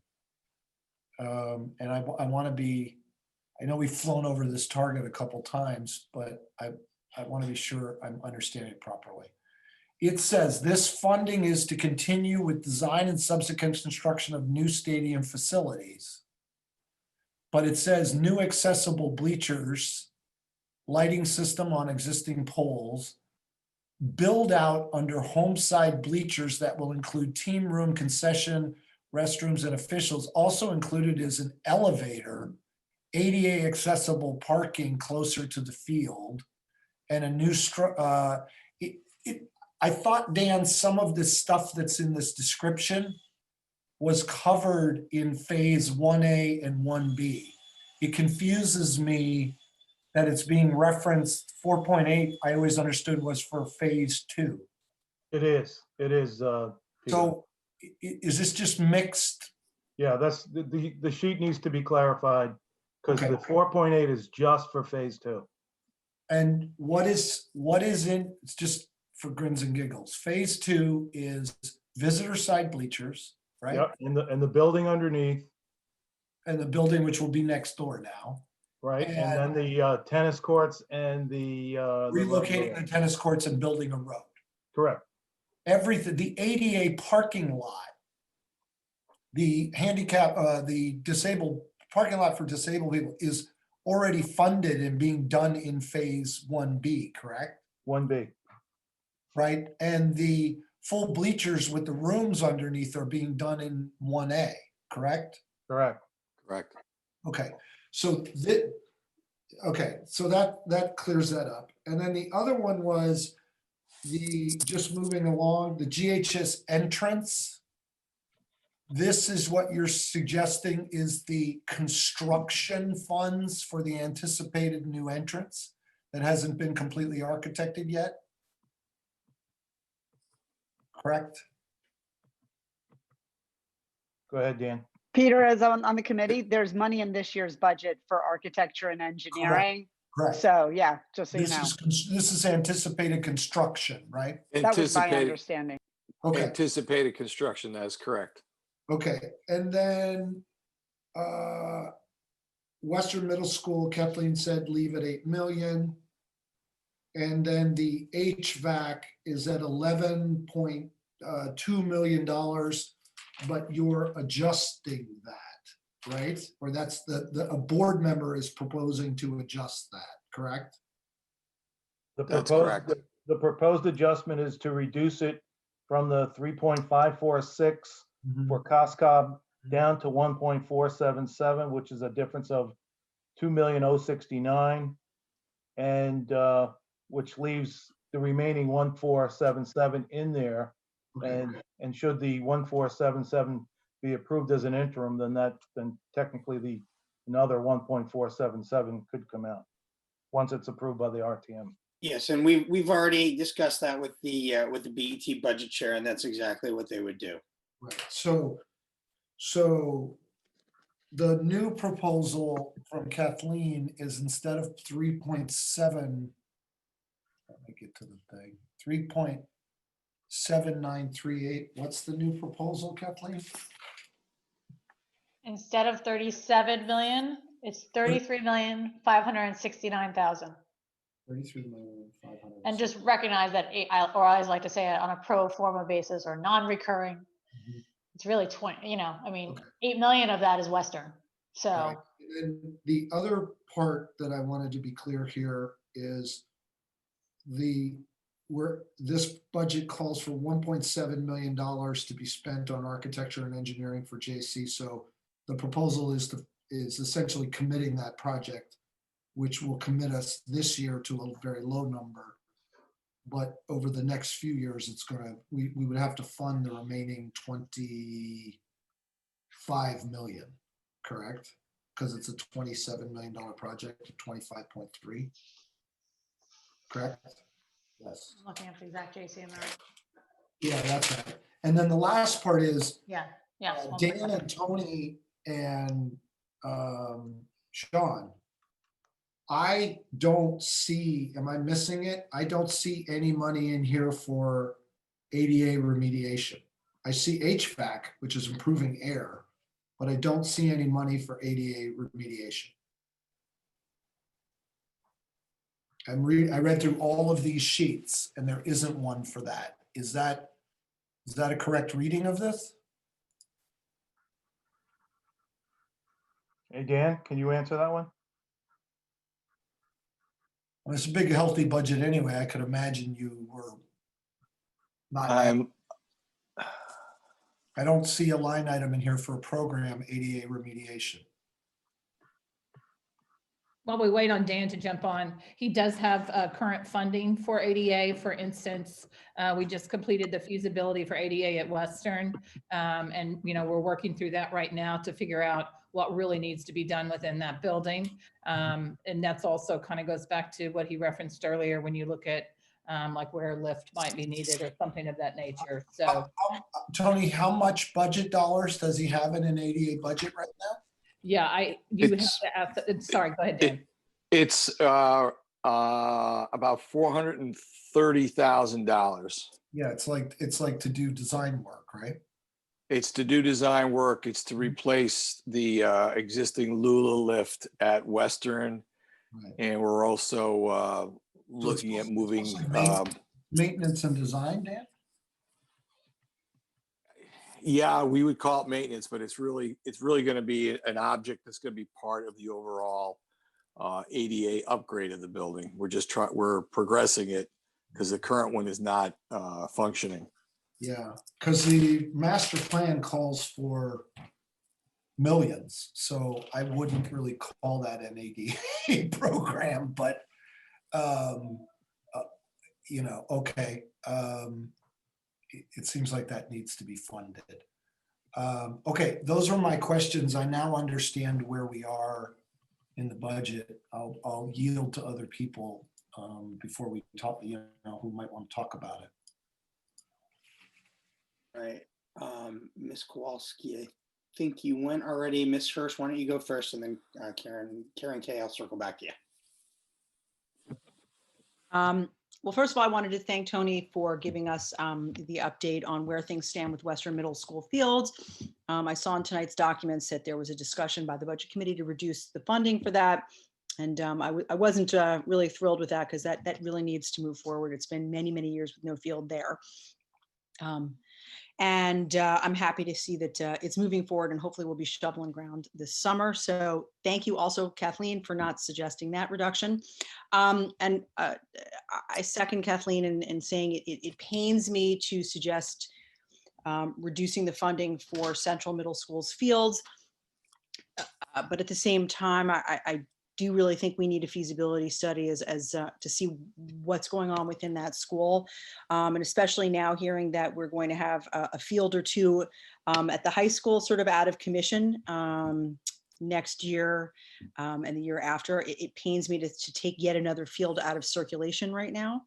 And hopefully we'd be able to put funding for that and move forward with that next year anyway. So that's just sort of my bigger question. And I know you mentioned doing a study for 88 Western Middle School.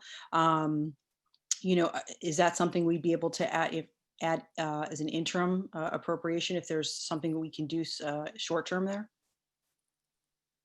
Yeah, we've already done that. That's part of the work Dan's been working on. Okay, perfect. Thank you very much. All right, Ms. Kowalski. So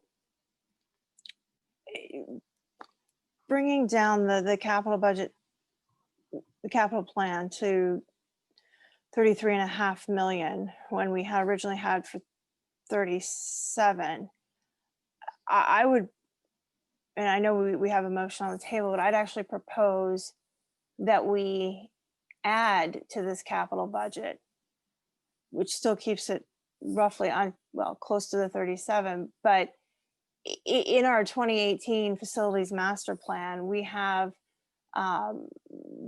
there are monies there that outline that would equip all buildings with elevators, lifts, ramps to meet access for disabled and meet ADA guidelines across the schools for 3.8 million. We should be adding that into this capital plan to address all ADA issues. We're already assessing the ADA feasibility issues that are done at Western. We clearly need to address the ADA issues that are at Old Greenwich, as well as other schools.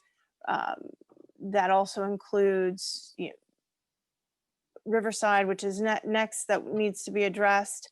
I would propose that we would add back into the capital plan, or not add back into, but add to the capital plan monies to bring it back up to deal with the 3.8 million that would take care of and address ADA issues across the entire school district, as Liz set forth in our 2018 master facilities plan. So Karen, are you making a motion? Yeah, I guess I am. Do you have a dollar amount you want to attach to that? Sure. I move that we add to the 2021 capital budget 3.866. Well, let me say it this way: $3,866,500 to equip all buildings with elevators, lifts, and ramps to meet the access for the disabled, consistent with the ADA guidelines as called for in the 2018 facilities master plan.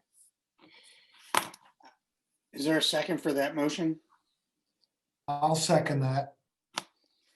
Okay, Karen, I'm going to ask you for some detail, because I think that is a number that would get you some of the way, but unfortunately, I think it's tied to larger construction projects. I don't think those are individually attainable items. So maybe you can explain the reasoning behind it and give a sense of the numbers. Sure. I pulled them. It came right out of, I have to pull the master facilities plan in front of me, which I don't have, but I can do that in a second. But I pulled that number out of and looking at how it was laid out with respect to ADA issues. And then that adds, and it also adds for a 10% project contingency on top of it. So I can pull it and do the math for you. I just don't have that in front of me. So can I just jump in? Sure, Dan. So the dollar amount that you're proposing, I'm not sure what you think you're going to get from that other than a really nice study, but you have what, 15 buildings, of which probably 80% of them are not ADA compliant, because when you start doing ADA compliancy, and anybody could jump in here anytime they want. It's great that you're adding an elevator, but you still have to get the person with the disability into the building. So let's start from there. Your parking lots have to be ADA compliant. Your walkways, your entrances, and then you get into the building, all of your classrooms, your doorways, your circulation within the building. Take, for instance, Western. It's going to be a very large number to make that building ADA compliant, of which we've already spent money to, for whatever reason, to make some bathrooms ADA compliant that you can't even get a person in a wheelchair to. So this whole ADA accessibility project across the district has really got to be thought out. And I suggest you do it one school at a time. I know that's not what you want to hear. I know we are way behind in the schedule, but to try to address every one of our buildings, it's going to be extremely expensive, and it's going to be more than just a summertime job.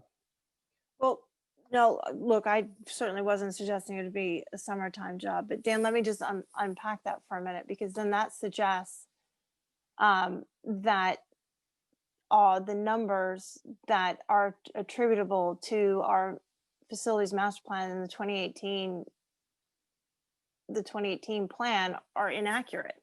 And I'm not sure and those were numbers that Russ Davison had done and put together. So I'm not sure.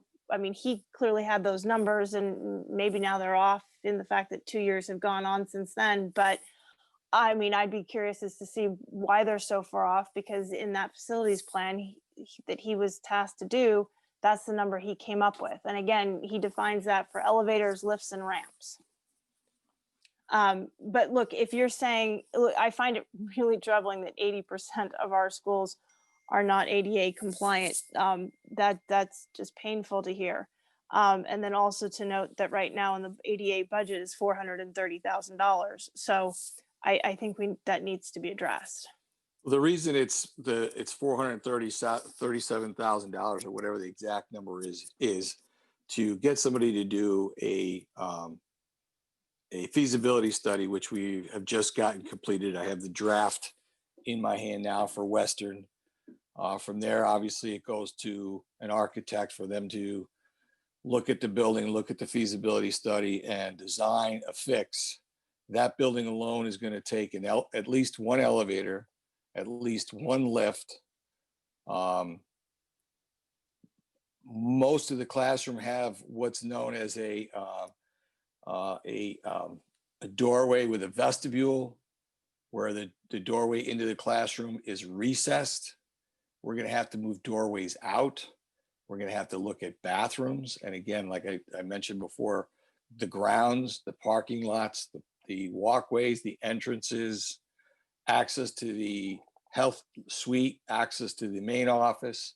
So it's a pretty big number. And even that, I'm just going to venture a guess. I don't have the numbers right now. I wouldn't even suggest that 3.8 would cover just fixing Western. Well, that was my next question to you, Dan, with respect to the study that you just done and that project. Have they attached some kind of proposed budget or expenditures to address the Western issues? Some roundabout numbers. Yeah. What are the roundabout numbers? I don't have them in front of me, but I think it's probably around 5 million. I'm sorry, I don't have it with me tonight. No, that's fine. I can send you an email. We can follow up on that because I think that would be helpful to understand that piece of it. Look, Peter, I think what this capital project plan needs is monies allocated in order to do, if that's what Dan is suggesting, he's the better expert here than I, is that we need to conduct, if the $3 million isn't going to be enough to address that, we'll have to figure out why that number in the facilities master plan, sorry, I keep wanting it to call it master facilities plan, it just sounds better. Why that plan is so far off, but if we should allocate some part of the monies and we can come up with a number, but a feasibility study should be done to address the ADA issues and make sure that that's on the forefront of our agenda going forward. I certainly hear you, Karen. I don't know if we have a sense of what a feasibility study would cost, but I'd certainly be supportive of having that done as quickly as possible. So is it possible then, Peter, to allocate, sorry, I don't know who I cut off, but is it, maybe that was Sean. Sean, is it possible to add into this capital plan monies to whatever they may be, right? I don't know what a feasibility study would cost in that regard, but I think we need to do one and address the 80% of our schools that are not compliant. Peter, hang on. She's got a question and I'll call on you in your turn. Sean, and maybe it's Dan. I don't know if you have a sense of how much that might cost. I mean, it's ultimately up to the board if they want to add money into this for that purpose. Dan, do you have a sense of how much that might cost? To just do a feasibility study on the entire district, including Havemeyer, Millbank, I mean, every one of our buildings in our portfolio. I think we did Western, again, I don't have it in front of me. I think we did a feasibility at Western. I think it was under 50,000. Just for the feasibility. I think it was much under that, but I don't want to throw a number out there. I mean, I hate guessing. That's the problem with this. Yeah, and I'm trying to do something on my phone. I'm just not picking up their email. No worries. We've got somebody else that wants to talk, and Dan, if you have a number, just raise your hand and I'll come back to you. Peter, go ahead. I'm completely flabbergasted by this conversation. We paid KG&D hundreds of thousands of dollars to do this assessment 3 years ago. So Dan, I appreciate what you're saying, but now my radar is completely up. I mean, we paid, I want to say almost $750,000. I could be wrong about that. Clearly over $500,000 for a full assessment, a feasibility study of every single one of our buildings. And they came back and presented that to the board. I have the documents. And people have gone on and on and on about how we're following the facilities master plan. It's like it's like the old, pull the thing out the back and the doll says the words. We say it all the time. And one of its major findings on the front page, on page 2 of the summary, is ADA compliance and air quality. And they gave us an exceptionally detailed budget of remediations required building by building. And for ADA, it's right in there at whatever Karen's numbers are. It says right in here, 1,068,000 for Western. So I'm really worried because now we've got the head of our facilities and he doesn't even seem to know what's in the capital plan. No, Maybe I know what's Dan, in the capital hold plan. on. Dan, No, I can you know let what's me- in the capital plan. Don't say that. I know what's in the capital plan. Peter, we're not going to allow attacks on people, so please. We're not attacking people. Peter, don't be ridiculous. Peter, please knock it off, all right? I'm asking you to please behave at the meeting. Talk about the item before us, and then we're going to move on. Thank you. No. Look, our ADA program is way overdue. I mean, this is a serious problem, and there's, guys, everyone has a copy of the letter we got this week. So, and for us to be saying now, we have ADA problems in 80% of our schools, which is not what the master plan says. It says we may be spending up to $3.5 million at an individual school when the assessment we paid for by experts says something completely different. I mean, look, we've got students who cannot access our buildings. We're not in compliance, haven't been for a long, long time.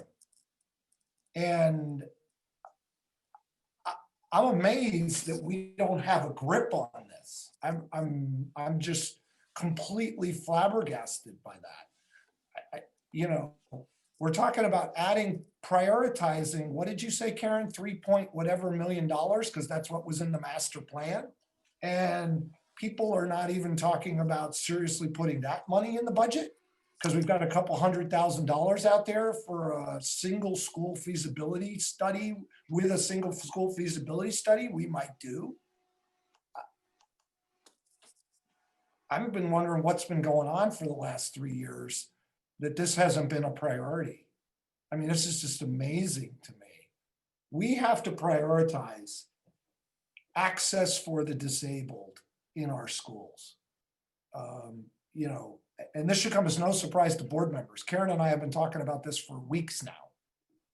So I'm really surprised that everyone's so shocked about this, because all the board members have a document about this that we published a couple of weeks ago.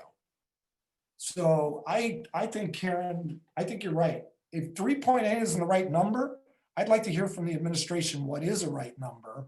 We have to put it in our budget, and we got to get working on making our buildings ADA compliant. We can't wait around for a bunch of feasibility studies and kick this can down the road for another year or two. That's just completely unacceptable. And candidly, it's insulting to our students who are disabled. It's just totally unacceptable. Ms. Hirsch.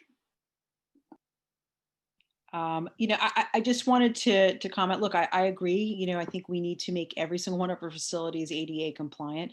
But it was always explained to me that the moment you our schools are grandfathered in, it's not an excuse, but the moment you start to do any work on any school, you have to make the entire school completely ADA compliant. And that, is exactly sort of, what Sean and Dan were sort of speaking about, which is, everything from soup to nuts. You can't just add a lift. I wish we could. And it's not just the students, it's, members of the public that use our facilities. It's also our Havemeyer building. There are a lot of these concerns. But the big question I had, again, the master facility plan, we did, have sort of an overarching feasibility study for the district, but I don't think it was never as detailed as a specific feasibility study for a school. The question is if we want to fund a feasibility, more detailed feasibility study for our district, if that's something that can then be added in the interim, because much like other things we were discussing tonight, I really don't like to vote on something with that large of a price tag on the fly like this, that's being tossed in now, because I don't know if Sean or Dan or Tony could come up with an actual number that might be the right one to sort of add on. Although I do like the suggestion. I just don't know if this is the right time to toss it on minutes before we're voting. Well, I hope it's minutes. Ms. Stowe. I agree with that sentiment. I mean, I think that our priorities are ADA, HVAC, safety, and security. That's what we always talked about. That's how I prioritized it. That's why I had the master facility plan. I love that Peter and Karen are interested in it now. We should go back and vote on Old Greenwich with that in mind. But what I really think is also important is that we shouldn't just do things. We asked Sean, we pushed him to get the CIP because we wanted that level of detail. And it's important that when we vote, that we just don't pull things out of the air, that we do things in a planned way, that the administration comes and recommends it to us, and then we diligence ourselves, and it makes sense. So even, for example, when I think about on operating, this $500,000 placeholder concept that we didn't put in for special education, I wasn't supportive of that idea, frankly, because it's not diligence. It's not thought out. It's an idea. Sure, if we need to spend $500,000, I'd like to get special education right, if that's what comes from the audit, but we need to understand why. We need to have the details behind it. I just can't sort of say $500,000, that sounds like a right number, let's make sense of it. I think that we had a master facility plan that thought about these things, that prioritized ADA, HVAC, and safety, and did it by school. That's my understanding. That's what it seems like we're coming at it. And finally, things are delayed slowly. That's understandable, but we seem to be going at it in order. That makes sense. And most of all, Dan, I really appreciate it. It seems like you really have a handle on everything. I've really enjoyed working with you, and thank you so much for answering all these questions so thoroughly tonight.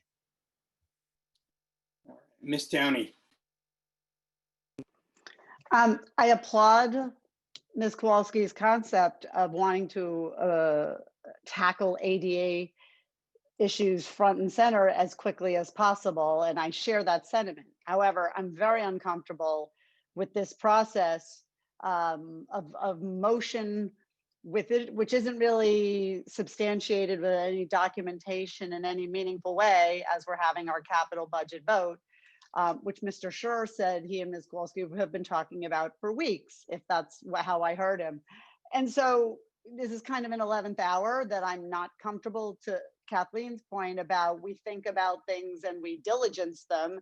And while I agree with the concept, this does not feel it has been diligenced properly amongst the board and with the administration. So it seems untimely to do it at the 11th hour, to come up with an idea. I'm not saying we shouldn't consider it on a going forward basis, but to me, it seems unwise to move in that direction tonight.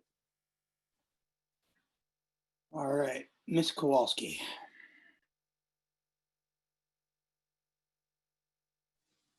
So what I'm hearing is that we all agree that that ADA needs to be compliant, needs to be the focus, and we need to move this forward as an agenda item, but we're not doing it tonight.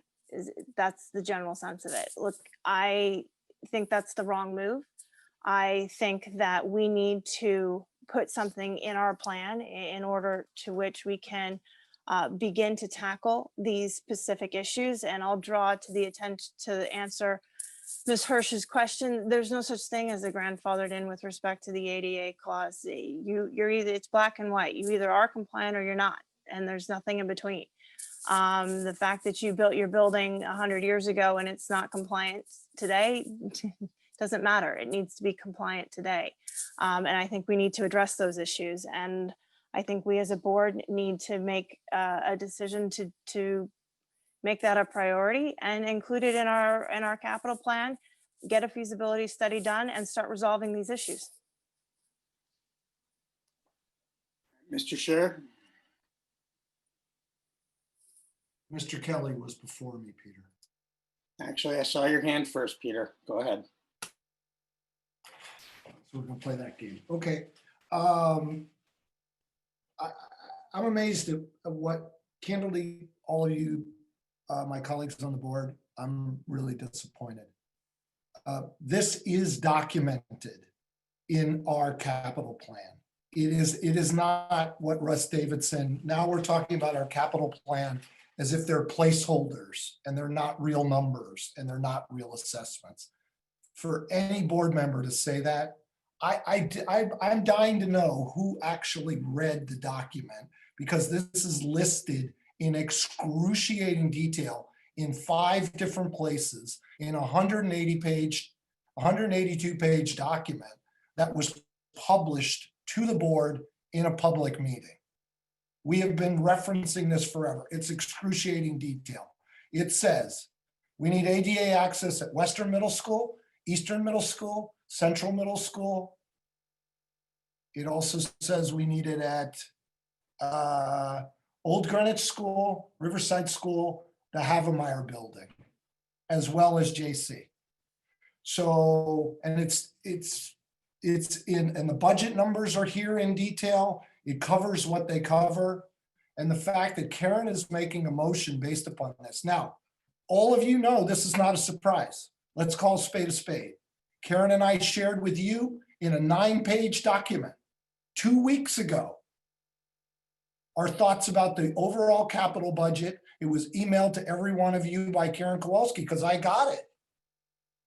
So for people to act like they're being surprised and they didn't know, and it's not referencing data and it's not referencing actual reports, and that everyone is surprised, that's a complete mischaracterization of what's gone on. Now, if you don't want to support it now and you want to do something as an alternate, then I hope everyone as a board member would stand up and say that. But this idea that this is out of left field, your emails can get FOIA'd. People can find out what actually happened. You can see when you all received the emails with the detail. Now, if you guys didn't go back and read the capital plan, but to characterize this as out of left field, not based on anything and not based on real numbers, and trying to imply, which many of you are doing, that people are blindsided, this is the way the budget process works. Normally, which we're not doing now because our executive committee changed our process, we normally have multiple meetings where we talk about the capital budget. This year, we've only had one. This is the meeting where we do the puts and takes to the budget. So for people to talk like this is some kind of surprise, it's just completely disingenuous and misleading to the public. All right, thank you. A couple things. Mr. Chair, you didn't get the document. You authored it. The metadata actually shows that. You created the document. Multiple meetings. The board votes every year on its meeting calendar. In fact, we just did that tonight. So this is actually our second year that we've had 2 budget meetings as opposed to 3. If you have an objection to that, we certainly can take up that calendar again and add those dates back in. Happy to do that. You know, quite frankly, I've been talking about the ADA for a long time. I believe in getting this done. I've said it multiple times. I don't believe in doing it this way. I think it needs to be meaningful. I don't think you can pull numbers out of a report from 2 years ago and slap them together and say that's the absolute number. I frankly think it's probably not even close to the right amount of money, and it's probably not the right way to do it. But I am supportive of moving forward. And I think that that's something we absolutely do need to commit to do. So I think there's opportunity here to find a way to do this, to take what information we have already, to get a proper feasibility done on each building in the way that needs to be done. Now, we may not have enough information tonight in which to request money to do that feasibility, but we certainly could get that information by the time we meet with the BET Budget Committee. And we could have that discussion with them and say, this is something that needs to be done. We would like to do this, and ask them to do that on their own volition. So that's something we should consider. Mr. Kelly, I'm going to go to you, and then Ms. Kowalski, we should talk about your motion on the table. Thank you. I am in support of doing anything we could do to make our buildings compliant, ADA compliant. I am absolutely shocked that 80% of our buildings are not. And I take offense that we are being reprimanded by the board member that has served for the last 12 years and allowed this to happen. All right, Ms. Kowalski, let's talk about how we want to dispose of your motion. It's on the table now. We have a couple of options. We could vote on it. You could withdraw it. You could amend it. I don't know what your preference is. I think we should vote on it. Okay. Or, well, yeah, I think we should vote on it. All right, we're going to take a vote. The motion is to add $3,866,500 to equip buildings with elevators and lifts to comply with the ADA. We haven't dealt with the initial motion for the No, budget. this is a motion to add to the capital motion, Karen. We've got to take this Okay, out. they're just checking if it's an amendment. It's an amendment. It would be to add to the motion that Kathleen put on the table. So Can I make a motion to add like toilets in places, other places now too, or no? No, we have to take the motion on the floor that's in front of us. So this is a motion to add $3,866,500,000 to our budget, capital budget request to equip all buildings for ADA accessibility. All right. As set forth and specified in the 2018 Facilities Master Plan. Thank you. Okay, Bernstein is a no. Stowe? No. Hirsch? Sorry, I was on mute. No. Downey? No. Kelly? No. Kowalski? Yes. Olson? No. And Cher? Yes. That fails 2-6. And I will say, just because it's failed doesn't mean we all don't take ADA seriously, but I think we do need a different game plan going forward. All right, so the motion before us then is to approve the capital budget request at $33,569,000. 33 million. $33,569,000. It's a long night. I know. I'm going to take a roll call vote. Bernstein is a yes. Stowe? Yes. Hirsch? Sorry, yes. Downey? Yes. Kelly? I feel compelled to abstain because I'm not the type of person who can deal with giving something and taking it away without a good reason. I understand the budget. I heard the budget. I was part of the discussions on the capital budget, but I cannot get my hands around giving something and taking it away without a better explanation. I abstain. Understood. Ms. Kowalski? No. Ms. Olson? Yes. Mr. Cher? No, I don't think this is the right budget. It's got things we like to have and it doesn't have the things we need to have, so I'm voting no. Okay, that passes 5-1. All right, moving on. Ms. Stowe, do you have a motion on the food services budget for us? Oh yeah, sorry, I don't have it in front of me. But is it just to approve I put a motion to approve the food services budget As presented, right? as presented. Thank you. I'll go ahead and second that motion. I don't know, Tony or Sean, if there's anything else we need to know about that before we move on. I mean, I can recap the numbers if that's helpful. I could read. Them. I'm not seeing any hands, but go ahead and do that quickly. Okay, as presented on page 268, total revenues of $4,138,800, total expenses of $4,281,200, and contribution from the general fund of $670,000, which is an input from the town. Thank you. I don't see any hands. I think we'll go ahead and take our vote on approving the food services budget. Bernstein is a yes. Stowe? Yes. Hirsch? Yes. Downey? Yes. Kelly? Yes. Kowalski? Yes. Olson? Yes. And Cher? Yes. All right, that passes 8-0. Thank you. The next item on our agenda is the monthly financial and staffing report. Mr. O'Keefe, that's you. I'm going to make a motion to accept the monthly financial and staffing report. Is there a second for that? Happy to second it. Thank you, Ms. Stowe. Mr. O'Keefe, give us the highlights, please. Okay, year-to-date November spending, 54.3 million, which is 33% of the budget of 163.4 million. On a year-to-year basis, we're up 5.2 million, or about 10.6%.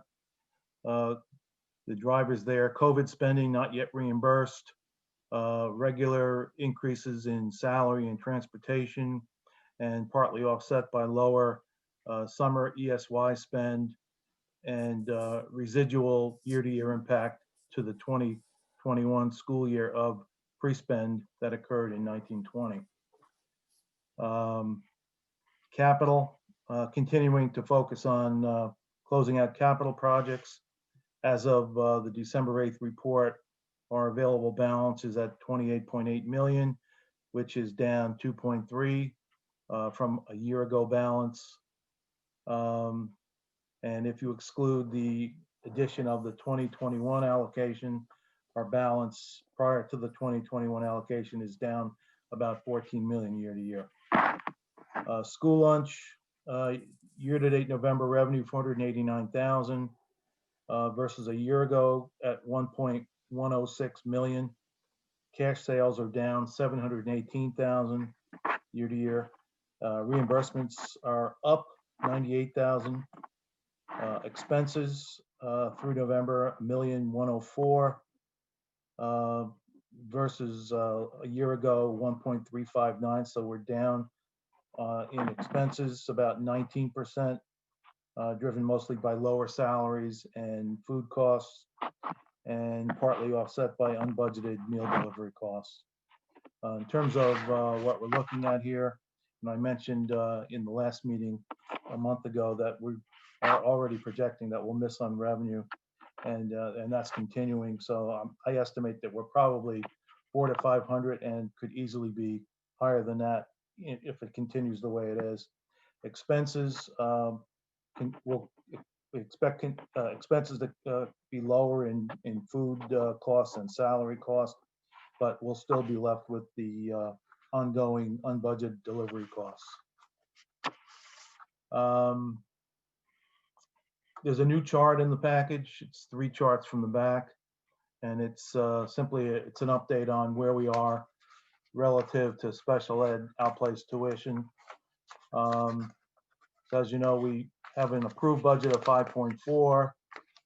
Before that became final, we communicated with the BET that we were exposed in that number. At the beginning of the school year, we assessed it at 7.3 million, so an exposure of 1.9. As of the first week in December, we're already at that $7.3 million, which is made up of $6.8 million of actuals and encumbrances, plus Mary estimates another 500K of pending items. So you add all that together, we're already at 7.3. Although most of the activity for the year is pretty much baked, historical trends tell us that we'll probably see some additional expenses in the coming months. Hopefully it's not that much, but given that we're already at 7.3, I would tell you right now that it's likely that the 7.3 is exposed by a few $100,000 to $400,000. And then the last item is an update on COVID. There hasn't been that much change in it. It's about $2.2 million for COVID-related expense items, and no change to the grants that we've received to date, $1.962 million. And we're working with the town on additional reimbursements from FEMA. Questions? And any questions for Mr. O'Keefe? Not seeing any hands. I think everybody's kind of had it tonight. We'll go ahead and take a vote on the financial report. So the motion is to accept it. Bernstein is a yes. Stowe? Yes. Hirsch? Yes. Downey? Yes. Yes. Kelly? Yes. Kowalski? Yes. Olson? Yes. And Scher. Peter? You may be muted. Actually, I don't see Peter in the meeting anymore. All right, so that passes 7-0. Mr. Scher absent. All right, and budget transfers, I understand we don't have any. Is that correct? We do not have any.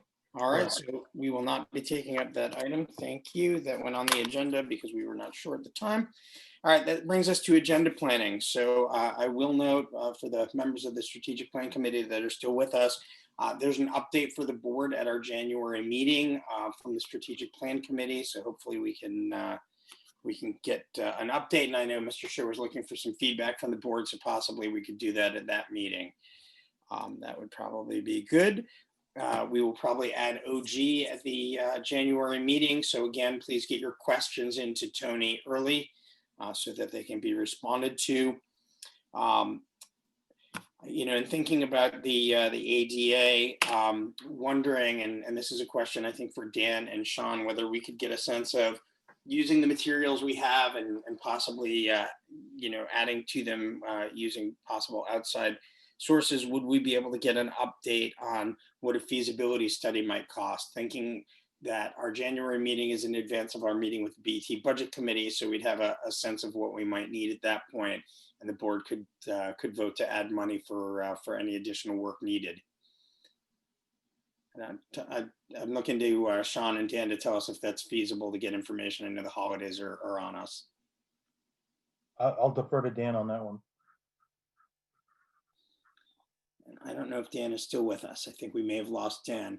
All right, I'm going to put that as a placeholder. And Sean, if you can get back to me and just let me know, or Tony, you can let me know. Will do. But if we can take that up, because I think we would, I think universally people do want to progress on that topic. So that would be helpful. Yep. And one last item I'll note, and then Ms. Hirsch, I see your hand. Remind board members, we've got an executive session now scheduled for January 28th. With the lawyers, both town and outside lawyer, on special education issues. So with that, Ms. Hirsch, what do you got? Oh, I was going to ask to add the OG ed specs back to January, but you already noted that. So I apologize for wasting more time. No worries. Anybody got? And delete the GHS entryway from January. Yeah, absolutely. So that was from a earlier time. Basically, that's a holdover from last year when we thought things might kick off a little bit faster. But yes, or just bump it out to the spring, and we'll get more specific. What we'll do is we'll put that on a TBD list, which we're okay. going to. Okay. And yes, we're expecting a ALP report in January as well. That was an earlier board request, so that's been added now. All right, with that, Mr. Kelly, do you have a motion for us? I do, but I'd first like to wish everyone a happy holidays, Merry Christmas, enjoy the time, be with family, stay safe, and I'd like to make a motion to adjourn. All right, I will second your motion to adjourn after the happy holidays. Bernstein is a yes. Stowe? Yes, happy holidays. Happy New Year. Hirsch? Sorry, well, I'd like to add a happy Hanukkah because it is the last night, as well as all the other good ones, and happy, healthy New Year to everyone too. So yes, I agree to adjourn. Yeah, I miss lighting candles tonight. I'm a bad dad. All right, Miss Downey. Yes, and wishing everyone a happy and healthy holiday. Mr. Kelly? I believe yes. You're a yes. Ms. Kowalski? Yes, and wishing everyone also a very happy and healthy and relaxing holiday. All right, Miss Olson? Yes, and be safe, everybody. Safe holidays. All right, Mr. Scher is absent, probably looking for eggnog. So that passes 7-0. We are adjourned. Thank you, everybody, for sticking with us. Have a good evening. Have a good holiday season. Thank you. Bye-bye. Holiday. Bye.